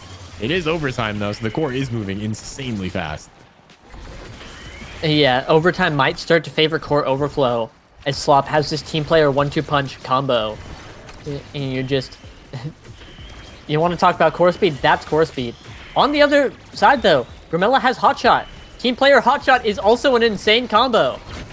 Now, so we are really speccing into core speed on both sides here. Both teams having it, looking to just capitalize on this overtime play so much. But Slop, with these expanses, the astral projections, has a little bit more defense to deal with the core speed. Ooh. Despite, I think it's still favoring the Kazan empowered strike. Oh my gosh, 3Z with the angles, with the geometry, making it work. It's so hard if you're a goalie, especially one on MOBA controls, to try to stop the core when it's moving this quick, but Slop is doing such a good job locking it down. The team player pass up. Leo and the Joker have a potential power play pushing forward, catching Grimella off sides a little bit as they teleport back, but 3Z just has to put it in the right spot, shoots it right at Slop a couple times. You're gonna have to place it better than that if you want to get it past this world-class goalie. The flip, the dash saved away, but somehow the Joker finds that one for themselves. Finally, Core Overflow take this first point. Yeah. It just... Leo Leon is always in the right spot at the right time to take those barriers. And a little bit of core moving slow. And eventually it gets in. And now Joker's sitting on this core flip. Could make something big happen. 3Z going for a great play. Slop almost close to a core flip. Gonna make it so much harder for the Sundubu Strikers to get through his defense here. And indeed, it's a nice save, but 3Z just doesn't have the toolkit. But as I say that, he finally does, able to take that. It's so hard when you're up against somebody that has projectiles, especially someone like the Joker. Is able to lock down that midfield and keep up that pressure. 3Z looking for the pass to themselves. Obscure Breads is pushing up so far, trying to help out, but it's just not enough yet. Slop forced to use that secondary. 3Z misses the angle, shoots it a little bit too high there. And that could be a huge problem for Sundubu Strikers if Core Overflow does get another point this set. Right, Sundubu Strikers getting ready. They have the open net. They have the opportunity to make something happen. Grimella has this core flip. 3Z Breezy has the dribbles, but unable to get it so far. But a great strike primary from Grimella from the midfield is able to put it in. And that's the core speed difference. And even with the wet noodle now primary, the hotshot is still able to just send it at an incredible speed and get it into the net. These are the type of awakenings I get when I play ranked and I'm on like 90 ping because I'm a West player. This is what I get. They're like, yeah, do you want to be goalie? You're up against team player, by the way, and glass cannon. Good luck. React to this. Yeah. Oh, and finally the second barrier falls. We will see if they're able to take anything. 3Z trying to get it. It's so difficult to get it past Slop. I mean, look at this. They just have so many abilities to lock it down, but finally it falls to pass. 3Z's able to stuff it. The odd bounce off the gate ends up working in Grimella's favor. A nice pass over, and one more point. It's all that separates the third set of this extremely long game one. Yeah, this incredibly close game. But I just want to shout out how beautiful that core flip pass was from Grimella. Getting it straight to 3Z, getting it into the corner. This is their best shot. And we are done talking about Sundubu Strikers. Cow Core Overflow Leo Leon player has entered the building and he said, I want to win this set. I want to win this set right now. And just blitzed their barriers in classic Centauro fashion. Yeah, they heard us talking about a nice pass. They're like, we can do that too. Swap up to Leo special, the 1-2 from the guy with 1-2. There's the core flip looking, does manage to get it. Obscure Breads though does have the core flip. The self pass looking up to Joker, looking for something. 3Z has to throw it around the barrier. And a nice strike war win from Obscure Breads will keep them alive this set. And with the stun, the 1-2 combo from the Joker does take this set, number 3. And they're one set away from taking this, but as we've seen, these sets take a little bit and you have to have the mental fortitude to be able to lock it down. But look at this twin drive Atlas with 1-2. Oh yeah. BestieInSlot for sure. Slot has been rewarded for his efforts, defensive capabilities, going through the roof here. And now things are looking rough for Sundubu Strikers, who were up that entire set but got reverse swept. And now Obscure Breads picking up a second spark, looking good. And Grimella picking up Chrono Boost to get more dash range on the ult, and especially useful, more speed and duration on the mines. But it's the twin drive on Slot is far and away the best pickup of this entire draft. And it's going to be so difficult for Sunjibu Strikers to make something happen going into this defensive demon that Slop is, and is going to continue to be on this map. I mean, look at these saves. Yeah, absolutely ridiculous. And that's just what you expect. I mean, I think chat said it best, right? Literally, you have to hit the core at Mach 10 speed and stun the goalie. Thanks, Streak. Sorry, I'm stealing your lines bar from bar, but it's true. I mean, that's how we saw the last set end. We saw Core Overflow do that multiple times. Lilion able to stun Obscure Breads. We saw the Joker be able to stun them as well. And this time, 3Z looking for something. Will we see the stun again? Maybe not yet, but the Joker has the core flip. There's the stun. There's the KO. That's what we need to see from them if they want to take this first game in only 4 sets. Yeah, Core Overflow wants this game to be over. Because I'm done with Core Speed Village. Get me out of here.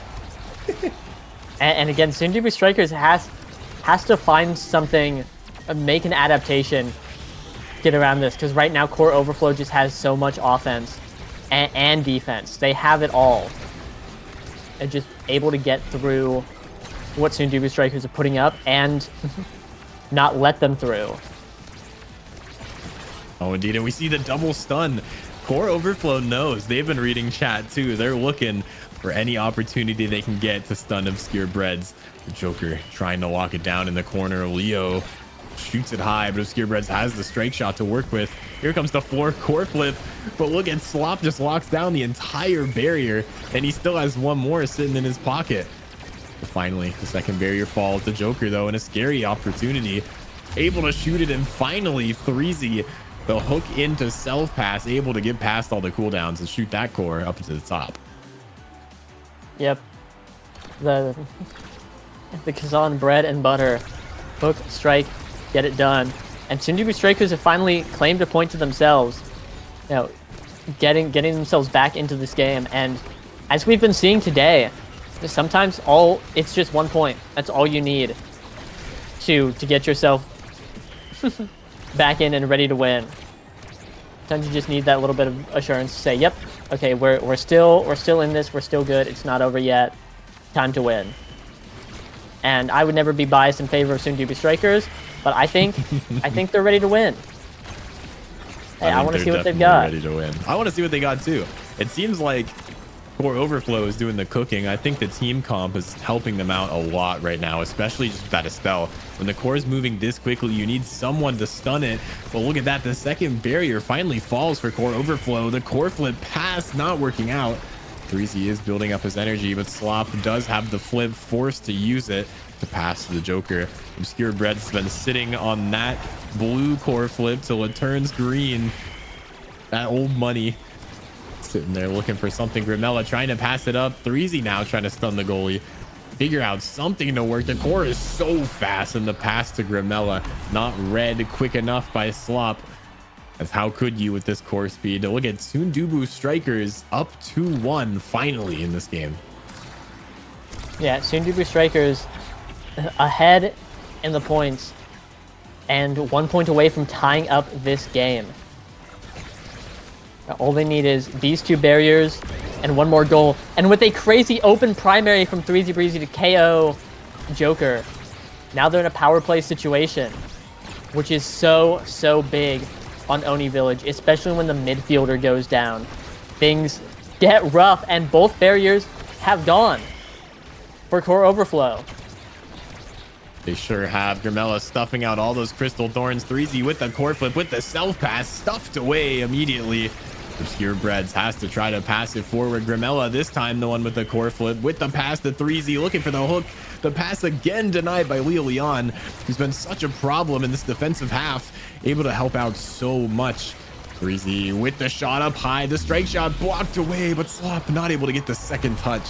3Z takes the second set for their team.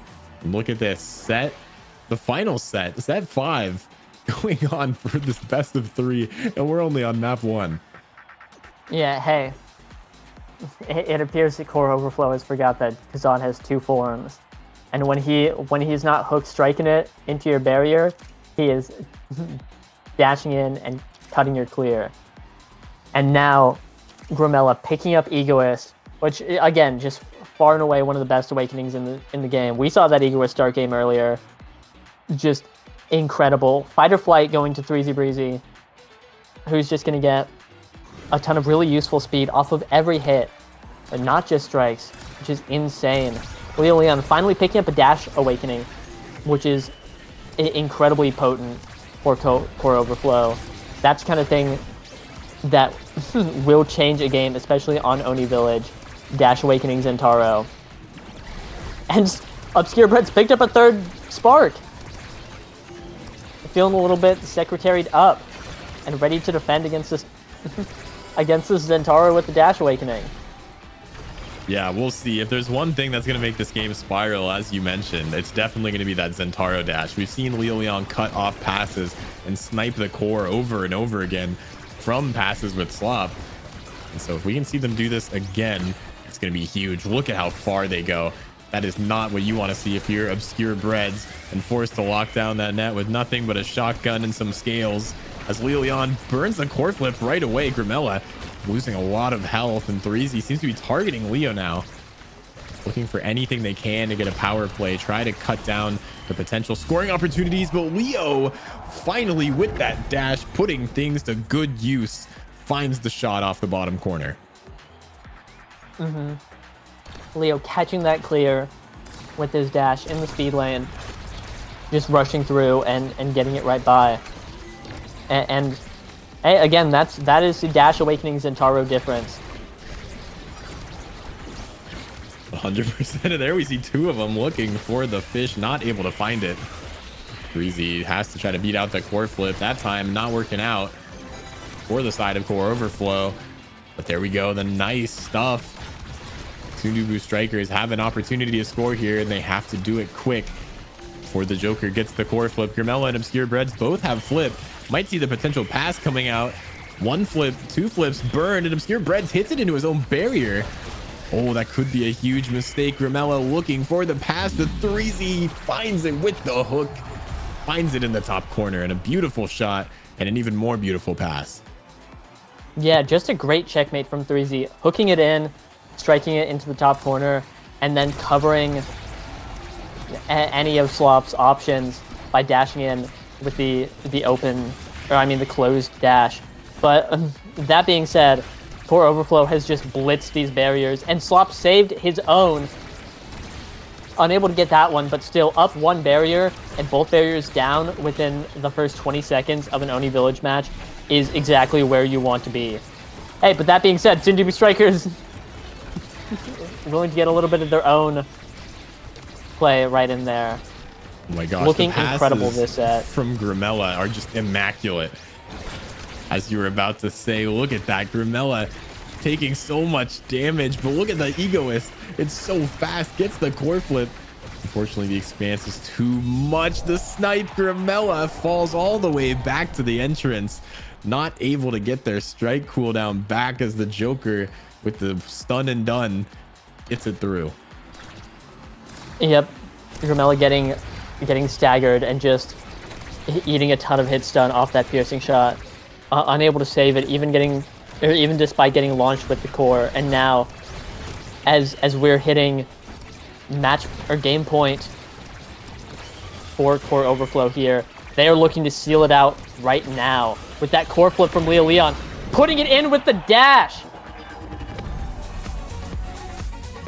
That seals out game one for Core Overflow. Game one goes, and Slop is sliding across the map. Sundubu Striker is not able to do it. Core Overflow trying to keep their 4-1 record alive, make it 5-1. Beautiful showing from them.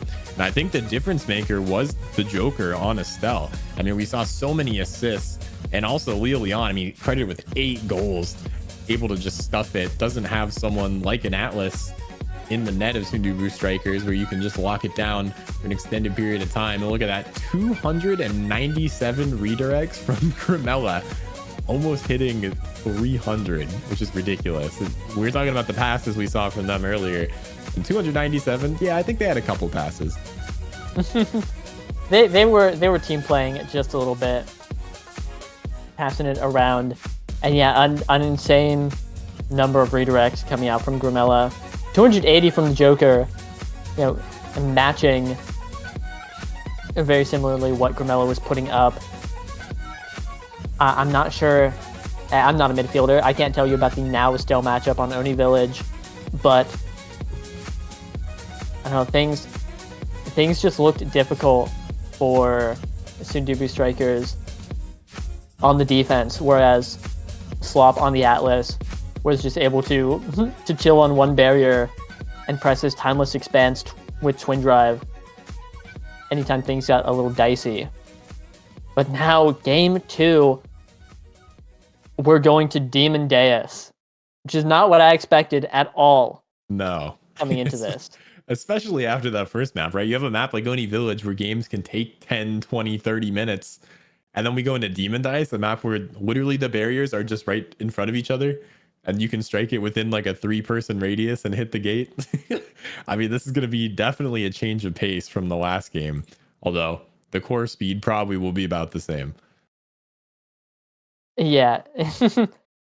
Core will be moving fast. And instead of playing a core control game at Demon Deus, is time to put on the gloves, maybe grab your siphoning wand and get to knocking people out.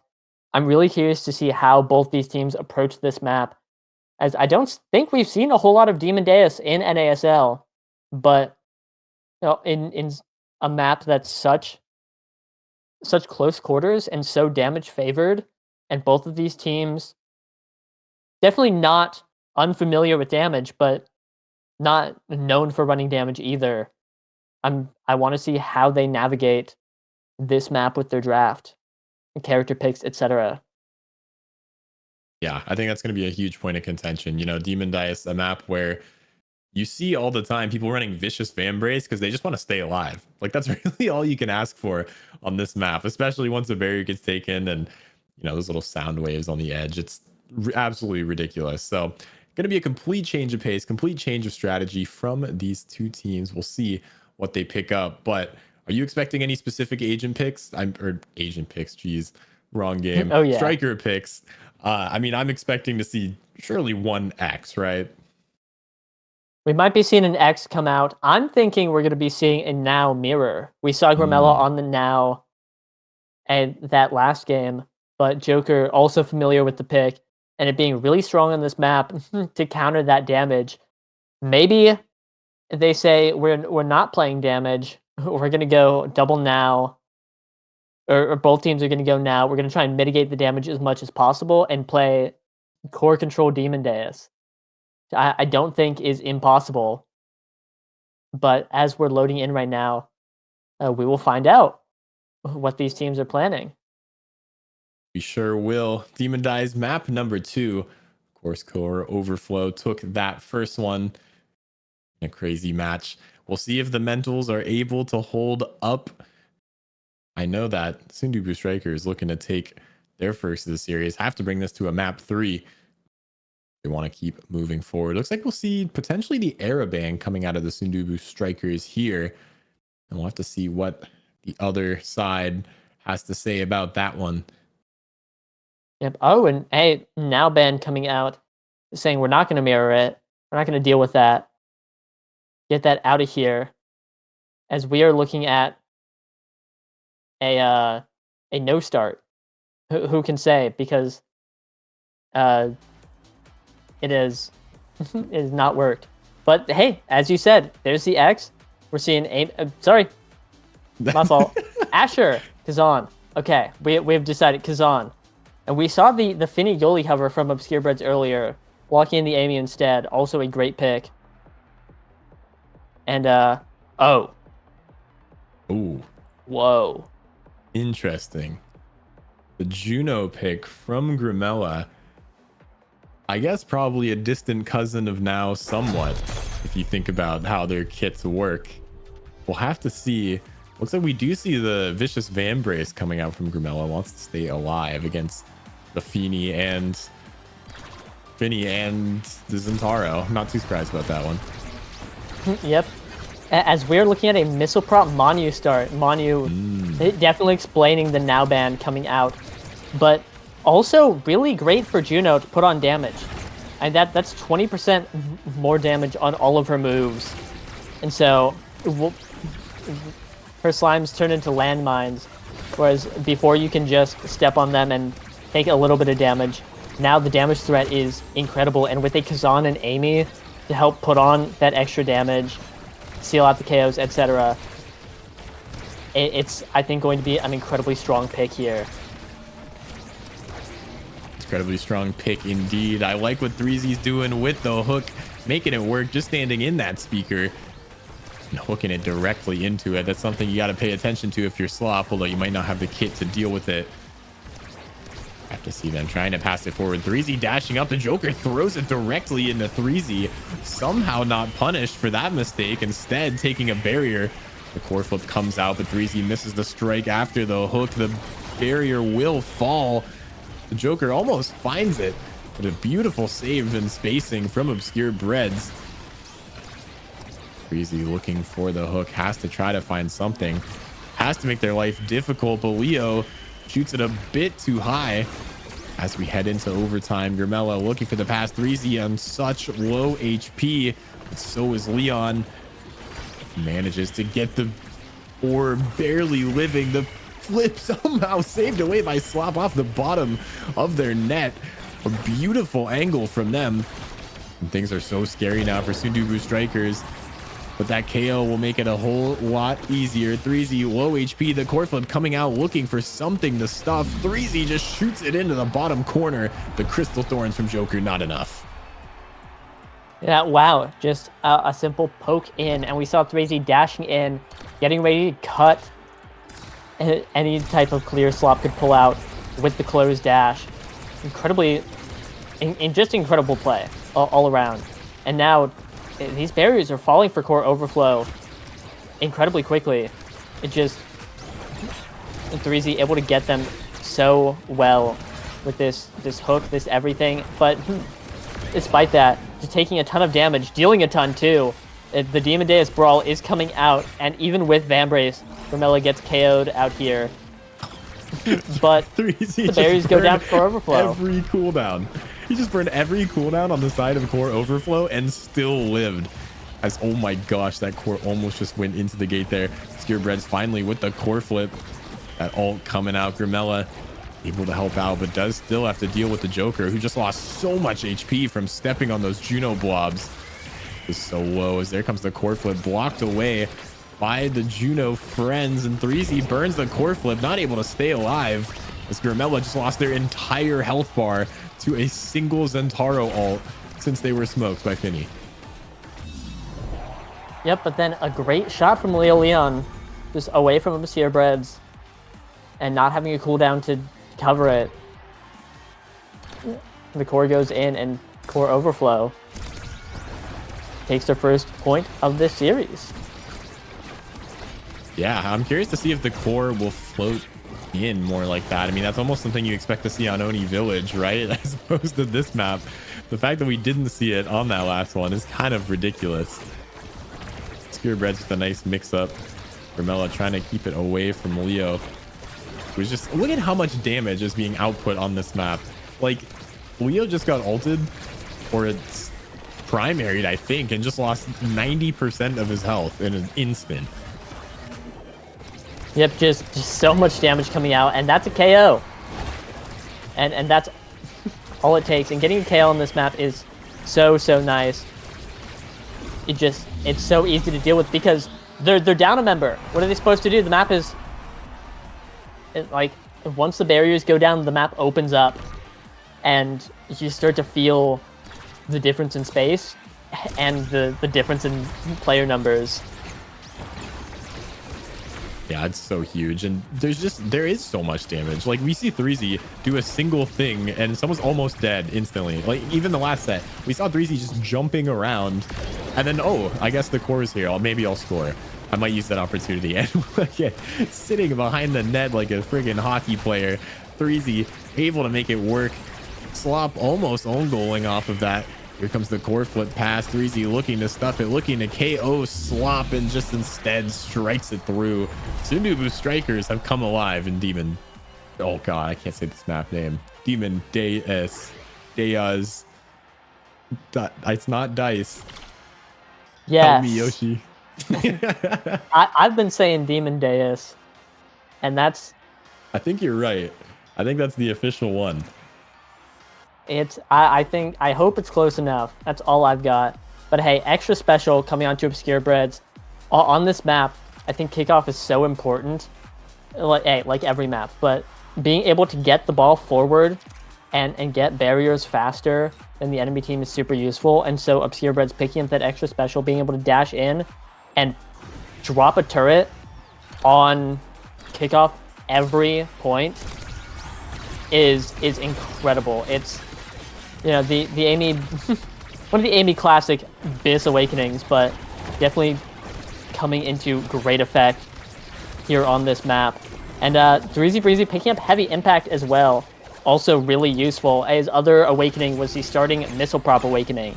Maybe not getting a whole lot of use out of that, but picking up a ton of damage, some CDR on top of it. Heavy impact is an incredibly strong awakening. And Grimella also picked up a dash awakening. Wait, this is a Sundubu draft. 100%. It happened again. This is such a strong draft for the Sundubu Strikers. Yeah, this is huge. And all you have to do now, if you're the Sundubu Strikers, is stay alive. I mean, Threezy might have a little bit of a difficult time with that. As I say it, gets taken off the map. That slop secondary. Now Obscure Breads. A nice eject button. Back to net.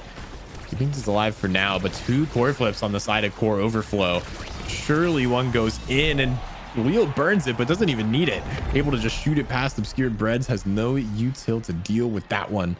No abilities to make it work. And Core Overflow, despite a Sundubu draft, is still able to make things work if they can just KO Threezy. Right, if they can just take out Threezy, you know, siphoning one healing can only do so much. And without a forward, things get really hard. But hey, that guy has been sniped by a bit of a friend fling. A little guy took him out. And oh my god, I was about to say, Leo Leon with a great intercept on the pass, but Dash Awakening Juno had something to say about that. Makes the save. Insane. Yeah, getting the job done where the cat can't, the slime can, and Grimella flying in, almost making that one work. Looking to pass it forward. Threezy is hunting. He is on a mission, and Leo Leon getting bounced around the entire map. Both of the forward and the midfielder have taken so much damage. And finally won the first stage of the gate drops, and there goes the second. The Joker putting on so much pressure on this Sundubu offense or defense. There's the core flip, burns Slops, but somehow Slop reads it, gets the strike war. And Threezy and Grimella have to make this work, and you have to do it soon. Obscure Breads, you have to hold the turret coming out to try to help. But the core is stuck in this well, looking to do something. A nice save and a beautiful angle keeps it alive for now. The Joker still has the core flip up to Leo, and a beautiful pass and an even better shot into the top corner. Core Overflow up 2-0 in this set right now. Yeah, Core Overflow up again. It's happening again, just like last game, despite the overwhelming Sundubu draft difference. Core Overflow is up 2-0, looking to sweep this set. Sundubu's going to need something, and Slop placing his gravity well on top of his own barrier is a great start for them. But now they have to defend against 3 people as only 2, and this is looking incredibly dangerous. But Obscure Breads against the world. Threezy now back to help out. Looking to clean up a KO on Leo Leon. Unable to, but Grimella coming back now. And things are tense right now for both teams. The barriers go down for Core Overflow. Oh, somehow the core gets out from there. Obscure Breads has to pass it forward, and now Leo Leon is taken out.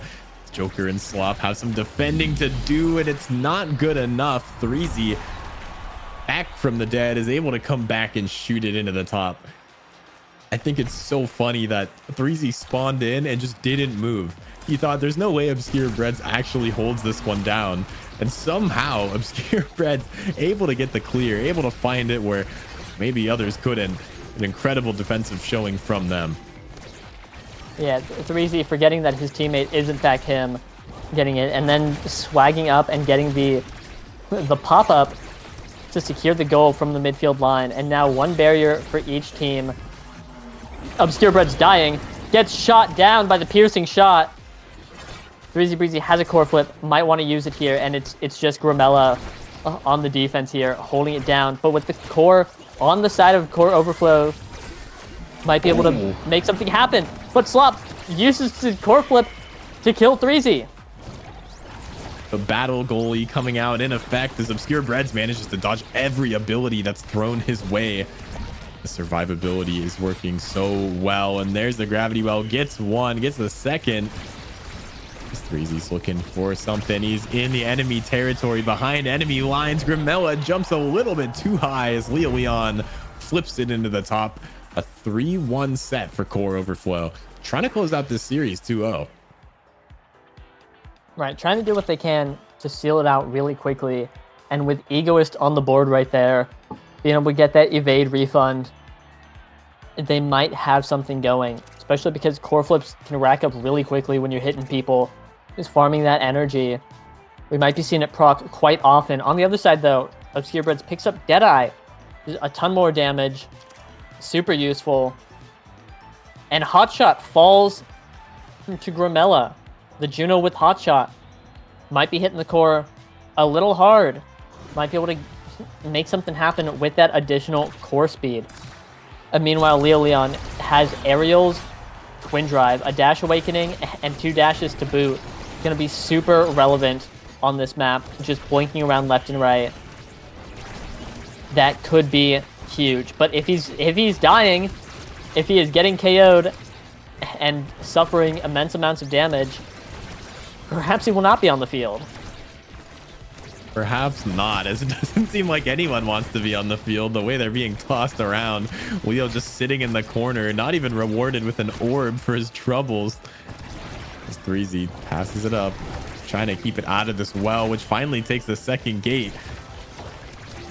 Oh, and Grimella, nice read, sends the Joker off the top, and now Leo has the ult, trying to make it work. The projectile not working out.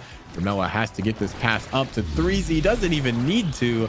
The fake out, Grimella will do it themselves. Yeah, Psychic Blast attack coming out from Sundubu Strikers. 3Z hooking it and posturing to strike in the top side of the net, but Grimella shows up, intercepts it as Slop is trying to walk up to cover 3Z's shot and says, I think we're going to shoot it down here.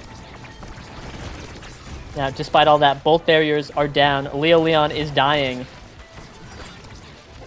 Not even rewarded with energy either to keep themselves alive. The second barrier falls, but the hot shot from Juno makes it go so fast back towards the direction of the Strikers. 3Z looking to get it up to Grimella. Slop doing a good job ignoring that. Grimella has to get it through. 3Z threading the needle.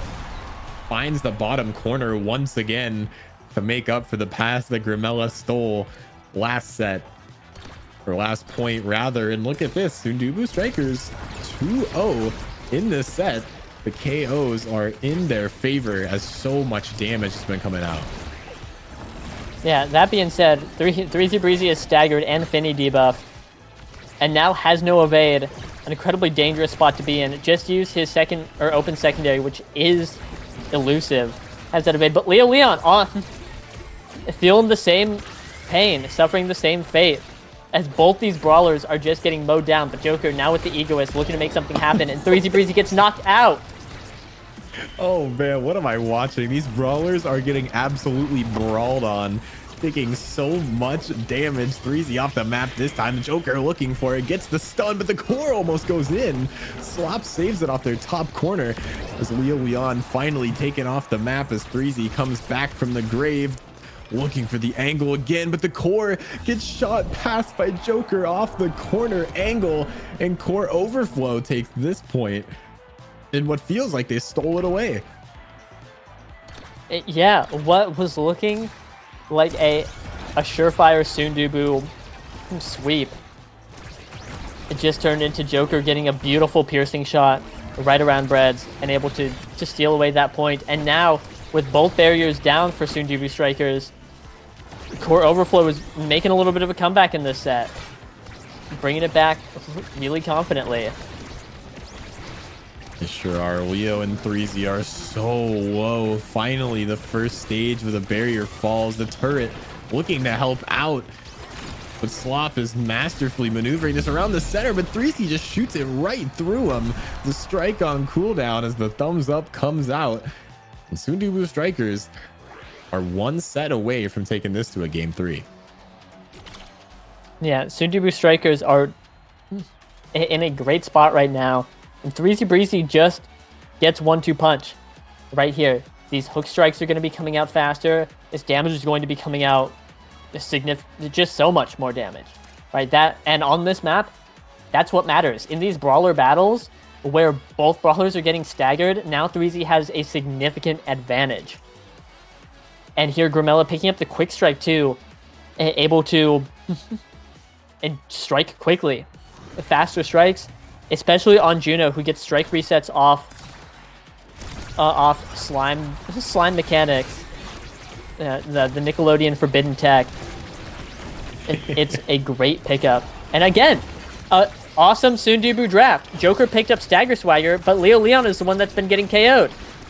Right, Slop and Leo both picked up Stagger, but into the 1-2 punch Kazan, I don't know if it's gonna help.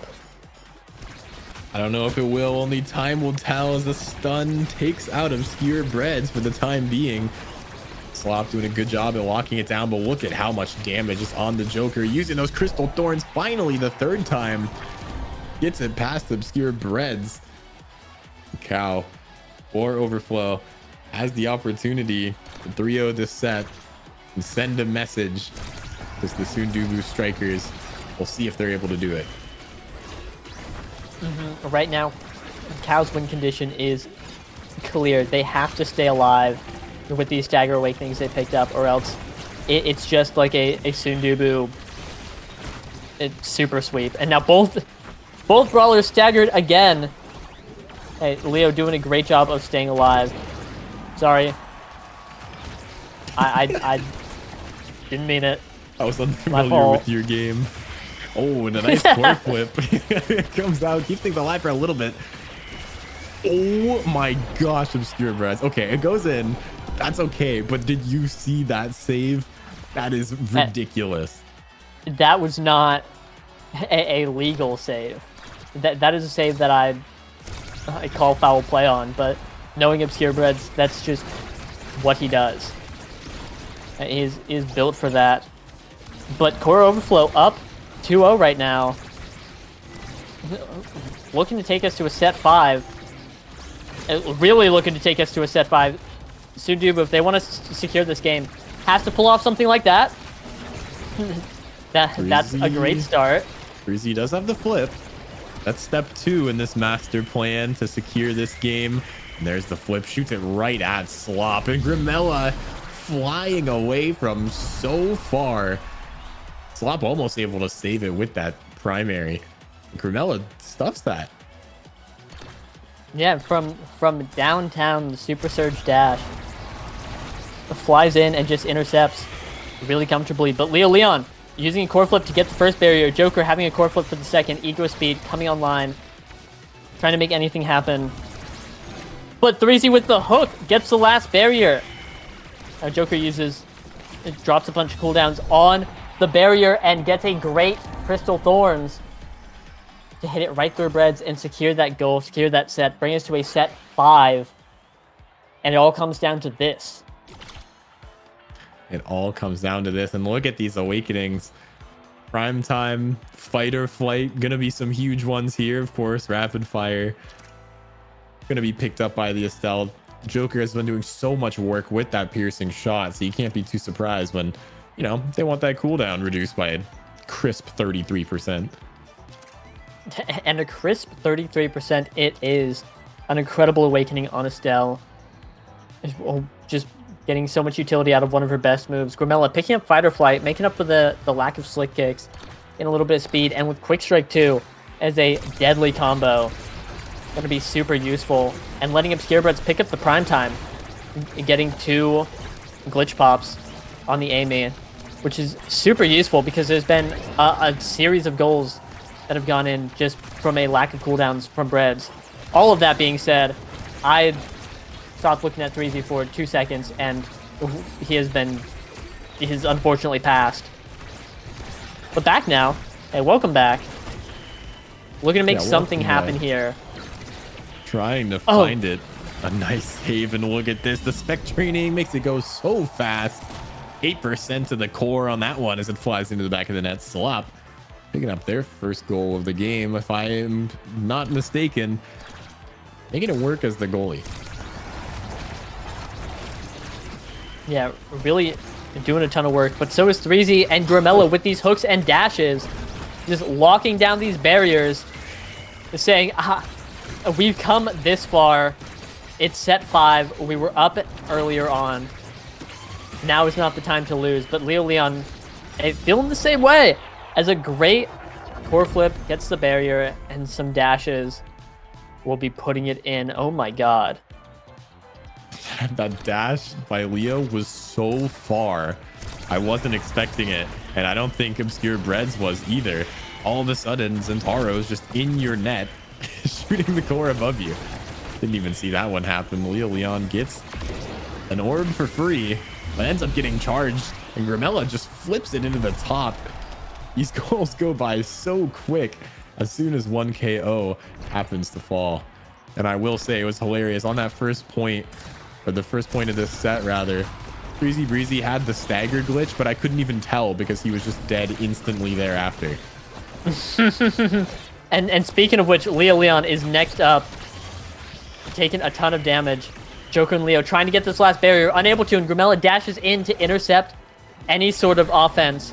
And 3Z and Leo are just brawling in the midfield. But Leo goes down. And Joker is next up. Oh, and Grimella actually, Grimella's next disappeared. up.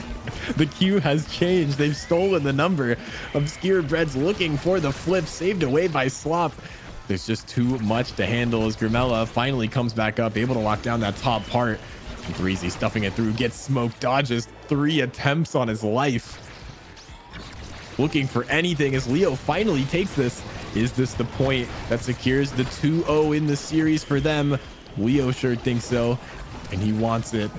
They all want it. Obscure Breads pushing up so far, trying to find something. 3Z on such low HP. The core in the gravity well. Joker has the core flip with the 1. Blocked away somehow as the 3Z's taken off the map. Obscure Breads has to dribble it, has to dodge the Crystal Thorns. Has to dodge everything coming their way, and a pixel perfect save from Slop gets the barrier and off the angle. Obscure Breads cannot read it. Core Overflow takes this series 2-0. That Core Overflow was able to, I think, just adapt to everything Soondubu Strikers was throwing out. Right? Because in both games, Soondubu Strikers were looking great, winning their first sets, and just generally putting on a lot of pressure, looking really strong. But as soon as Core Overflow got their bearings, were able to figure out what Soondubu was putting up and get what they needed to shut it down, the game flipped on its head, and suddenly it was a Core Overflow incredible dominance. Oh, definitely. And, you know, if you haven't seen the end of this, which I'm not sure if the results came up for you yet, or if you get replays, but try to guess the lowest damage number on either of these teams. Okay, I'll give you like 5 seconds if you haven't seen it already. Oh, I have terrible news. I have seen it, but none of these numbers. I would have guessed like 20,000. Yeah. Maybe 25,000. It's Demon Deus. It's a lot of damaged characters. Like Estelle is secretly a damaged character, but doesn't put out that much. But then I look and that's 36k on the Estelle. More than the Zentaro. And Joker's Brawler Origin from launch peeking out. Like, the lowest damage number in this game is the Manu Juno on almost 31k. That's a lot. That's a lot of damage. It's a lot of damage. Yeah, ridiculous showing from both these teams. Demon Deus, I mean, that's just what you expect. We expect to see a lot of KOs. 11 coming out from the side of the Sundubu Strikers, but 11 coming out from both sides, although divided amongst more evenly on core overflow. Great showing from them. Puts them 5-1 in their 6th week of the NASL. So they are coming for Demons Raw. They have to try to take him out, right? Oh, absolutely. I think if there's a team to do it, Core Overflow is one of them that can take the challenge. So, especially with how they played today, I think, hey, anything is possible. Even if Demons Raw, doesn't go Dash Awakenings on Julie or something, they really lock in. I think Core Overflow has a great chance. Yeah, we'll see if they're able to dethrone them. I believe that will be in week 8, though. So 2 more weeks. Definitely keep your eyes peeled and make sure you put a little note on your calendar to watch that match on week 8. That's going to be super exciting. But the next matchup is going to be Quest Esports versus Oshino Core Flip. And I believe Saya and Spooked Altar are going to be your 2 casters for that one. So that will be as exciting as ever. So before Saya takes us out behind the barn, Yoshi, is there anything you want to say? I had a good run. Hey, I had a great time watching these games, and I hope you at home did too. But that'll be all for us. And we hope to see you for the final match of the day. Bye-bye. See you then. See ya. Red set is OP. I'll be right back. Hey, it's not a part 2 comms without a quick to start. We have the best team comms in the entire world, in my opinion. Bomba! My heart rate is like Oh my god, what we 7,000. both? Bomba! Noob.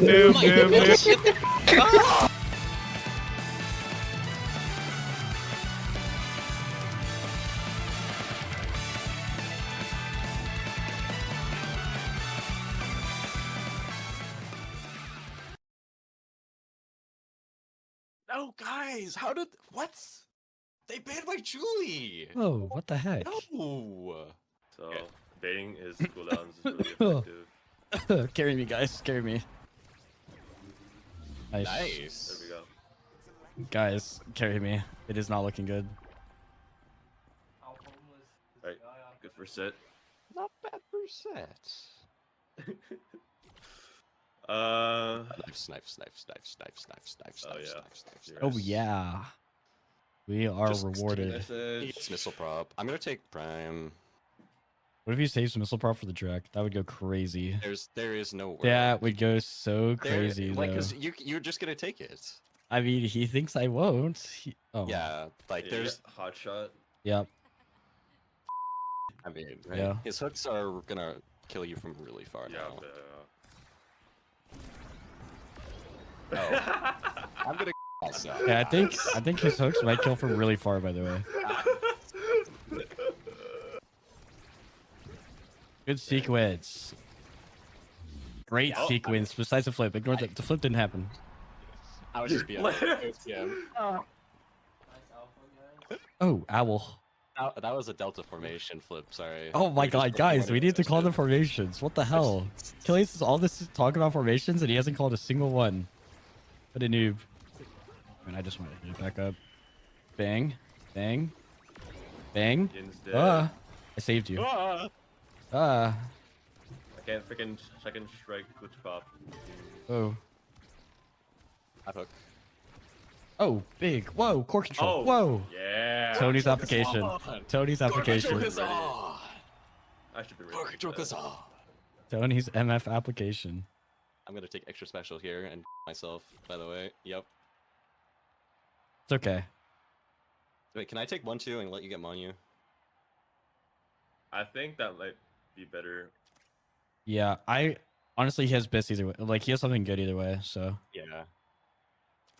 Or Oh my god. Special. This guy is griefing. doing? It's so chill. Oh, I got his son. GG. Dang, easy save. I'm hitting that orb. You're fine. Just, you're fine. You're fine. You're fine. Hey, comms. I mean, GG, no Dang it. comms. I literally. I'm you. I mean, no comms. I mean, Level 5, by the way.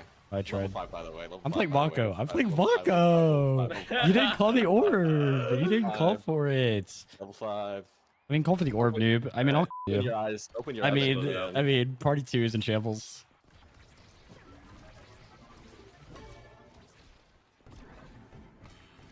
Nice. You stole my goal. Thank you. I'll you. In real life. Let him know. No, wait. I don't even know who this Lego Magic guy is. Caster. He's isn't he Diet Maddie? What? His voice. His What? voice just sounds like What did you just his say? voice, He is his Diet voice. Maddie. He literally His is. voice. Oh my. Hey, lord. ban by Chilling. now. Okay, Absolute what? chills What? on Hear one me out. start. Hear me out. Oh no, no. I'll kill you. Hear me I'll out. kill you. I'll kill Alright. you. What I'll am kill I gonna you. play? Freaking era. Yep. I mean, do you really want to play freaking Octavia into Wait. comp? Yeah, I mean, Amy's chill. It's freaking Super Surge. Should I just go Mako again? Sure. Yeah. Yeah, guys, I'll It's kitting it up. It's Kazankoli this time. No shape. You can't play anything but Mako. They say. Yeah, I mean, I don't think anyone's ever gonna complain. Like, no, Shape, you're playing too No, much Mako. don't play Mako. No. Please don't. Please, play no. Don't play the most broken goalie in the game. Oh my god. Can you pass up to me? Bang, bang, bang. Can we like all say bang when we score next time? Yeah, like just yell it. Except for me, because I can't talk. It's top, guys. You spread out. Roll out, Autobots. I'm also a top. Huh? Nice. I know I have flip. I egoed him. Yeah. And I lost. And that's what I should just. Bang. Bang. Bang! Guys, bang! Bang! God, we're so late on it, guys. I think this guy just tried to. Nice. You just tried to go way too hard, Gilius. Nah. Let him cook. Bang! Bang! Angles. Bang! Bang! I honestly wasn't paying attention. He calculated all of them in his head, and that was the only time. If he didn't make those exact sequences, we would have lost a point.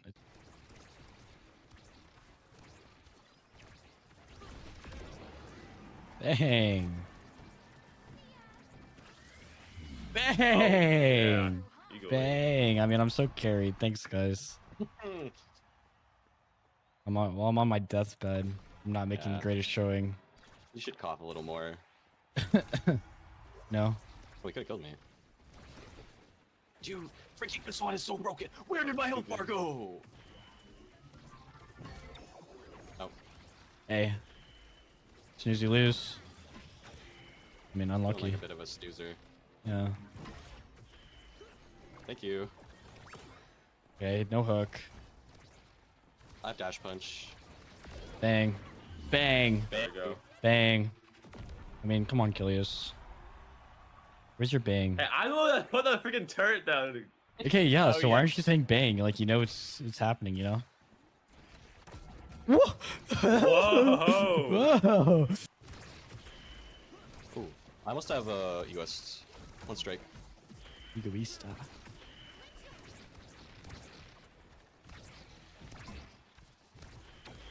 I mean, that was more like 3 strikes, liar. Got the goalie. Bang. Bang! Bang! Guys, where are your bangs? Bang. I'm too stressed out, bro! I'm gonna look for a dash punch. Did you see it? Yeah. Then I lost it. Kinda hard to see. No.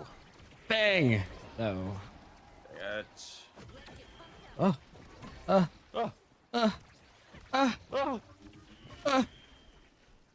It's like, you know what I mean? You know what I mean? It's like, you know what I mean? Oh, yeah, you know what I mean. Oh, no. I mean, Party 2 comms will be going crazy this week. Oh, big. Yes! Big. Oh my god. Big. I suck so much, dude. It's actually insane. I mean, It's actually so insane how much I suck. just moaned for an entire round. It's me! Share this!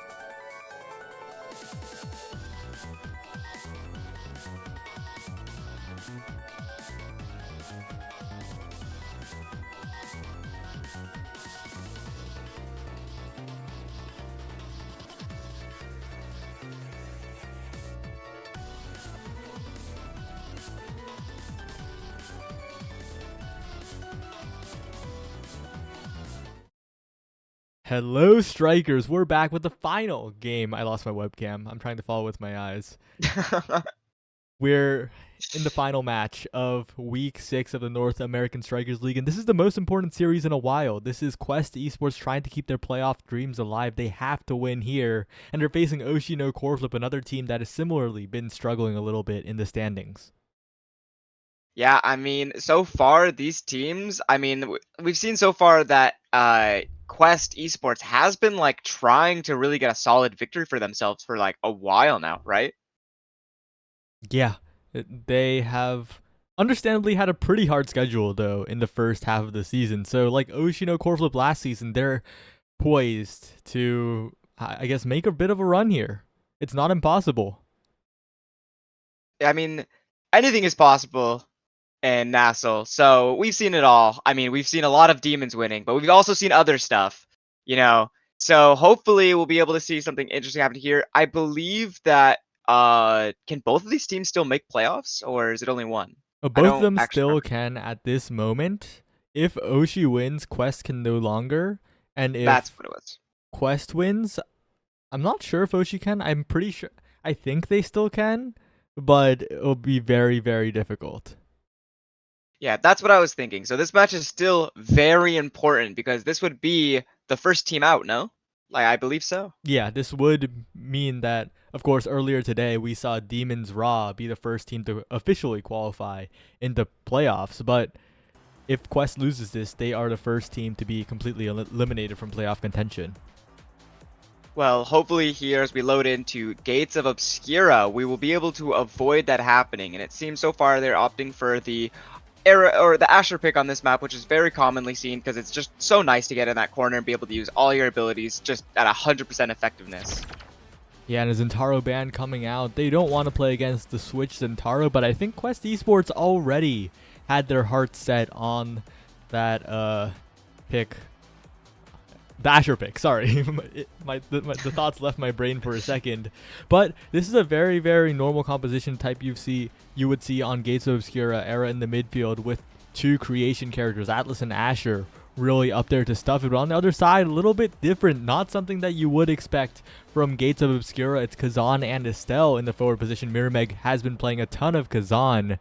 But on this map, we'll see how the Estelle and Kazan do. I think that comp, now that I think about it, is actually very smart. I mean, it's also, by the way, it is a twin drive start that everyone has opted for, except Switch and Hamster have both opted for built different, not Big Fish. One thing I was going to say, though, about the comp of Estelle Kazan is that actually opts for a ton of core control and a ton of damage, as Estelle has been able to output a lot of damage, I think, lately. Like, it goes unnoticed a lot. Yeah, definitely have to agree with you there. The Estelle damage is a surprisingly large amount, but this more traditional Gates of Obscura comp coming out from Quest Esports already taking both barriers. The pass back to Switch, trying to find a way in. Sloopin forced to defend now. But again, this offense looking very, very effective from Quest Esports with this composition. Mirrormeg now going through, but the portals will be the choice of clear for Sloopin again and again. Hamster Quest in the perfect position for Sloopin to get the core out of there, and as Switch moves up, cooldowns have to be burned, but with the Atlas goalie on both sides, the goals aren't getting scored anytime soon unless a great pass like that threw absolutely everybody to Hamster Quest for the first goal. Wow, that was a very nice stall by Switch on that Asher. Kind of did it the same way Zentaro would stall the ball, just so that he could walk with it up into that corner and then make that expert pass.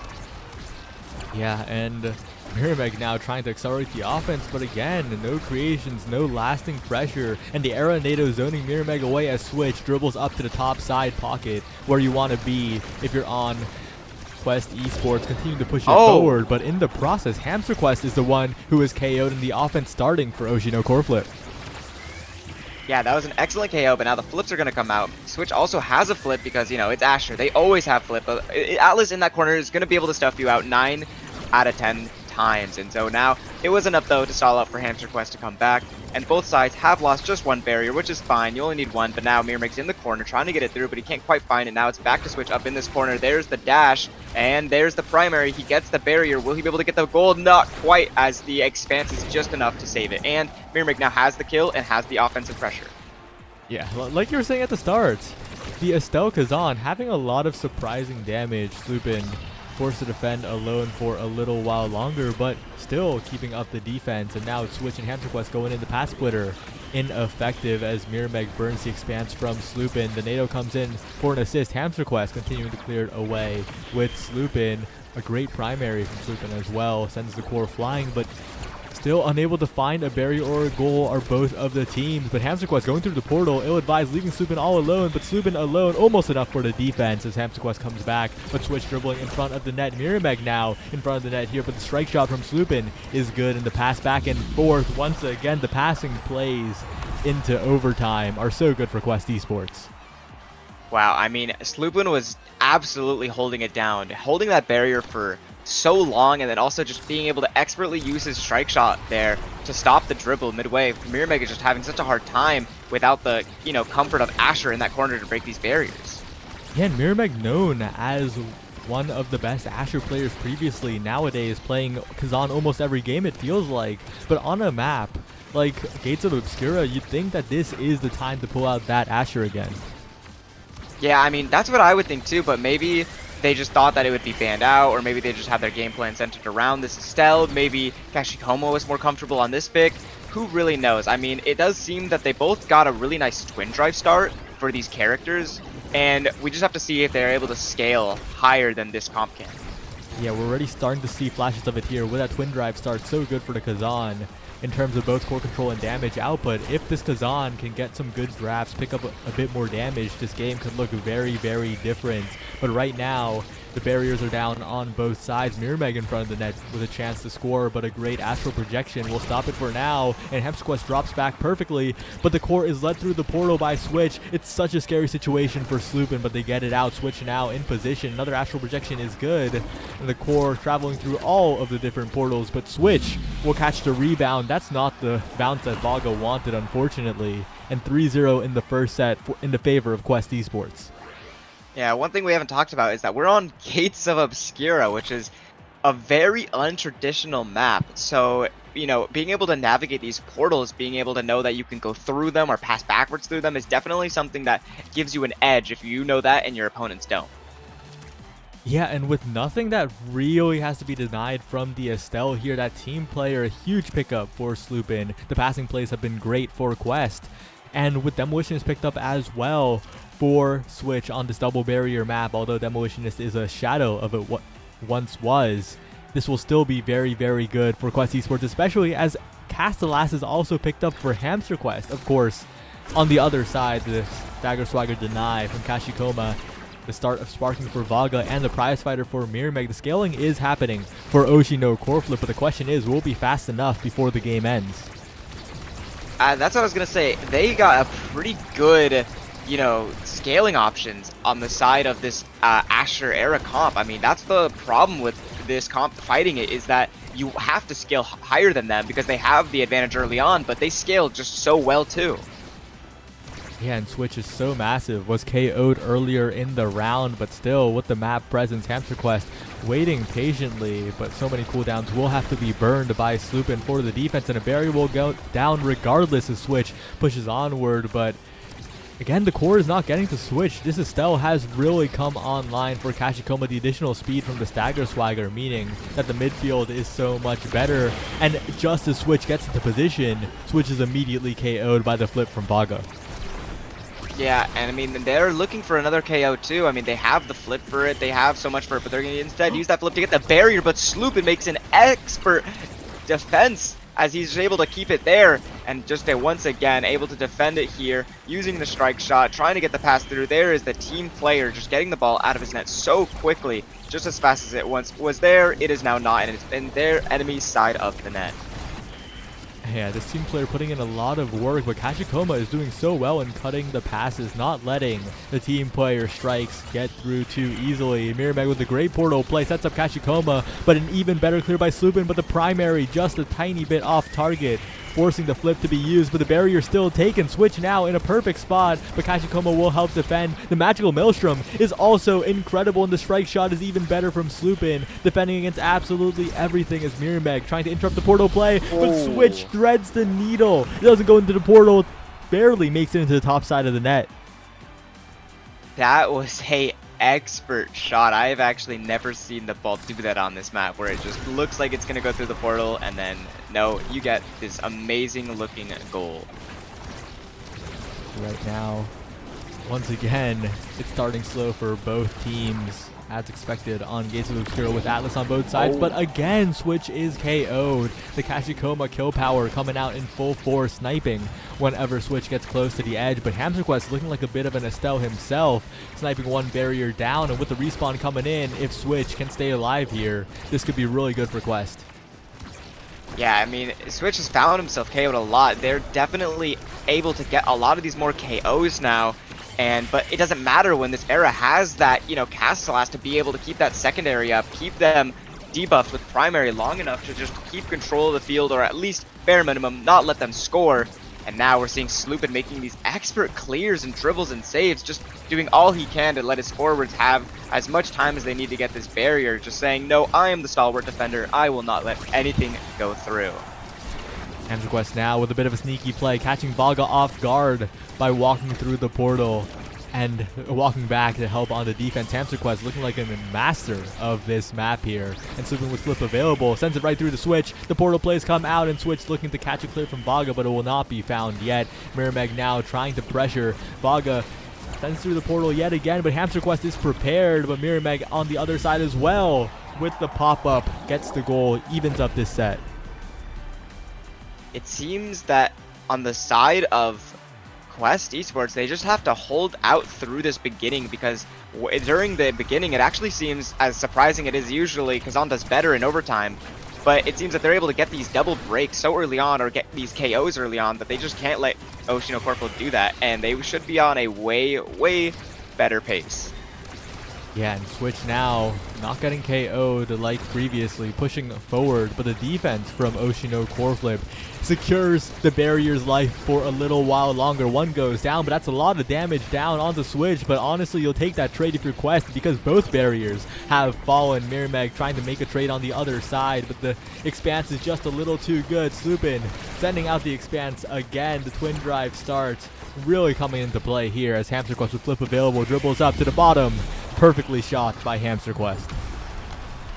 Wow, what a nice shot. I mean, Hamster Quest has been just putting on quite the performance this game.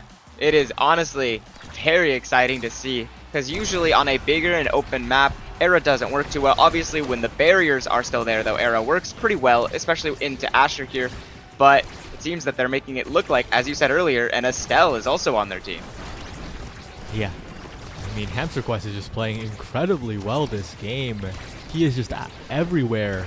Back and forth, using the portal so expertly, and Sloopin on the defense. One barrier goes down, but you'll take that over both falling and some chip damage on Mirrormeg as well. But the cooldowns are burned here. Strike Wars will have to be won, and they are. Sloopin continues to hold in the pocket, and Switch has a chance now, but Kashikoma just interrupts it. Kashikoma is stopping the momentum from Quest completely.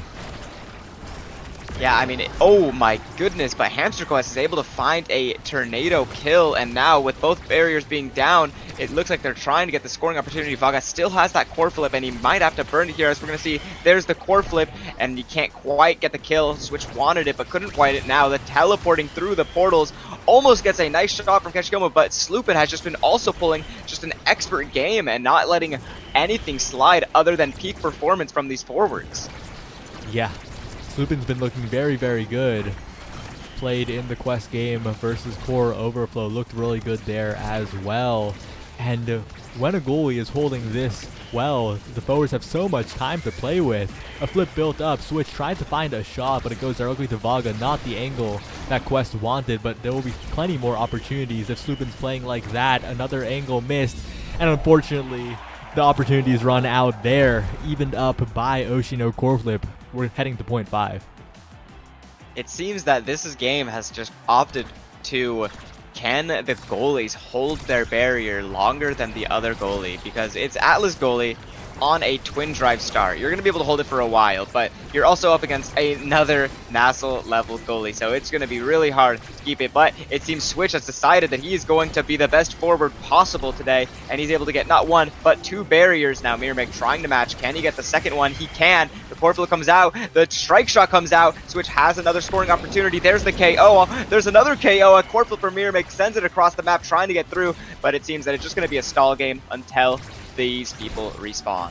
Oh, but Sloopin has to be so careful. It's an open net, and you're an Atlas. Switch drops back to help defend, because that was a dangerous situation. Kashikoma with the flip, but the angle won't be scary enough to catch Sloopin. But Sloopin in tough spot again. The expanse burned, and the defense holding for now. But the pressure is relentless from Oshi. The damage continues to fall onto Switch, and this Asher is not long for this world. Needs to find a play quick, because this KO, this striker advantage, might be what evens up the game for Oshino core flip. A great shot though, a weird bounce in the portal.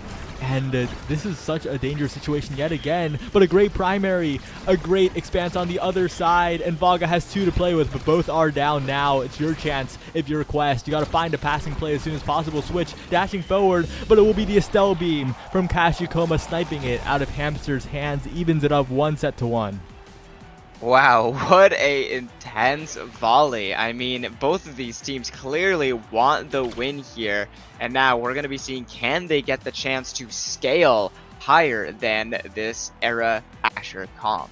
We see that there is Big Fish for more size on anybody, heavy impact or 1-2 punch, or specialized on Kazan, but there's no way he's getting specialized. Yeah, the denial coming through, not letting that happen. But still has some great picks available, right? The heavy impact 1-2 punch, even the size as a last resort, just great picks available again. And I don't think Oshi are sad at all in this draft. They also pick up the Egoist onto Vaga as well, and they're in a great position. They have scaled. They can just output so much damage just with that 1-2 punch. Yeah, I mean, 1-2 punch really does it all, especially when you have that twin drive, because you just have so many abilities to work with. And we're going to be seeing Switch was already finding himself getting more and more KO'd as that last set was happening. And now let's see what's going to happen during this set, where they have just actually so much more damage. Kashikoma now blinking in, looking for an opportunity. A great pass by Vaga through the portal to set up another chance, and Mirrormeg wins the strike war against Hamster Quest. Perfect angle to the bottom side. 1-0 in this set. Ocean and Core Flip have taken their first lead of the game. I mean, they, as we were talking about, they have scaled, but it seems that they've also figured out how to play Obscura the more they play it. I mean, it is one of those maps where you just need your muscle memory to kick in, and that sometimes takes a few sets. It really does, but Mirrormeg is deceased now, and Switch is heading in for the offense with Vaga's Expanse will defend against it all. But once again, they push through. That's the second Expanse gone. No more defensive cooldowns for Vaga after that primary goes down. The pass splitter as well. One barrier taken, but can they get two? The flip whip just to survive, and Switch is now dead. The Kazan confirming the KO so effortlessly, and the passing plays will come in for Oceano Core Flip. Yeah, I mean, now they're in another situation where they have the power play. They were able to get one barrier out of it, but now the game is still just tied up. But with an Asher in the corner, that's quickly changed. Now, open net. Vaga has to clear it out here, has to make sure that they're not able to do it. Kashikoma's marking just Switch, not letting him do anything, but it seems they're trying to get it through. There's the shot in the corner, but it's safe. No, it's not safe. Switch has the primary, then the strike right into the goal. Yeah, got two hits there, and Vaga was not ready for a massive Switch Asher in his face. It's 1-1, anyone's game at this moment, especially at this awkward point in the game where both comps have very similar strengths. Whoever wins this could snowball out of control, especially if damage is picked up or additional size for Switch or even more speed for Hamster Quest. This is such a critical set here, and right now, Quest Esports continuing to press forward. The Castellas picked up in the first draft doing wonders, but Mirrormeg just does not care, sends the core forward again and again with the Kazan abilities, has so many buttons to press, and Sloopin is in an open net. Yeah, we have the Asher though in the corner with the core flip, but Vaga's going to opt to use his first, but then it comes back around and you get the core flip. Big Asher in the corner. Will they be able to push it in? They're trying. They're staggered though. They're being pushed around. Mirrormeg is now looking for the KO. He will find it now. It's up to Hamster Quest to navigate these portals and just not let them do anything, trying to look like a Rift Master. Will he be able to stall it out? They'll actually be able to get a KO with the Maelstrom. Now, it is the reverse power play that they got from this. Yeah. Truly magical that Maelstrom was, and now the passing plays come in. Hamster Quest gets the core again. Wait a second, Mirrormeg accelerates the core so scarily on that top side, but Subin barely manages to flip it, and now again Quest Esports trying to find a pass, but Kashikoma continuing to interrupt the play. To the bottom side, the core goes, and Switch with the pass splitter will stun away. Vaga will make him unable to catch the core, and Quest Esports, they're looking good here. I mean, what better use of Path Splitter than to literally split the path between the goalie and the core? It is just perfect use of the ability, or at least maybe not perfect, but at least the intended, I would assume. Yeah, the canonical Path Splitter coming in, and Switch now going into the other side, far side from the portal, trying to find a play. A great save from Sloopin to res Hamster Quest to keep the midfielder alive, because if Hamster Quest went down, it was probably just an Oshi point win.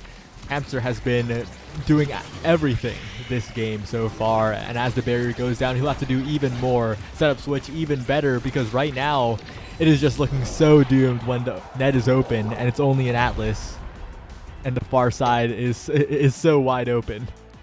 As I said earlier, this Kazan and Estelle do so much work before the overtime tick during these kickoffs. They just have this time where the field seems even, but it's really not, because they just have way more abilities and work to do. But now we have the Asher in the corner and the Path Splitter, optimal usage, but not quite enough. Now Hamster Quest has the ball, is the arrow shrink on the goalie, but they won't be able to get the ball over there in time to make use of it. And now Kashikoma is doing everything he can to keep the ball forward. That it seems that the Switch is just too massive to strike or now. Will they be able to get this barrier? No, Vaga is going to hold on for dear life, and now Sloopin is able to keep that last barrier. Oh, there's the core flip. It's going to send it all the way around the world, and we're back through the portals.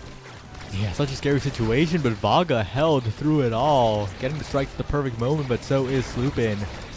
And I'm surprised Hamster Quest actually lived that, was incredibly low, was getting damaged by Mirrormeg, but Hamster stays alive, sets up the play for Switch, and that's a set win. That's a critical set win for the side of Quest Esports. They get a huge draft here. They can pick up something like the Monumentalist or the Quick Strikes, and that is just potentially game-winning.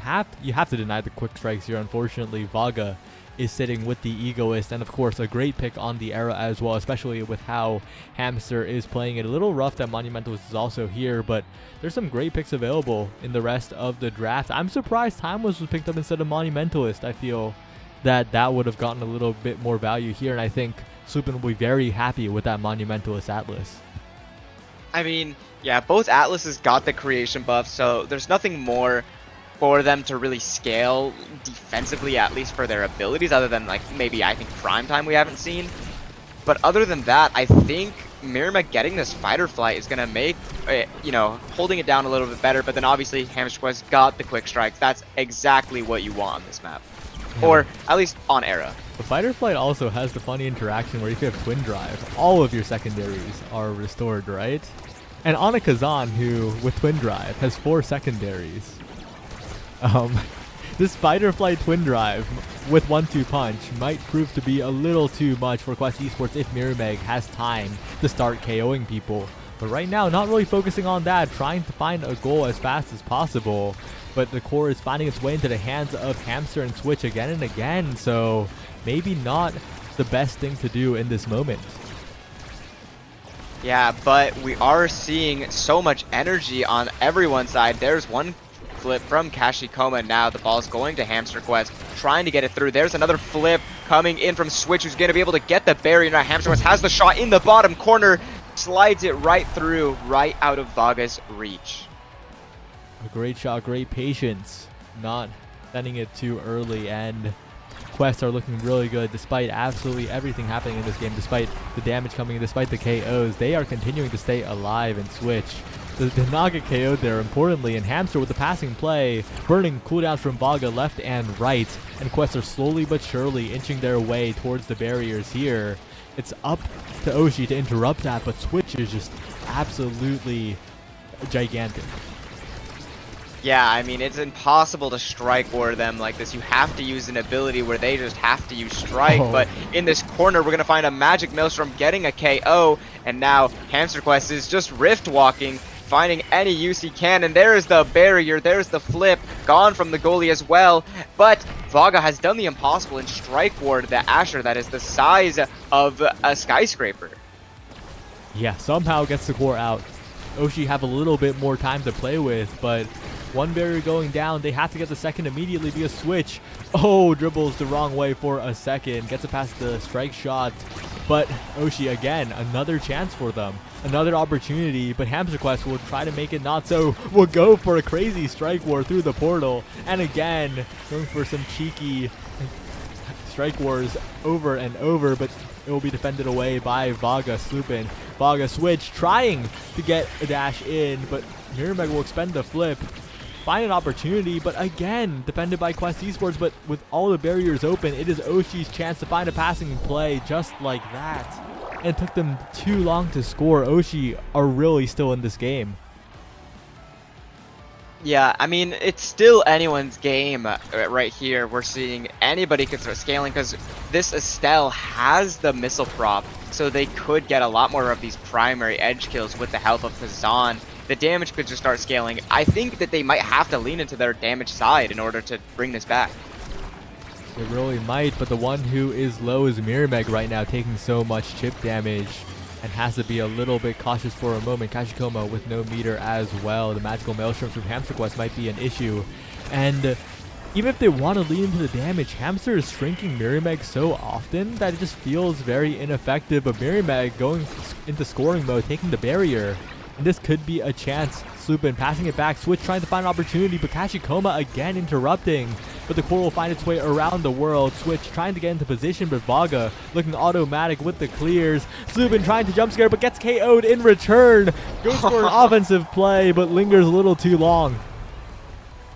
Yeah, I mean, navigating those portals is a little tricky sometimes. And right there, they were not on his favor. And now we're going to be seeing, is that going to be what is losing them this set? Because losing this set could lead to losing the game, but it seems their forwards are putting an extra work trying to get this goal in so fast that the goalie doesn't get antsy and try to do it himself. What a great save by Kashikoma, and Sloopin the angle is not what they wanted. The barrier almost going down as well, but the expanse is good this time around. But both flips were available. Both flips were used in this scoring attempt by Quest Esports. They are down in the energy economy. This is really good for Oshino Core Flip. Even if they lose this point, they're poised to do something in the next. And Switch now trying to find an opportunity. Vaga, finally, the goal will go in, but Oshi still have a great chance in the next point. Yeah, I mean, it's still, like, this is what they want to be in, but they lost so much energy from that play. That was just a very bad round for them, at least economy-wise, but that doesn't matter if you're able to just win your strike wars and, you know, play better and win more here. So we're going to be seeing, was that too costly? It seems so far not really. Sloopin's able to defend expertly from Mirimek, who's now in the corner, trying to get it through, but still not quite enough. There's the healing coming out, making sure that nobody's staying low for this forward advance, because both teams still have both barriers. I say that way too soon. Yeah, Quest's barriers have fallen. They really need to put in the work here to try and win the game at this very moment, because Oshino Core Flip are in a very good position with the flip available. Mirameg to the top side, perfectly evening up the game yet again. And with them having the pick advantage in this draft, it is so scary for Quest Esports. They were in position to win, but now I think Oshino Core Flip with a pretty significant advantage going into the next set. I mean, getting hot shot on your twin drive to Atlas is always so nice, but Era getting rapid fire, Kazan getting prime time, there's actually so much good stuff to be getting here. Yeah, Kazan has twin drive, prime time, fighter flight, so many buttons to press, so many ways to catch the core, to score, to stop regen, to KO. And on the side of Quest Esports, yes, the rapid fire cast blast is incredibly strong, but the other members are not getting anything nearly as good. The Atlas is denying aerials, and it is looking like Oshino Core Flip are in a great position to win this. Great defensive attempt by Hamster Quest and Sloopin, but it is not quite enough. It is not enough, indeed. I mean, will they be able to bring this back? Honestly, I think that play from Sloopin earlier might have just costed them the game, because in NASL, that's how, you know, tight these games are going to be, where you have to play every set as if it's your last, because it very well could have been. And with Vaga generating energy, with that expanse bounds, with the egos procced, with so much speed available, it is so hard to get the barriers on Oshino Core Flip. Switch trying desperately, but even while shrunk, the side of Oshino Core Flip will continue to defend. Sloopin has a lot of free time over on the other side though, and a great KO. The dash into flip by Switch will make a striker advantage for Quest Esports, but the striker advantage immediately vanishes as the KO comes through on the other side, and this is going to take a really extraordinary performance from Hamster Quest to stall out this game. Yeah, I mean, now we're just in the classic 2v2 situation. Well, I say that a little too soon, because now we're back to the normally scheduled 3v3. And we're going to be seeing that they're opting to kill the goalie. Mirameg has done it, and now it is just Hamster Quest in the net. But forwards don't usually do too good there, as we're seeing both barriers drop immediately. And Kachigoma is already back to putting the pressure back on. Through the portal is going to lead right to your net.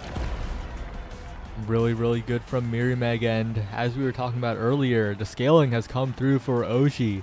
The Kazan is an absolute monster for Mirameg, so many tools to work with, and I think Quest Esports just missed their window to win this game. They were in such a good spot, they were on match points, but now it is just Oshino Core Flip that is so advantaged. Even in the corner, Vaga with the infinite energy generator, getting 3 million redirects in the pocket and still keeping both barriers up. The KO coming through into favor of Mirameg with Hamster Quest gone, the midfielder down, and Quest Esports in desperate straits right now. Yeah, I mean, they've lost both their barriers. They've got their player back, but just to lose another, it's going to be definitely a hard battle to come back from this. We'll be able to see it. No, the bad bounce from the corner is going to lead it to fall right into Kashigoma's hands, which will lead to the end of the first game. Yeah, not badly played by Quest by all means. They just could not capitalize enough on their opportunities, not frequently enough, and they had chances. They were 1 point away. They were in the lead, but if you let that slip by against Kazan, it is just a little bit too difficult, especially with how well Miramax was piloting the Kazan. Yeah, I mean, Kazan, he just had all of the tools to do anything he really wanted that game. He could play for damage, he could play for core control, he had it all, and especially with what you were saying, the fight or flight resetting both of his, well, I say both, but it was actually all 4 of his secondaries, just leads to more damage on more damage, and there is really not much you can do to stop it. Yeah, and as we watch these replays, I mean, Quest Esports performed so well in their offensive chances, but it is just so difficult later into the game, especially not just the Kazan, right? But Vaga picking up such good awakenings as well, and it was just too hard to score later into the game. Yeah, it becomes a situation where even where Switch had the path splitter in the corner without the portal, they still weren't even able to get a barrier. Not even able to get one there. It's definitely when you can tell you're in a dangerous situation, but the enemy Atlas just had Twin Drive, he had Hotshot, so he just kept having cooldowns like this. Like, it was just impossible to actively get it in and get enough scoring opportunities to make it possible against a NASL level goalie. Yeah. But heading into the next game, we see that Vaga has vanished from the lobby, and I'm hearing rumors that an alarm has gone off for Vaga, and he spent that entire game playing despite beeping in his surroundings. So we might have to wait a little bit, but Alter, next map. Wait, what was the next map again? I do not know. Oh, okay. Next map is Oni Village, and now we're going to Demon Deus. So Oni Village, a complete turn from the last game. A complete reset, but Miramax has played this Kazan on Oni Village quite a bit, and yeah, I think Oshino Coreflip will still be pretty comfortable on this. Well, my experience with Raz, or not with Raz, with Kazan on Oni Village is that he can kind of do what he needs to do there. Obviously, it's not like as strong as another map for him where like he can go just for damage or just for core control, but it's still a good spot for him. However, I think the Rasmus definitely has an easier time at least putting the ball into these barriers.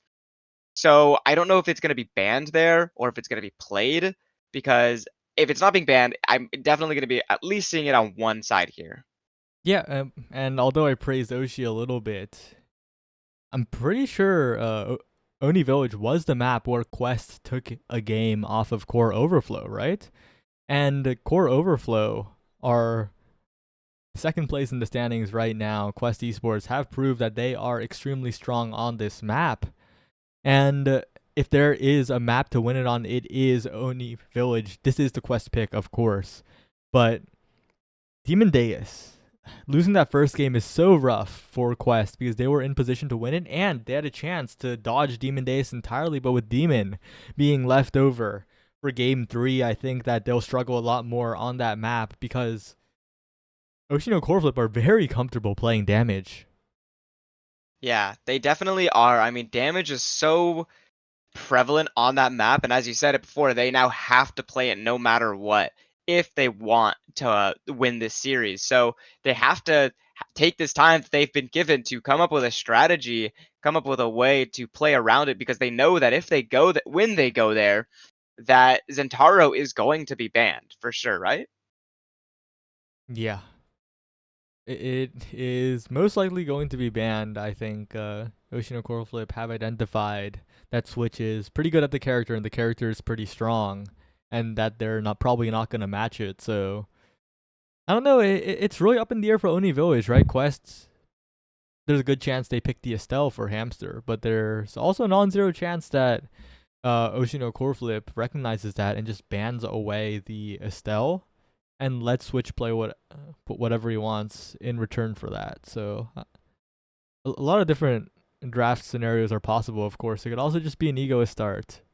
And with how starting awakenings work, it's actually slightly more likely to get an egoist start than other starts. Wait, really? Why? because similar, like they're like buckets of similar awakenings that don't show up together. But the bucket for like Egoist is only quick strikes and Egoist, I believe. Or actually maybe Oh. not. I'm pretty sure both of them can show. I could be wrong about this, but I'm pretty sure somewhere in the whole starting awakening system makes it so that Egoist has a very good chance of showing up compared to other awakenings. I see. Well, for starts, I mean, like getting like Stagger Spiker start, especially on Demon Days, is such a weird spot because you have to make that very small frame of time you have to say, are you still gonna play for damage, even though they can see you pick like Vice, Luna, Zentaro, and then opt to just all go Stagger Spiker, or do you just play it safe and play like a more core control or edge type of characters like Juliet for that dash punch or Amy for the Cyber Swipe glitch pop, stuff like that. Yeah, and there's still other factors, right? There are a lot of compositions that can kill through Stagger Swagger by preventing the regen by denying it. Kazan, I think, a very notable example of with the teammate support, it being very, very powerful in terms of just stopping the regen entirely. And, well, forget about Demon. We're just heading to Oni for a second game. Demon is in the far future that might not even come if Oshi win this. We'll have to see what goes on here. Yeah, speaking of the game we're in, it seems that we're going to be seeing a Juliet Estelle hovering. Oh, there's the Zentaro, but I would have to think that it's going to be banned. And on the side of Quest, we're seeing the Kazan ban.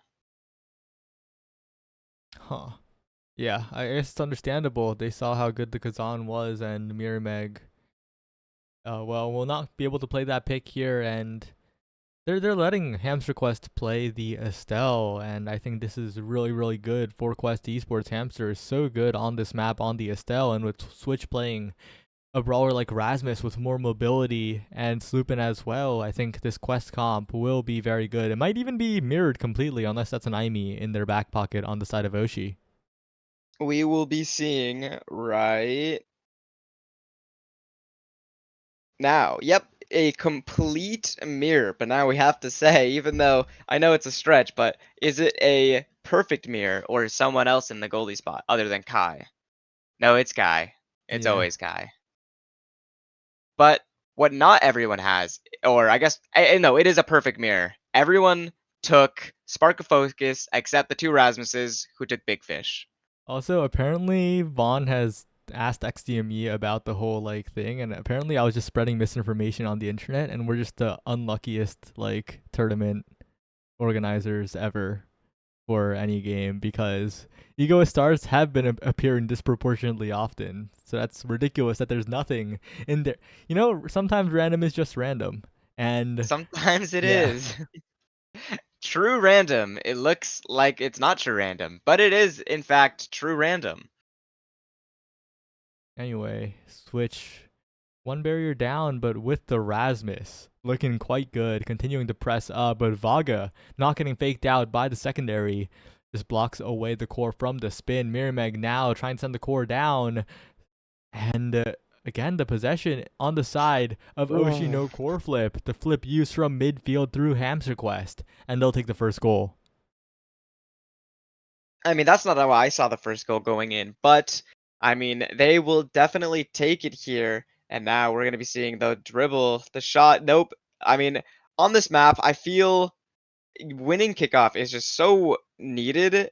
Or sometimes it's not needed, but sometimes it is, especially when you can pressure the double break.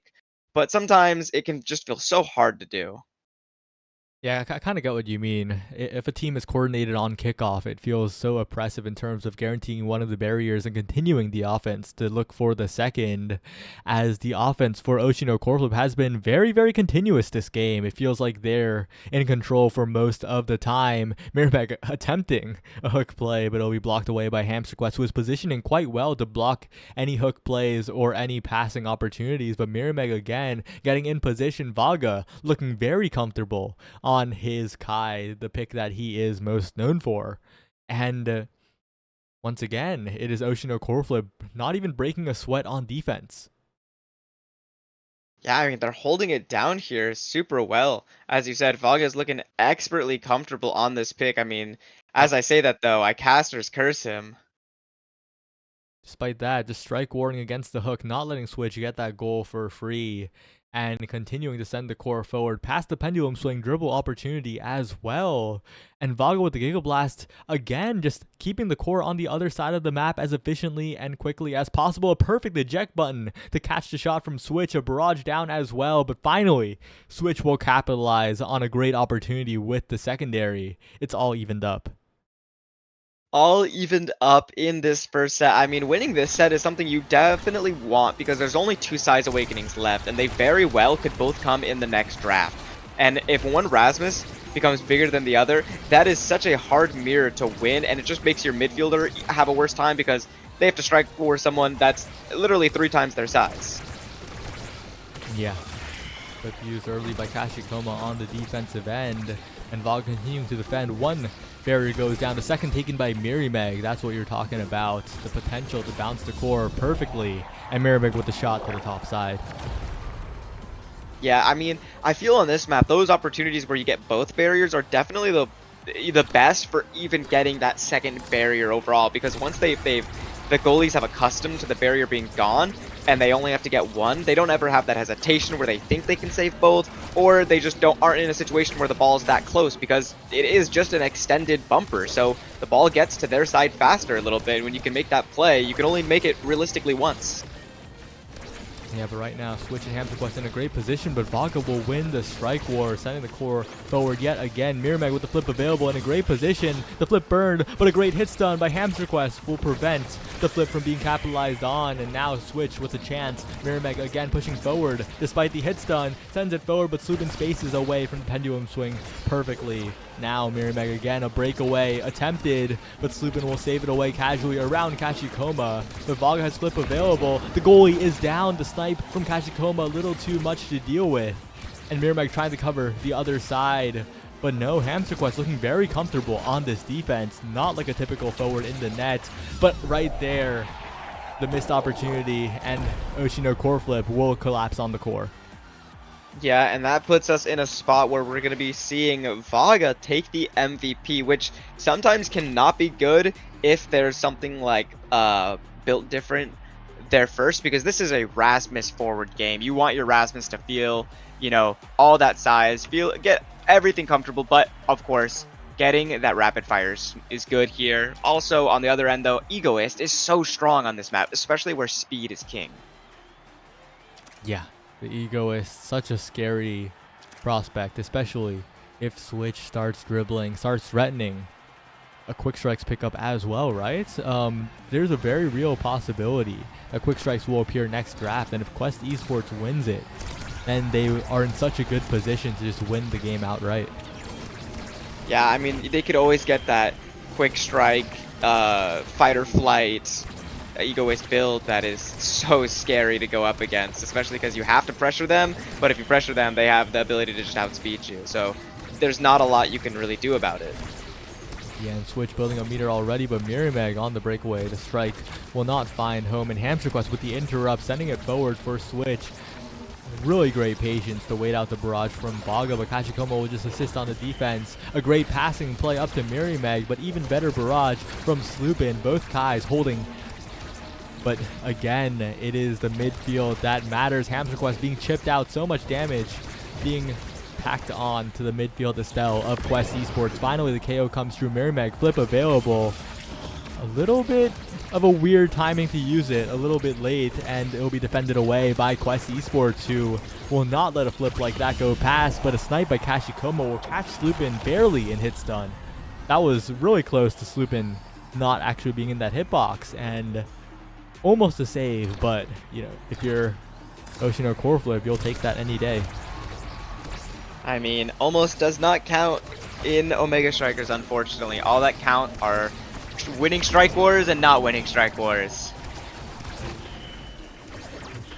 Which now, in the striker disadvantage, looking to use the Egoist to score, but a flip from Vaga will save the day for now. As Hamsterquest does respawn, so the stall was good, and Switch with the Egoist has a lot of meter remaining to play with. Great defense by Slupin as well. as Quest Esports are looking to the top side, and with the barrage burn from Vaga, that will be a goal in the set being evened up. Yeah, that is just one of those things, the little bit of a difference between Rapid Fire and Prime Time, where you can't just immediately use another barrage back to back. You have to wait a little bit, but we are in a spot though where he probably already has barrage back by now. And now on this kickoff, we're seeing both barriers drop. Fairly standard Oni Village stuff. Yeah, barriers on completely opposite sides of the map, a classic.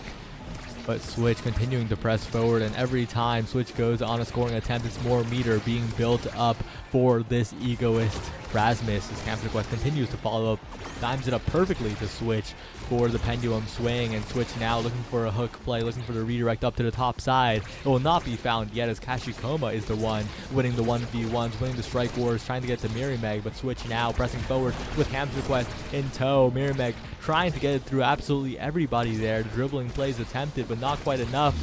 And Vaga not there in time. Hamster Quest kind of interrupting Switch's dribble there, but it works out in the end. Quest Esports one goal away from, I guess, a lottery ticket for quick strikes. Yeah, I mean, even if they don't get quick strikes, Hamster Quest could simply get the last spark. So there's still so much that can be had here, but as we see, as we're talking about the Egoist, it's activated and they have two flips on their side. Will they be able to make use of them? No, in fact, Mirimeg and Kashikoma on this midfield stall game are being able to make that Egoist run out of speed, but Egoist can do more than that. It also gets that refund, but they're never going to let that happen as they get the KO. And now Mirimeg pushes forward, trying to get it through. Hamster Quest holding this midfield down. There's the intercept of this pass, trying to make sure that nothing can happen. There's the core flip. The stalling is going insanely hard right now in this midfield zone where both the Stells are fighting for their lives. There's the barrier, and now Vaga uses the barrage, trying to get this barrier through, keeping it alive. Mirimeg can't get the pass though, it's just always being cut, and there's the flip to Mirimeg in this corner. The pendulum swing though doesn't have the size to be able to make it from that point. And with Hamster Quest assisting, the defense is great from Quest Esports. Lupin just has to win a strike war, does so. But once again, a striker advantage for Oshino core flip. They need to capitalize on it this time, but Hamster Quest has been so good at interrupting it so far. The barrage from Sloopin saves it 2 times, but the top side is not covered, and that will be Oshino core flip evening it up, looking to not even let that Egoist quick strikes dream be a possibility in the first place. Yeah, I mean, now we're on the spot where there's the double break on the spawn on kickoff. Winning that is so big here, and now we're gonna see where Vaga has to definitely make sure that they win off this. This was the set that they were this close to losing, and just like that, they've brought it back with a reverse mini sweep on that set. Oshino core flip looking at the potential Quest miracle run, but Oshi were the team that made it happen last season. They want to be the ones to make it into playoffs while being discounted again, and a win here would put them in a 4-way tie for 6th place. So still very, very doable in terms of making it into playoffs. No quick strikes available here, and the size will actually be picked up by Switch, being ahead of the other Rasmus in the draft. A small win for Quest Esports despite the spark going through to Kashikoma. Yeah, I mean, that is just such a good pickup on both sides, really. 3 spark on Kashikoma, but this Rasmus now is just that much bigger than Kashikoma. So what will it be? The size old meta or the spark meta? Both are pretty old, I would say, but spark's making their resurgence back, and so is honestly size with the new increase. It's going to be cool to see here what is going to be better off in this midfield/forward position. Yeah, and Switch with the additional size looking very dangerous with the pendulum swings, but that bounce will not be what Quest Esports needs. The barrier still staying alive, and the core finally extracts itself. Nice edge for Mirimeg, not as immediately impactful for the Rasmus as additional size. But on a map like Oni Village where you're running along the edge a lot, it is very valuable in terms of mobility, and it will make Mirimeg able to help out on the defense and transition to offense way, way more. Supin hasn't been put under much pressure that in this set, but it's really up to Kashikoma to send it through enough for Mirimeg to play, attempting a hook play, but it's not quite enough. His switch is building up so much meter, but will not get a chance to use it. Comboed in hit stun for the entire duration, but the flip will be burned for nothing by Oshino core flip. The defense comes through, but Hamster Quest will not expend the flip here. Decides it's not worth it, and that's 1 goal, 2 goals from Oshino core flip winning the series. Yeah, I mean, they are 2 points away from pulling this out, and that means that Quest is 2 points away from playoffs being out of their reach. So they are going to have to pull through here, make this reverse sweep of the century. Now we're going to be seeing both barriers down, but they have gotten the opposite one. So now it's barriers on the same side. Slupin has the flip, and it seems everyone on the side of Quest has their flip other than Switch here, but he has the E-Wiz. There's the shot. There's the pendulum. Not enough. I said pendulum, but I meant to say Death's Touch. And now in this corner, we're going to actually be seeing a KO on the Switch. Yeah, Switch been taken out very frequently this game. It's not looking good in a striker disadvantage. The flip available. Vaga is taken out, and suddenly the fortune swing completely the other way with no more goalie available for Oshino core flip. A passing play is all that is necessary to get around this Estelle. The barrage sends the core through. The strike war is won by Switch with all that size. The set is tied up, and Quest are still in this. It's the grand old question of what is more valuable or what's more detrimental, losing a forward or losing a goalie, because your goalie is, you know, your backline, it is your backbone, it is everything. But this goalie right now, Slupin, is having a bit of trouble here where he's lost both barriers, unfortunately, to that kickoff motion. Now we're going to be seeing, can he stop this? Rasmus trying to push it through. Hamster Quest has the flip, but so does Kashigoma. There's the flip, and there's the KO.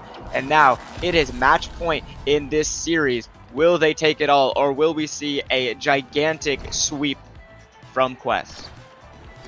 Yeah, if there was ever a time to reverse sweep, it is now for Quest Esports. Switch looking confident on the first barrier, but the first barrier does not tell the tale of this game as Vaga defending, but Switch actually with a resurgence getting the core forward.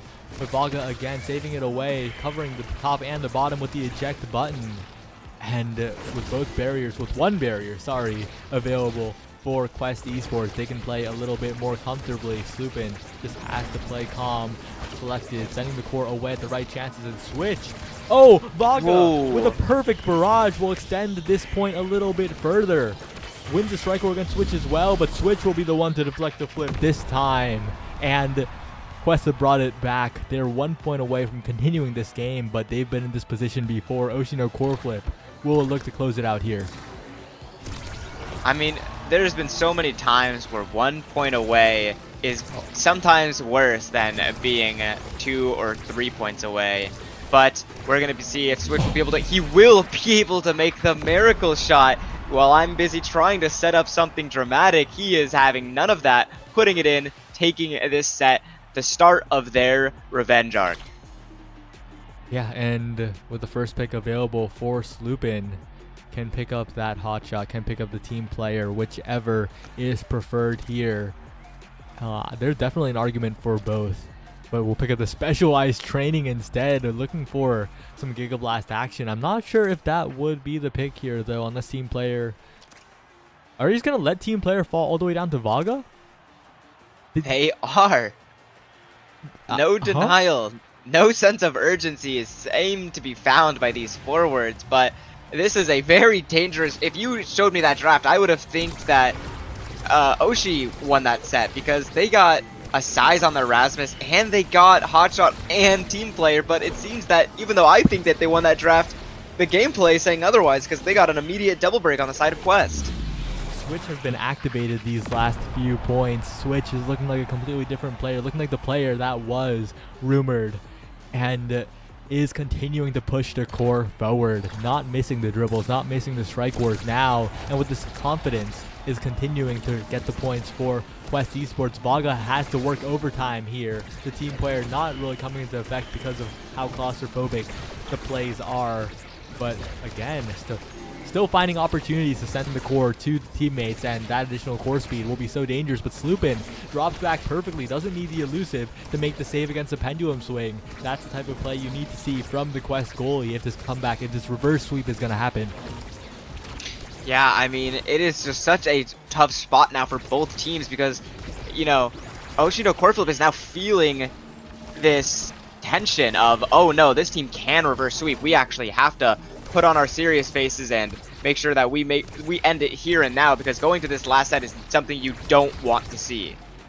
Flips available for Oshi, trying to send the core forward, but Ham's request and switch will deny the first one from Vaga. Second one from Miramek denied by Ham's request. The third one from Kashikoma will be easily saved by Sloopin, but Sloopin will wait a little bit too long, get KO'd. But we've seen Ham's request save for a while before. And yet again, he makes it happen, setting the core up. Defense from Switch as well. The goalie respawn. Sloopin has returned. And with the core moving so fast, it's anyone's game as Sloopin continues to make the saves. Yeah, I mean, these saves, this is so much pressure, though, on their side because of this team player right here, where one good pass means that you don't get a scoring opportunity, and that flip might have been needed to get this barrier down, other than some overtime shenanigans, which we'll have to wait and see for. Switch hits the guy. There it is, actually. You said that this player has awakened, and that he has, and that Rasmus Death's Touch is actually going to save that barrier, but the eject button is going to save it, and then this corner, Switch is actually able to win the strike war and put it in. Something has awakened, and just the beast is unleashed. Yeah, Switch not being shaken by the miss on the bottom corner, just continues. Doesn't stop, doesn't stand still, doesn't sad face emote. Just continues staying locked in, getting the goal, making it happen. Quest Esports looking for the reverse sweep, and they're looking like it's very possible here. Vaga trying to make the saves, desperately spending the cooldowns, but Hamster has meter, Sloopin has meter, Switch has meter. This Quest Esports team is prime and in position to take this point. Yeah, I mean, they are looking like they are making this reverse sweep happen. I mean, will they be able to get this barrier? They've had a struggle of finding it. I don't know what Sloopin has changed about the gameplay, but this last barrier is just not dropping no matter what happens. Sloopin with a perfect flip to save the barrier. Vaga will have to use one as well. Just as good, except for the fact that Switch has meter to play with. Hamster does as well. And Sloopin continues saving the barrier despite all of the pressure from Oshi no core flip. Miramek now with the last chance. Kachikoma as well, but the hit's done. Not enough to stop Sloopin, who is continuing to save the barrier. Finally, it goes down, but Hamster Quest has a flip for insurance. The goalie down again, but the rebound is not what Oshi needs, as Hamster Quest has plenty of room to make the save. Switch needs one pass to make it happen, but the flip from Miramek will end the dreams in that point. Will send us to another one, and Oshi no core flip again. Despite being 1 point away from losing the set, they could still win this. Yeah, to win that set though, they had to KO the goalie and use all their flips. If that doesn't show how tough of a fight that Quest is putting, I don't know what would. But the thing is, Sloopin has been positioning a little close to the edge in these open net situations, but forget that because Switch is about to make all of that irrelevant. Hamster Quest sends it through into open space. Switch with the pressure, zones everyone away, and now we're all tied up despite the massive deficit. I mean, I don't even know what's left in this draft. Oh, there's the quick strikes landing onto Hamster Quest, who has the speed because of 2 sparks. That is definitely something you want on your midfielder. But it's a little rough too, right? If Switch was first pick, that would be the Thanos combo. Quick strikes, egoist, win the game on an open map type of deal. But still, you'll still take that. You'll still take quick strikes. And again, something falling that's crazy to last pick. Kashikoma, despite being last pick, picks up the Estelle Awakening in aerials. Yeah, I mean, a lot of these last picks here are very surprising, like that team player and other stuff that it just doesn't seem to be of importance this map, even though I think it would be, and so would most others. Yeah, and Vaga also picked up the Chrono Boost. This tie is activated. Team player Chrono Boost, plenty of awakenings in his back pocket. Vaga has the potential to turn this game around, especially in situations like those, being proactive against the pendulum swing of Switch, continuing to send the core forwards. Miramek trying to find an angle, but Hamster Quest drops back just in time, has so much speed to work with, even as an Estelle without any speed boost abilities. Mirrormeg trying to win the strike wars, but it'll just avoid the barrier for now. Great barrage from Vaga stalls the game out for a little while longer. But again, both teams playing this so well. Trying to get up in there is Sloopin. And again, it is defended away. Yeah, I mean, they're just having the hardest time getting the last barrier. It seems on an open net they can work fine, but it's very hard to get an open net when you're finding your midfielder KO'd, and now Fog is having to defend in this situation. Will Mirrormeg be able to delay in this midfield long enough? Hamster Quest has the scoring opportunity, but it's actually going to lead to a barrier being taken. There's the flip. There's the shot, but Mirrormeg can't quite get it, but now that Kashikoma is back, they're going to get the blink in, get the KO, and now as the Soren angle is stalling the core, they will be able to clear it out, but Hamster Quest might have to use the flip here to burn it, but they're going to find a nice primary to get it through, and now, oh no, Mirrormeg is going to miss their flip, and now that Sloopin is back, it is anybody's game, really. Yeah, but we're seeing a lot of the benefit of the team player here. The core speed from Vaga is so good. And Hamster Quest, no! Tries to help out on the defense, but ends up own goaling it with the redirect. But again, that team player is really coming into play. Like, it doesn't feel as impactful in these points before overtime. But as soon as overtime hits, as soon as some barriers go down, it is so valuable for Vaga to be able to send it through. But wait a second, Switch is looking like the best brawler, looking like the best Rasmus player in that moment, getting both barriers, trying to push forward for the goal, but that goal is what they need, not just the barriers. So it's trying to find a pass, trying to find a breakaway, but the secondary ends. Vaga continues to save it away, and Kashikoma will snipe away the barrier on the other side, and now it's just team player hour.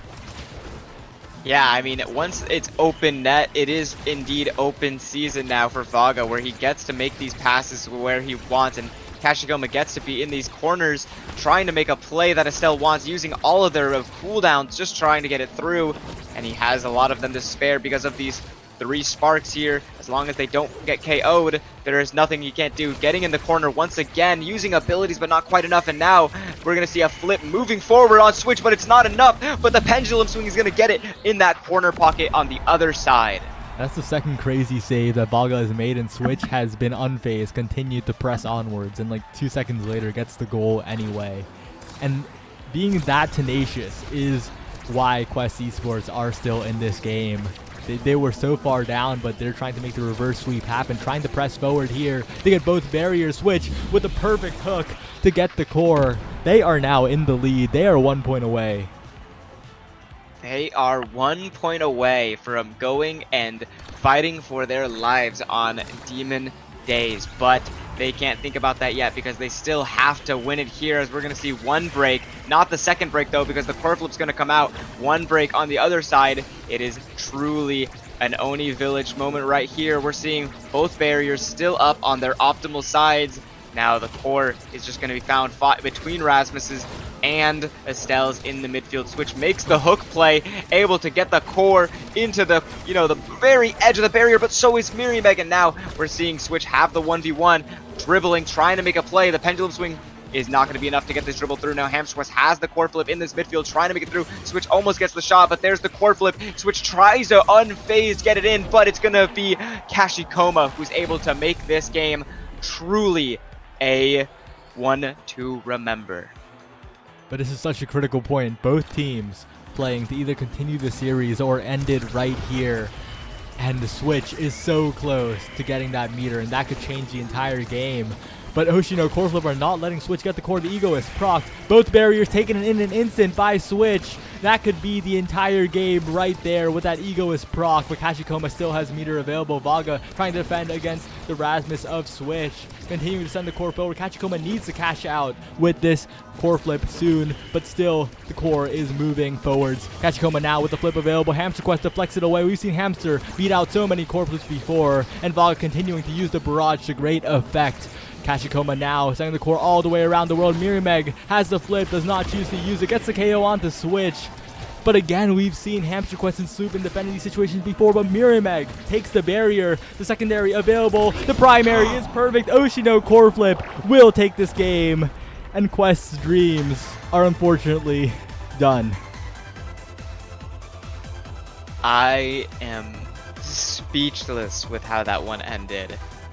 There is so much hope, and sometimes it's even worse when you have that hope just to have it taken away from you like that. I mean, they started that round out with their egoist rocking, getting a double barrier break just for it to all go downhill when your forward gets KO'd.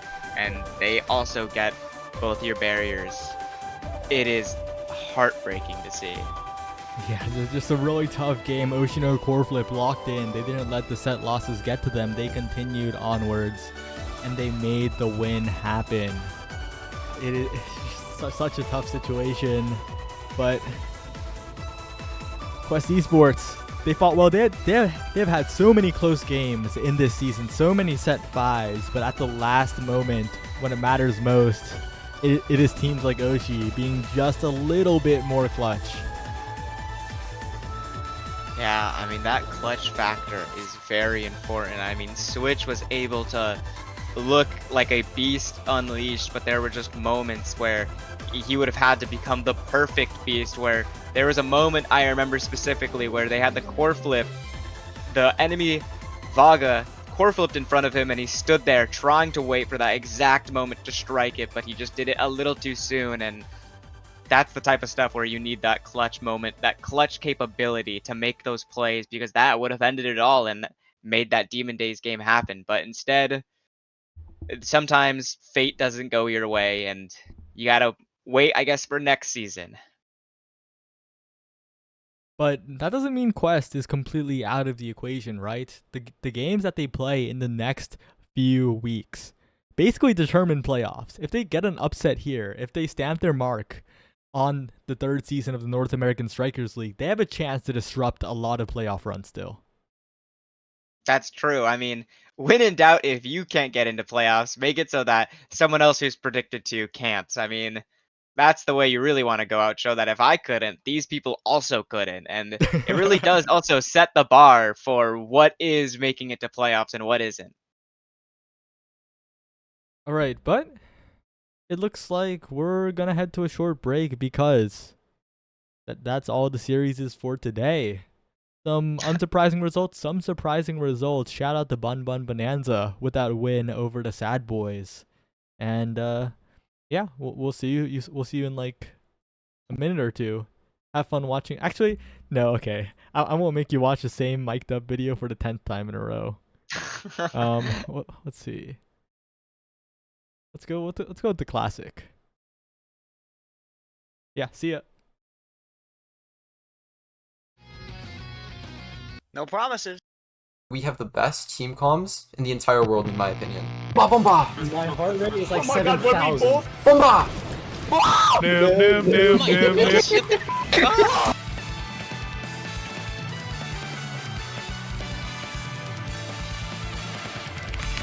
Hello, I am PPL.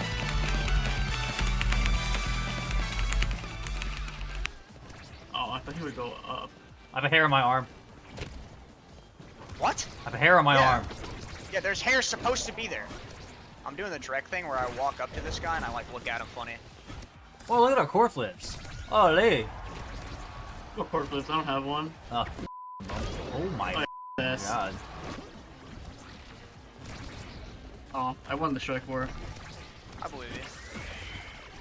Oh, my bad. It's all good. Oh, I lost again. Don't worry, guys. Oh no. It's starting to not Try be again, good, try okay? again, try again.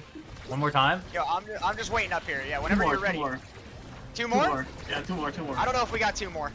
Yeah, you do. What did I tell you yesterday? I get 4 saves and I'm done. Oh, yeah, striking a war. Oh, he has fan brace. How cringe. Now he's gonna expect me to wait, and I don't wait, Oh. baby. I don't wait. I don't wait. Oh no. I don't put the ball in it. Alex does. That's not my job. Oh yeah. What is your job around here? I push buttons. Okay. We're so chill. Oh, never mind. We're not. Yo, you just No, hit it's every fine. key on your keyboard when that happened. It was an accident. Okay. I'll put the ball in the net. Give me like 5 tries though. 5 guys. 5 guys. Oh yeah. Guys, he's dead again. Oh, I can come kill. Oh wait, how did I miss that? As they say, I've got pace. Guys, I had to they read and everything. scored. Guys, I don't want to play anymore. Alright, Alex, you can... Bloom, you're in. I'm to FF. Guys, I'm tired. Alex, that guy is bigger and faster than you. It's really Yeah, it is scary. a bit of a problem. Oh, But he ain't got heart like me. He ain't got a bigger heart than me, okay? This guy back. So, chat, what are the odds we get reverse 3-0'd here? I'm leaning 80%. You think 80%? Yeah, I'm leaning 80. Okay, alright. If he flips this, I don't save it. Swear to God, no cap. Oh, real? No! I don't know how it killed me. I'm leaning like 92%. Guys, he doesn't have heart like that. 92%. Guys! Oh, to Fiery.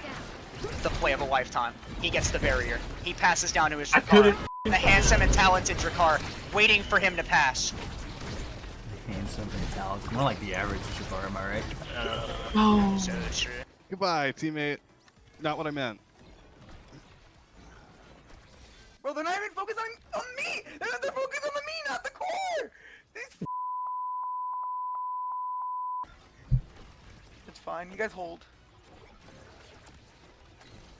Nice. Oh, they got mind controlled! Jedi mind trick, baby. Oh, okay. This time, for real, there's no universe. I'm surviving. Wait, they almost got mind controlled though. Again, keep killing me. Like, am I like a you know, it's because I play Julia and everyone's a bull who plays this game, so they're just trying to get me. What? It's like, you know, the color red or something. Oh, Juliet red? Well, not this skin. Wait, is she not? I'm colorblind, so I actually don't know. No. Nice. Oh my god! He's the one who's dead, bro! He didn't even get hit! This Amy guy, by the way, literally watching me trying to snipe every time I dash punch. Cleared. Clear. Oh my Alright. gosh. Cleared. Did I just not do the Cleared. Cleared. Where's my team? Gone. Cleared. Cleared. Oh no, your primary ruined it, Fox. I'm so sorry. No, it's chill. You should be sorry, you monster. It's so chill. Oh! Oh. What a save from their no-name guy. Who is that? Go Appa. Nice. I figured you could score that, but like, I don't know where Kai was. Guys, I was more worried I'd miss this strike, to be honest. Yeah, I low-key thought you were about to miss that since you were at the very top. I was more worried I'd miss this strike than anything. Oh, the Appa gap. The Appa gap. Oh wait, that's It double hits and Megaverse. strike. Nice. Looky, this time you can. Oh no, I got killed by the Ouch. vertical. Ouch. Lovered Perma-shrinking Jello. Julie isn't as big a deal as perma-shrinking. Oh my god, Wait, what just happened? we got the bear! Oh! It's just one. Guys, they're mind controls! The Jedi mind tricks, bro. We have like the best Jedi mind tricks in the fucking world. Either me or Drew get away with some of the most illegal shit because of the Jedi mind tricks. Insane. Because of you.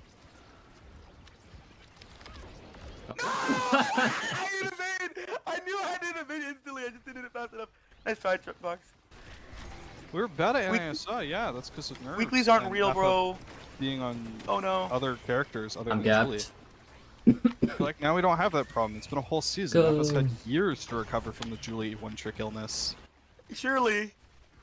Surely I've recovered. Surely I've recovered. Surely I've These guys recovered. don't even ban Julie, so like, what's the Surely point, I've recovered. right? Smile. It's me! Share this!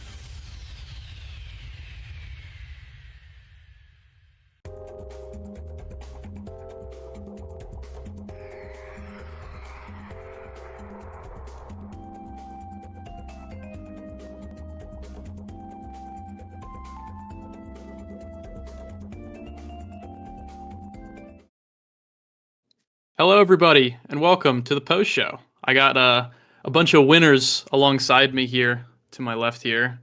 Got Slop, Liari, Kashikoma, and then obviously the non-winner here over being your host this week. We'll start with Slop, kind of introductions here, and just kind of vibe out a little bit, talk about some stuff. How'd you feel about your game today? Obviously, 2-0, feeling pretty confident, but some of those games were definitely pretty close. So, like, any I guess worries or any shout outs to Sundubu? Anything you got to say? Just reflections of the game. Well, first, I want to thank God and thank my teammates because we played insane today. Really happy with our performance, but yeah, unfortunately, Sundubu got the Sundubu curse. Went to set 5 every game, and it was a little unfortunate. But big shout out to them. I hope they pick it up for the end of the season, and I hope they make playoffs because those are my boys. And Liari, speaking of playoff runs, now I believe 3-3, right? I mean, you're making a run here and taking out Sad Boys today. How do you feel about the game overall today and your chances kind of getting into the later half of the season? Yeah, it's a really good game. This was definitely like on paper our hardest match remaining. I think game one it was really close. They pulled out the Juno Ditto. I was actually expecting Fudgy to pick the Juno, but I think he played well and they also had really good awakenings for the mirror. So it ended up not going our way in the end. But game two, game three, we felt really comfy and I think our scrim it looked like our scrim game. We just played really well. And for playoffs, I'm really excited to play out the rest of the season and hopefully perform our best and make it in. Yeah, and a tough race as well. I mean, another on the race for playoffs now, actually, I think just squeezes past last call now with that win because the tiebreakers. Kashikoma with the little plushie on the cam there. How you doing, Kashi, first of all? And second of all, how you feeling about this win? Obviously, against Quest, 0-5 right now. Sadly, Quest could not take it, but this does put you now in contention for playoffs a lot easier than it would have been if you lost this game. So how you feeling overall about the rest of the season? Yeah, it feels great for sure after last season's start, 0-5 with the 0.8% chance to make playoffs or something.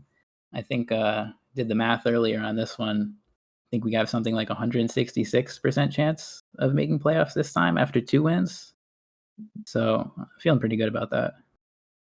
Not 100% sure about those percentages, but Checks out. definitely puts you in a really good spot here on the later half of your season, being at least based on the leaderboards, definitely statistically a little bit easier compared to your to your early schedule, which was definitely one of the tougher of all of the teams.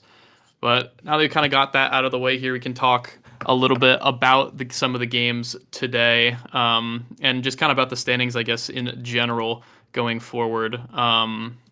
If we have the standings page, we could actually see that real quick, just so you guys can see it as well.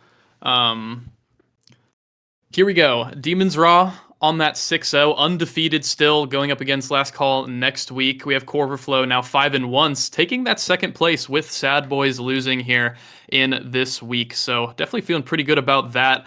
4-2, tied for third for EKC and Sad Boys, both. Bun Bun Bonanza now sitting pretty comfortably in that 3-3 at that fifth place spot. And a 4-way tie now, everybody.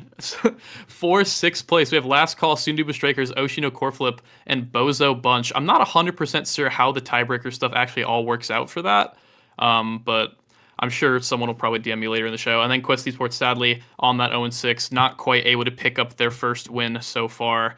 I guess, Liari, I'll start with you here. Just a couple little thoughts, just general thoughts on the standings so far. Have they gone to what you expected? And how, what are your thoughts on the race for playoffs? What teams do you think you're looking at coming in here into these last 3 weeks of play?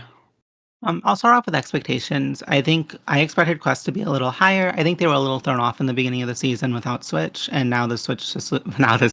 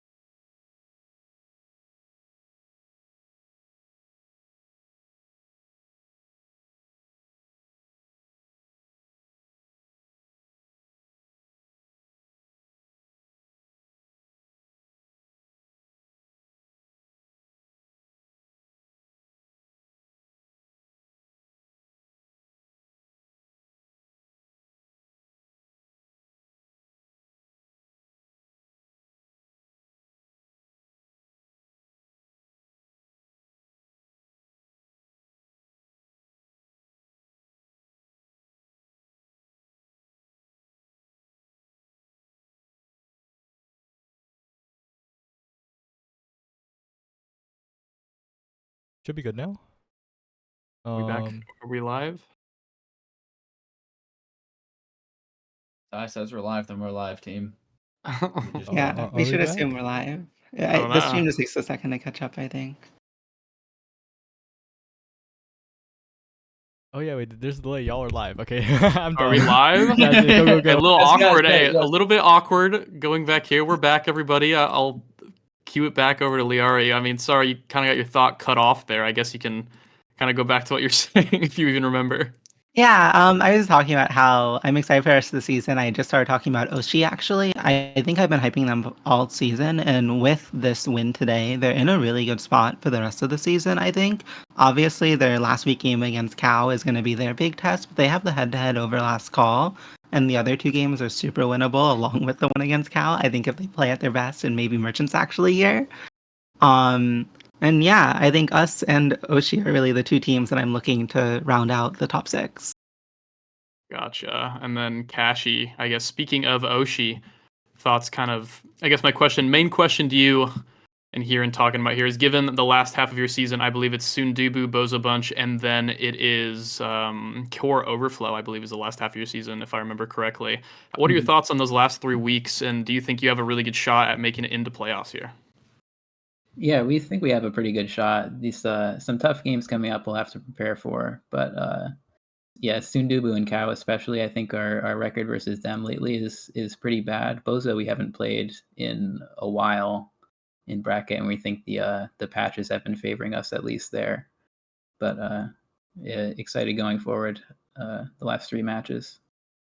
Gotcha. And Slop, to round it out with you, big 5-1, feeling confident. Honestly, kind of, almost, some people would say a 6-0, but I mean, we could talk about that later. Maybe you can talk about that complain a little bit. There you go. 5-1 with an asterisk. Been playing super strong all season. This week is no exception. How you feeling going into the last half of your season? Are you worried at all into this later half? Or are you just kind of prepping for playoffs now? I wouldn't say we're exactly worried. I've been really happy with our prep so far. Unfortunately, I won't be here next week, so how surprise sub goalie for next week against Bozo. I think all 3 of us are really excited to play against Demon's Raw, and then for the most part, we're confident to play against Oshi with the prep that we've been doing so far. And you think you guys will be taking the first loss, or giving Demon's Raw their first loss? I had 2-0. Easy. That's free. 2-0 easy. Hey, put it on the record. Put it on the record. I'm excited for that game. What week is that happening again? Let me make sure. Not next week, but the week after. Yeah. Okay, so week 8, that'll be going on. That's actually the match of the week, so everyone look out for that. Actually, the last 2 weeks are bangers. Raw versus Cow and Raw versus Boys are the matches of the week for the last 2, so that will be a definite good one here. But there you go. Got to hear a little bit out of all these teams here. The standings feeling pretty good. Demon's Raw on top, kind of as usual here, in a very big battle in this playoff picture. Now, I guess to talk about next week, right? The schedule for next week, don't need to take too long in this post show here. Bun Bun versus Quest, match 1. Match 2 would be Sundubu versus Oshi.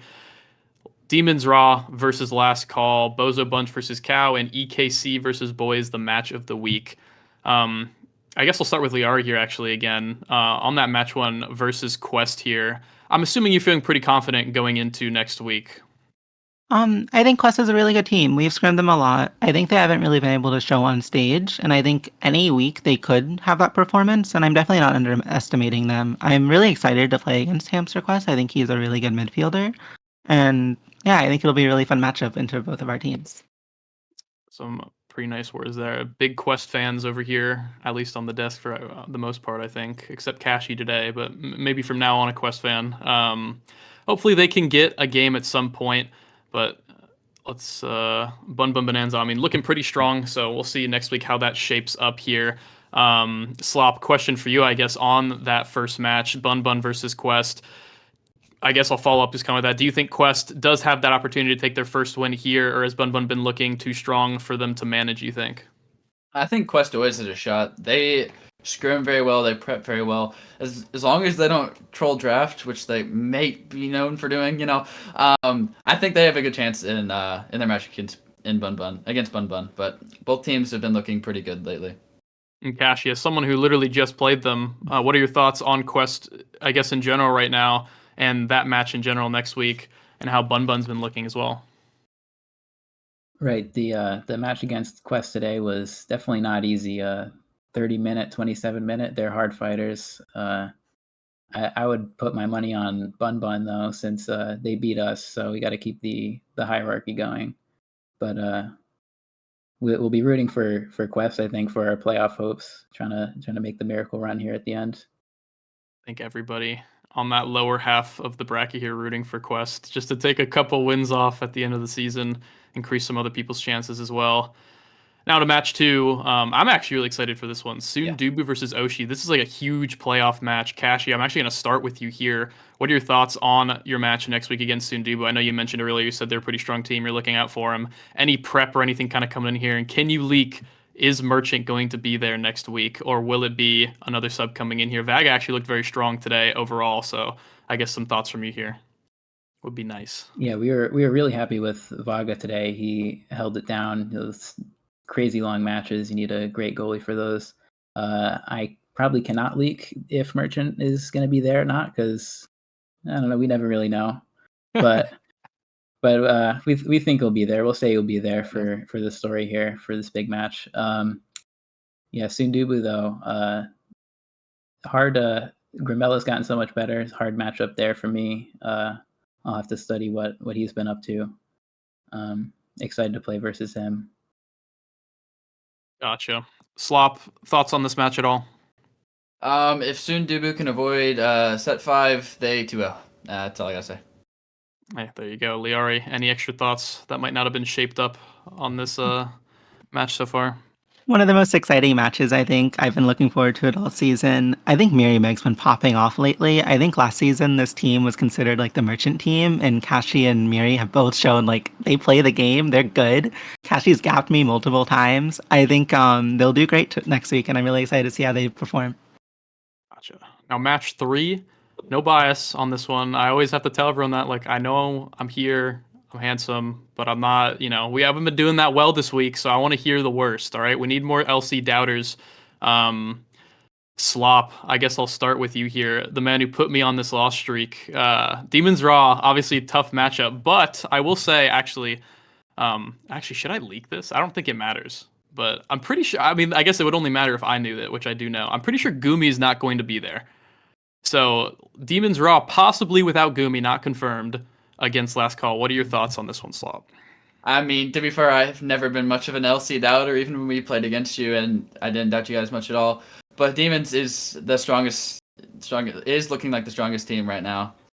I don't know. I think it's gonna be a close 2-1, but I think Demons will end up taking it. But I believe in you, Borgie. You got this. It's not what I asked. I needed some doubting. I don't care. No doubt. Kashi, what can you give me? What can you give me in terms of this match? What are your thoughts? Every time we play Demons, it feels like we're looking good and we might end up winning, and then they come back and win in set 5, and then they smoke us. They just got that momentum. I don't know. I'm an LC doubter.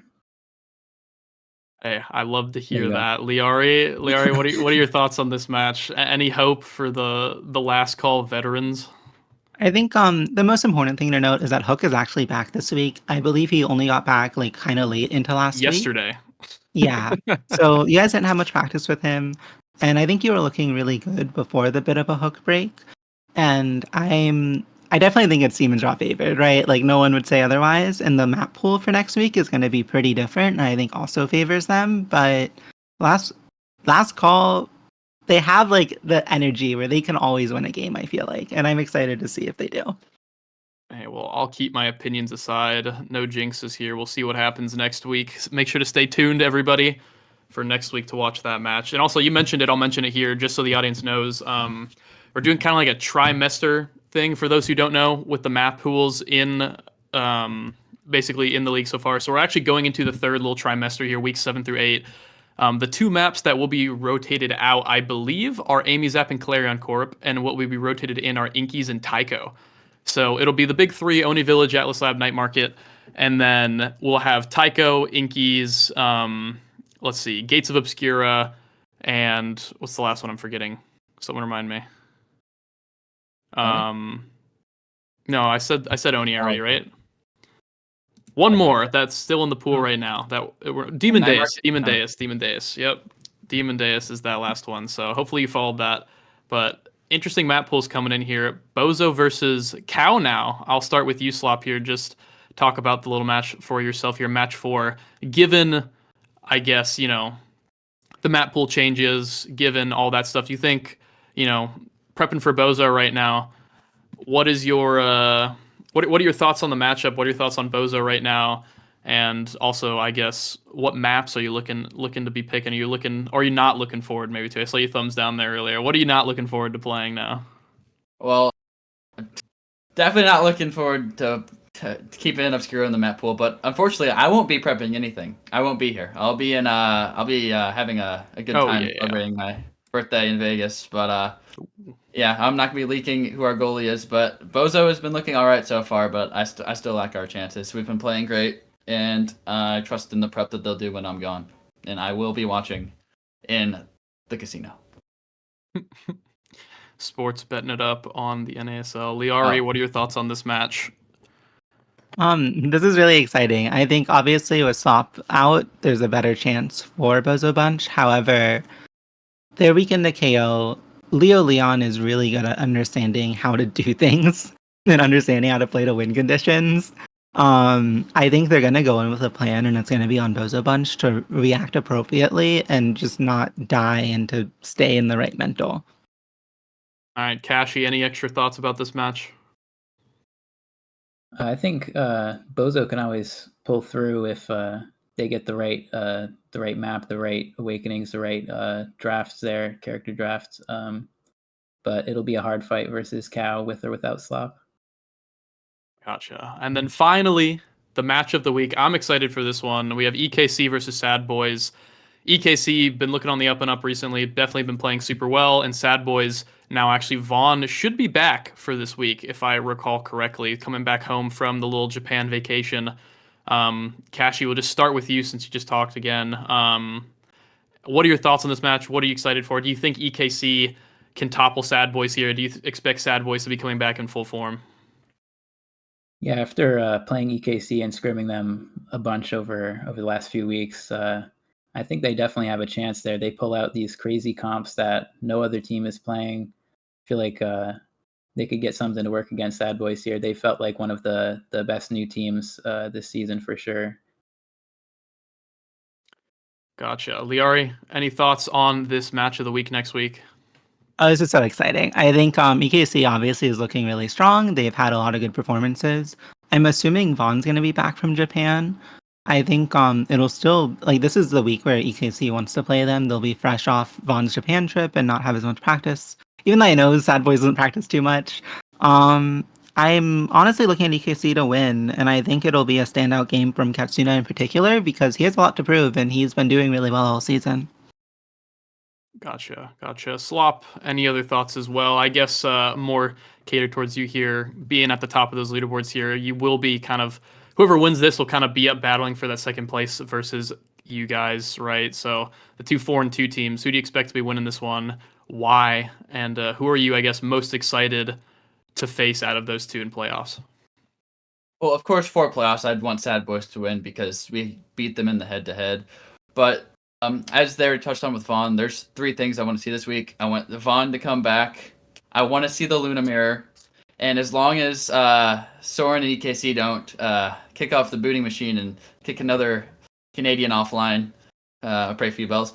I think Sad Boys got this unlock.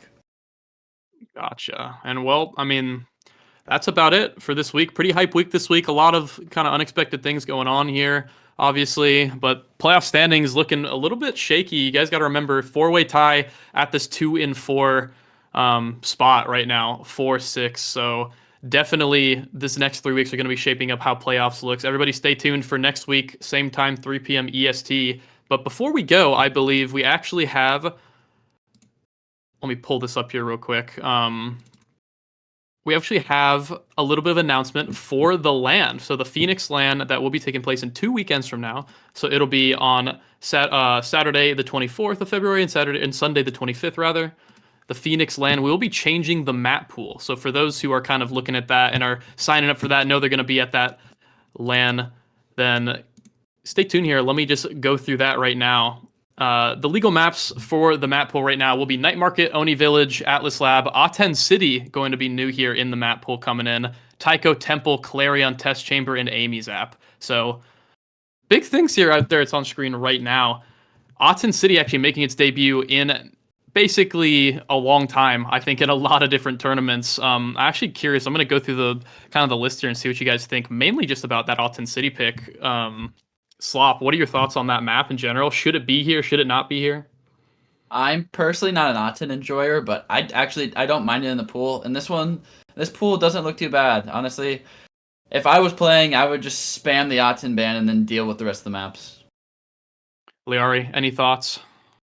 It's a chill map pool. I'm a notable Imes app enjoyer. Clarion's cool. I think Optin, some people hate it, particularly goalies, but it enables a lot of passing plays and it's one of the few open maps in the pool, so it's kind of like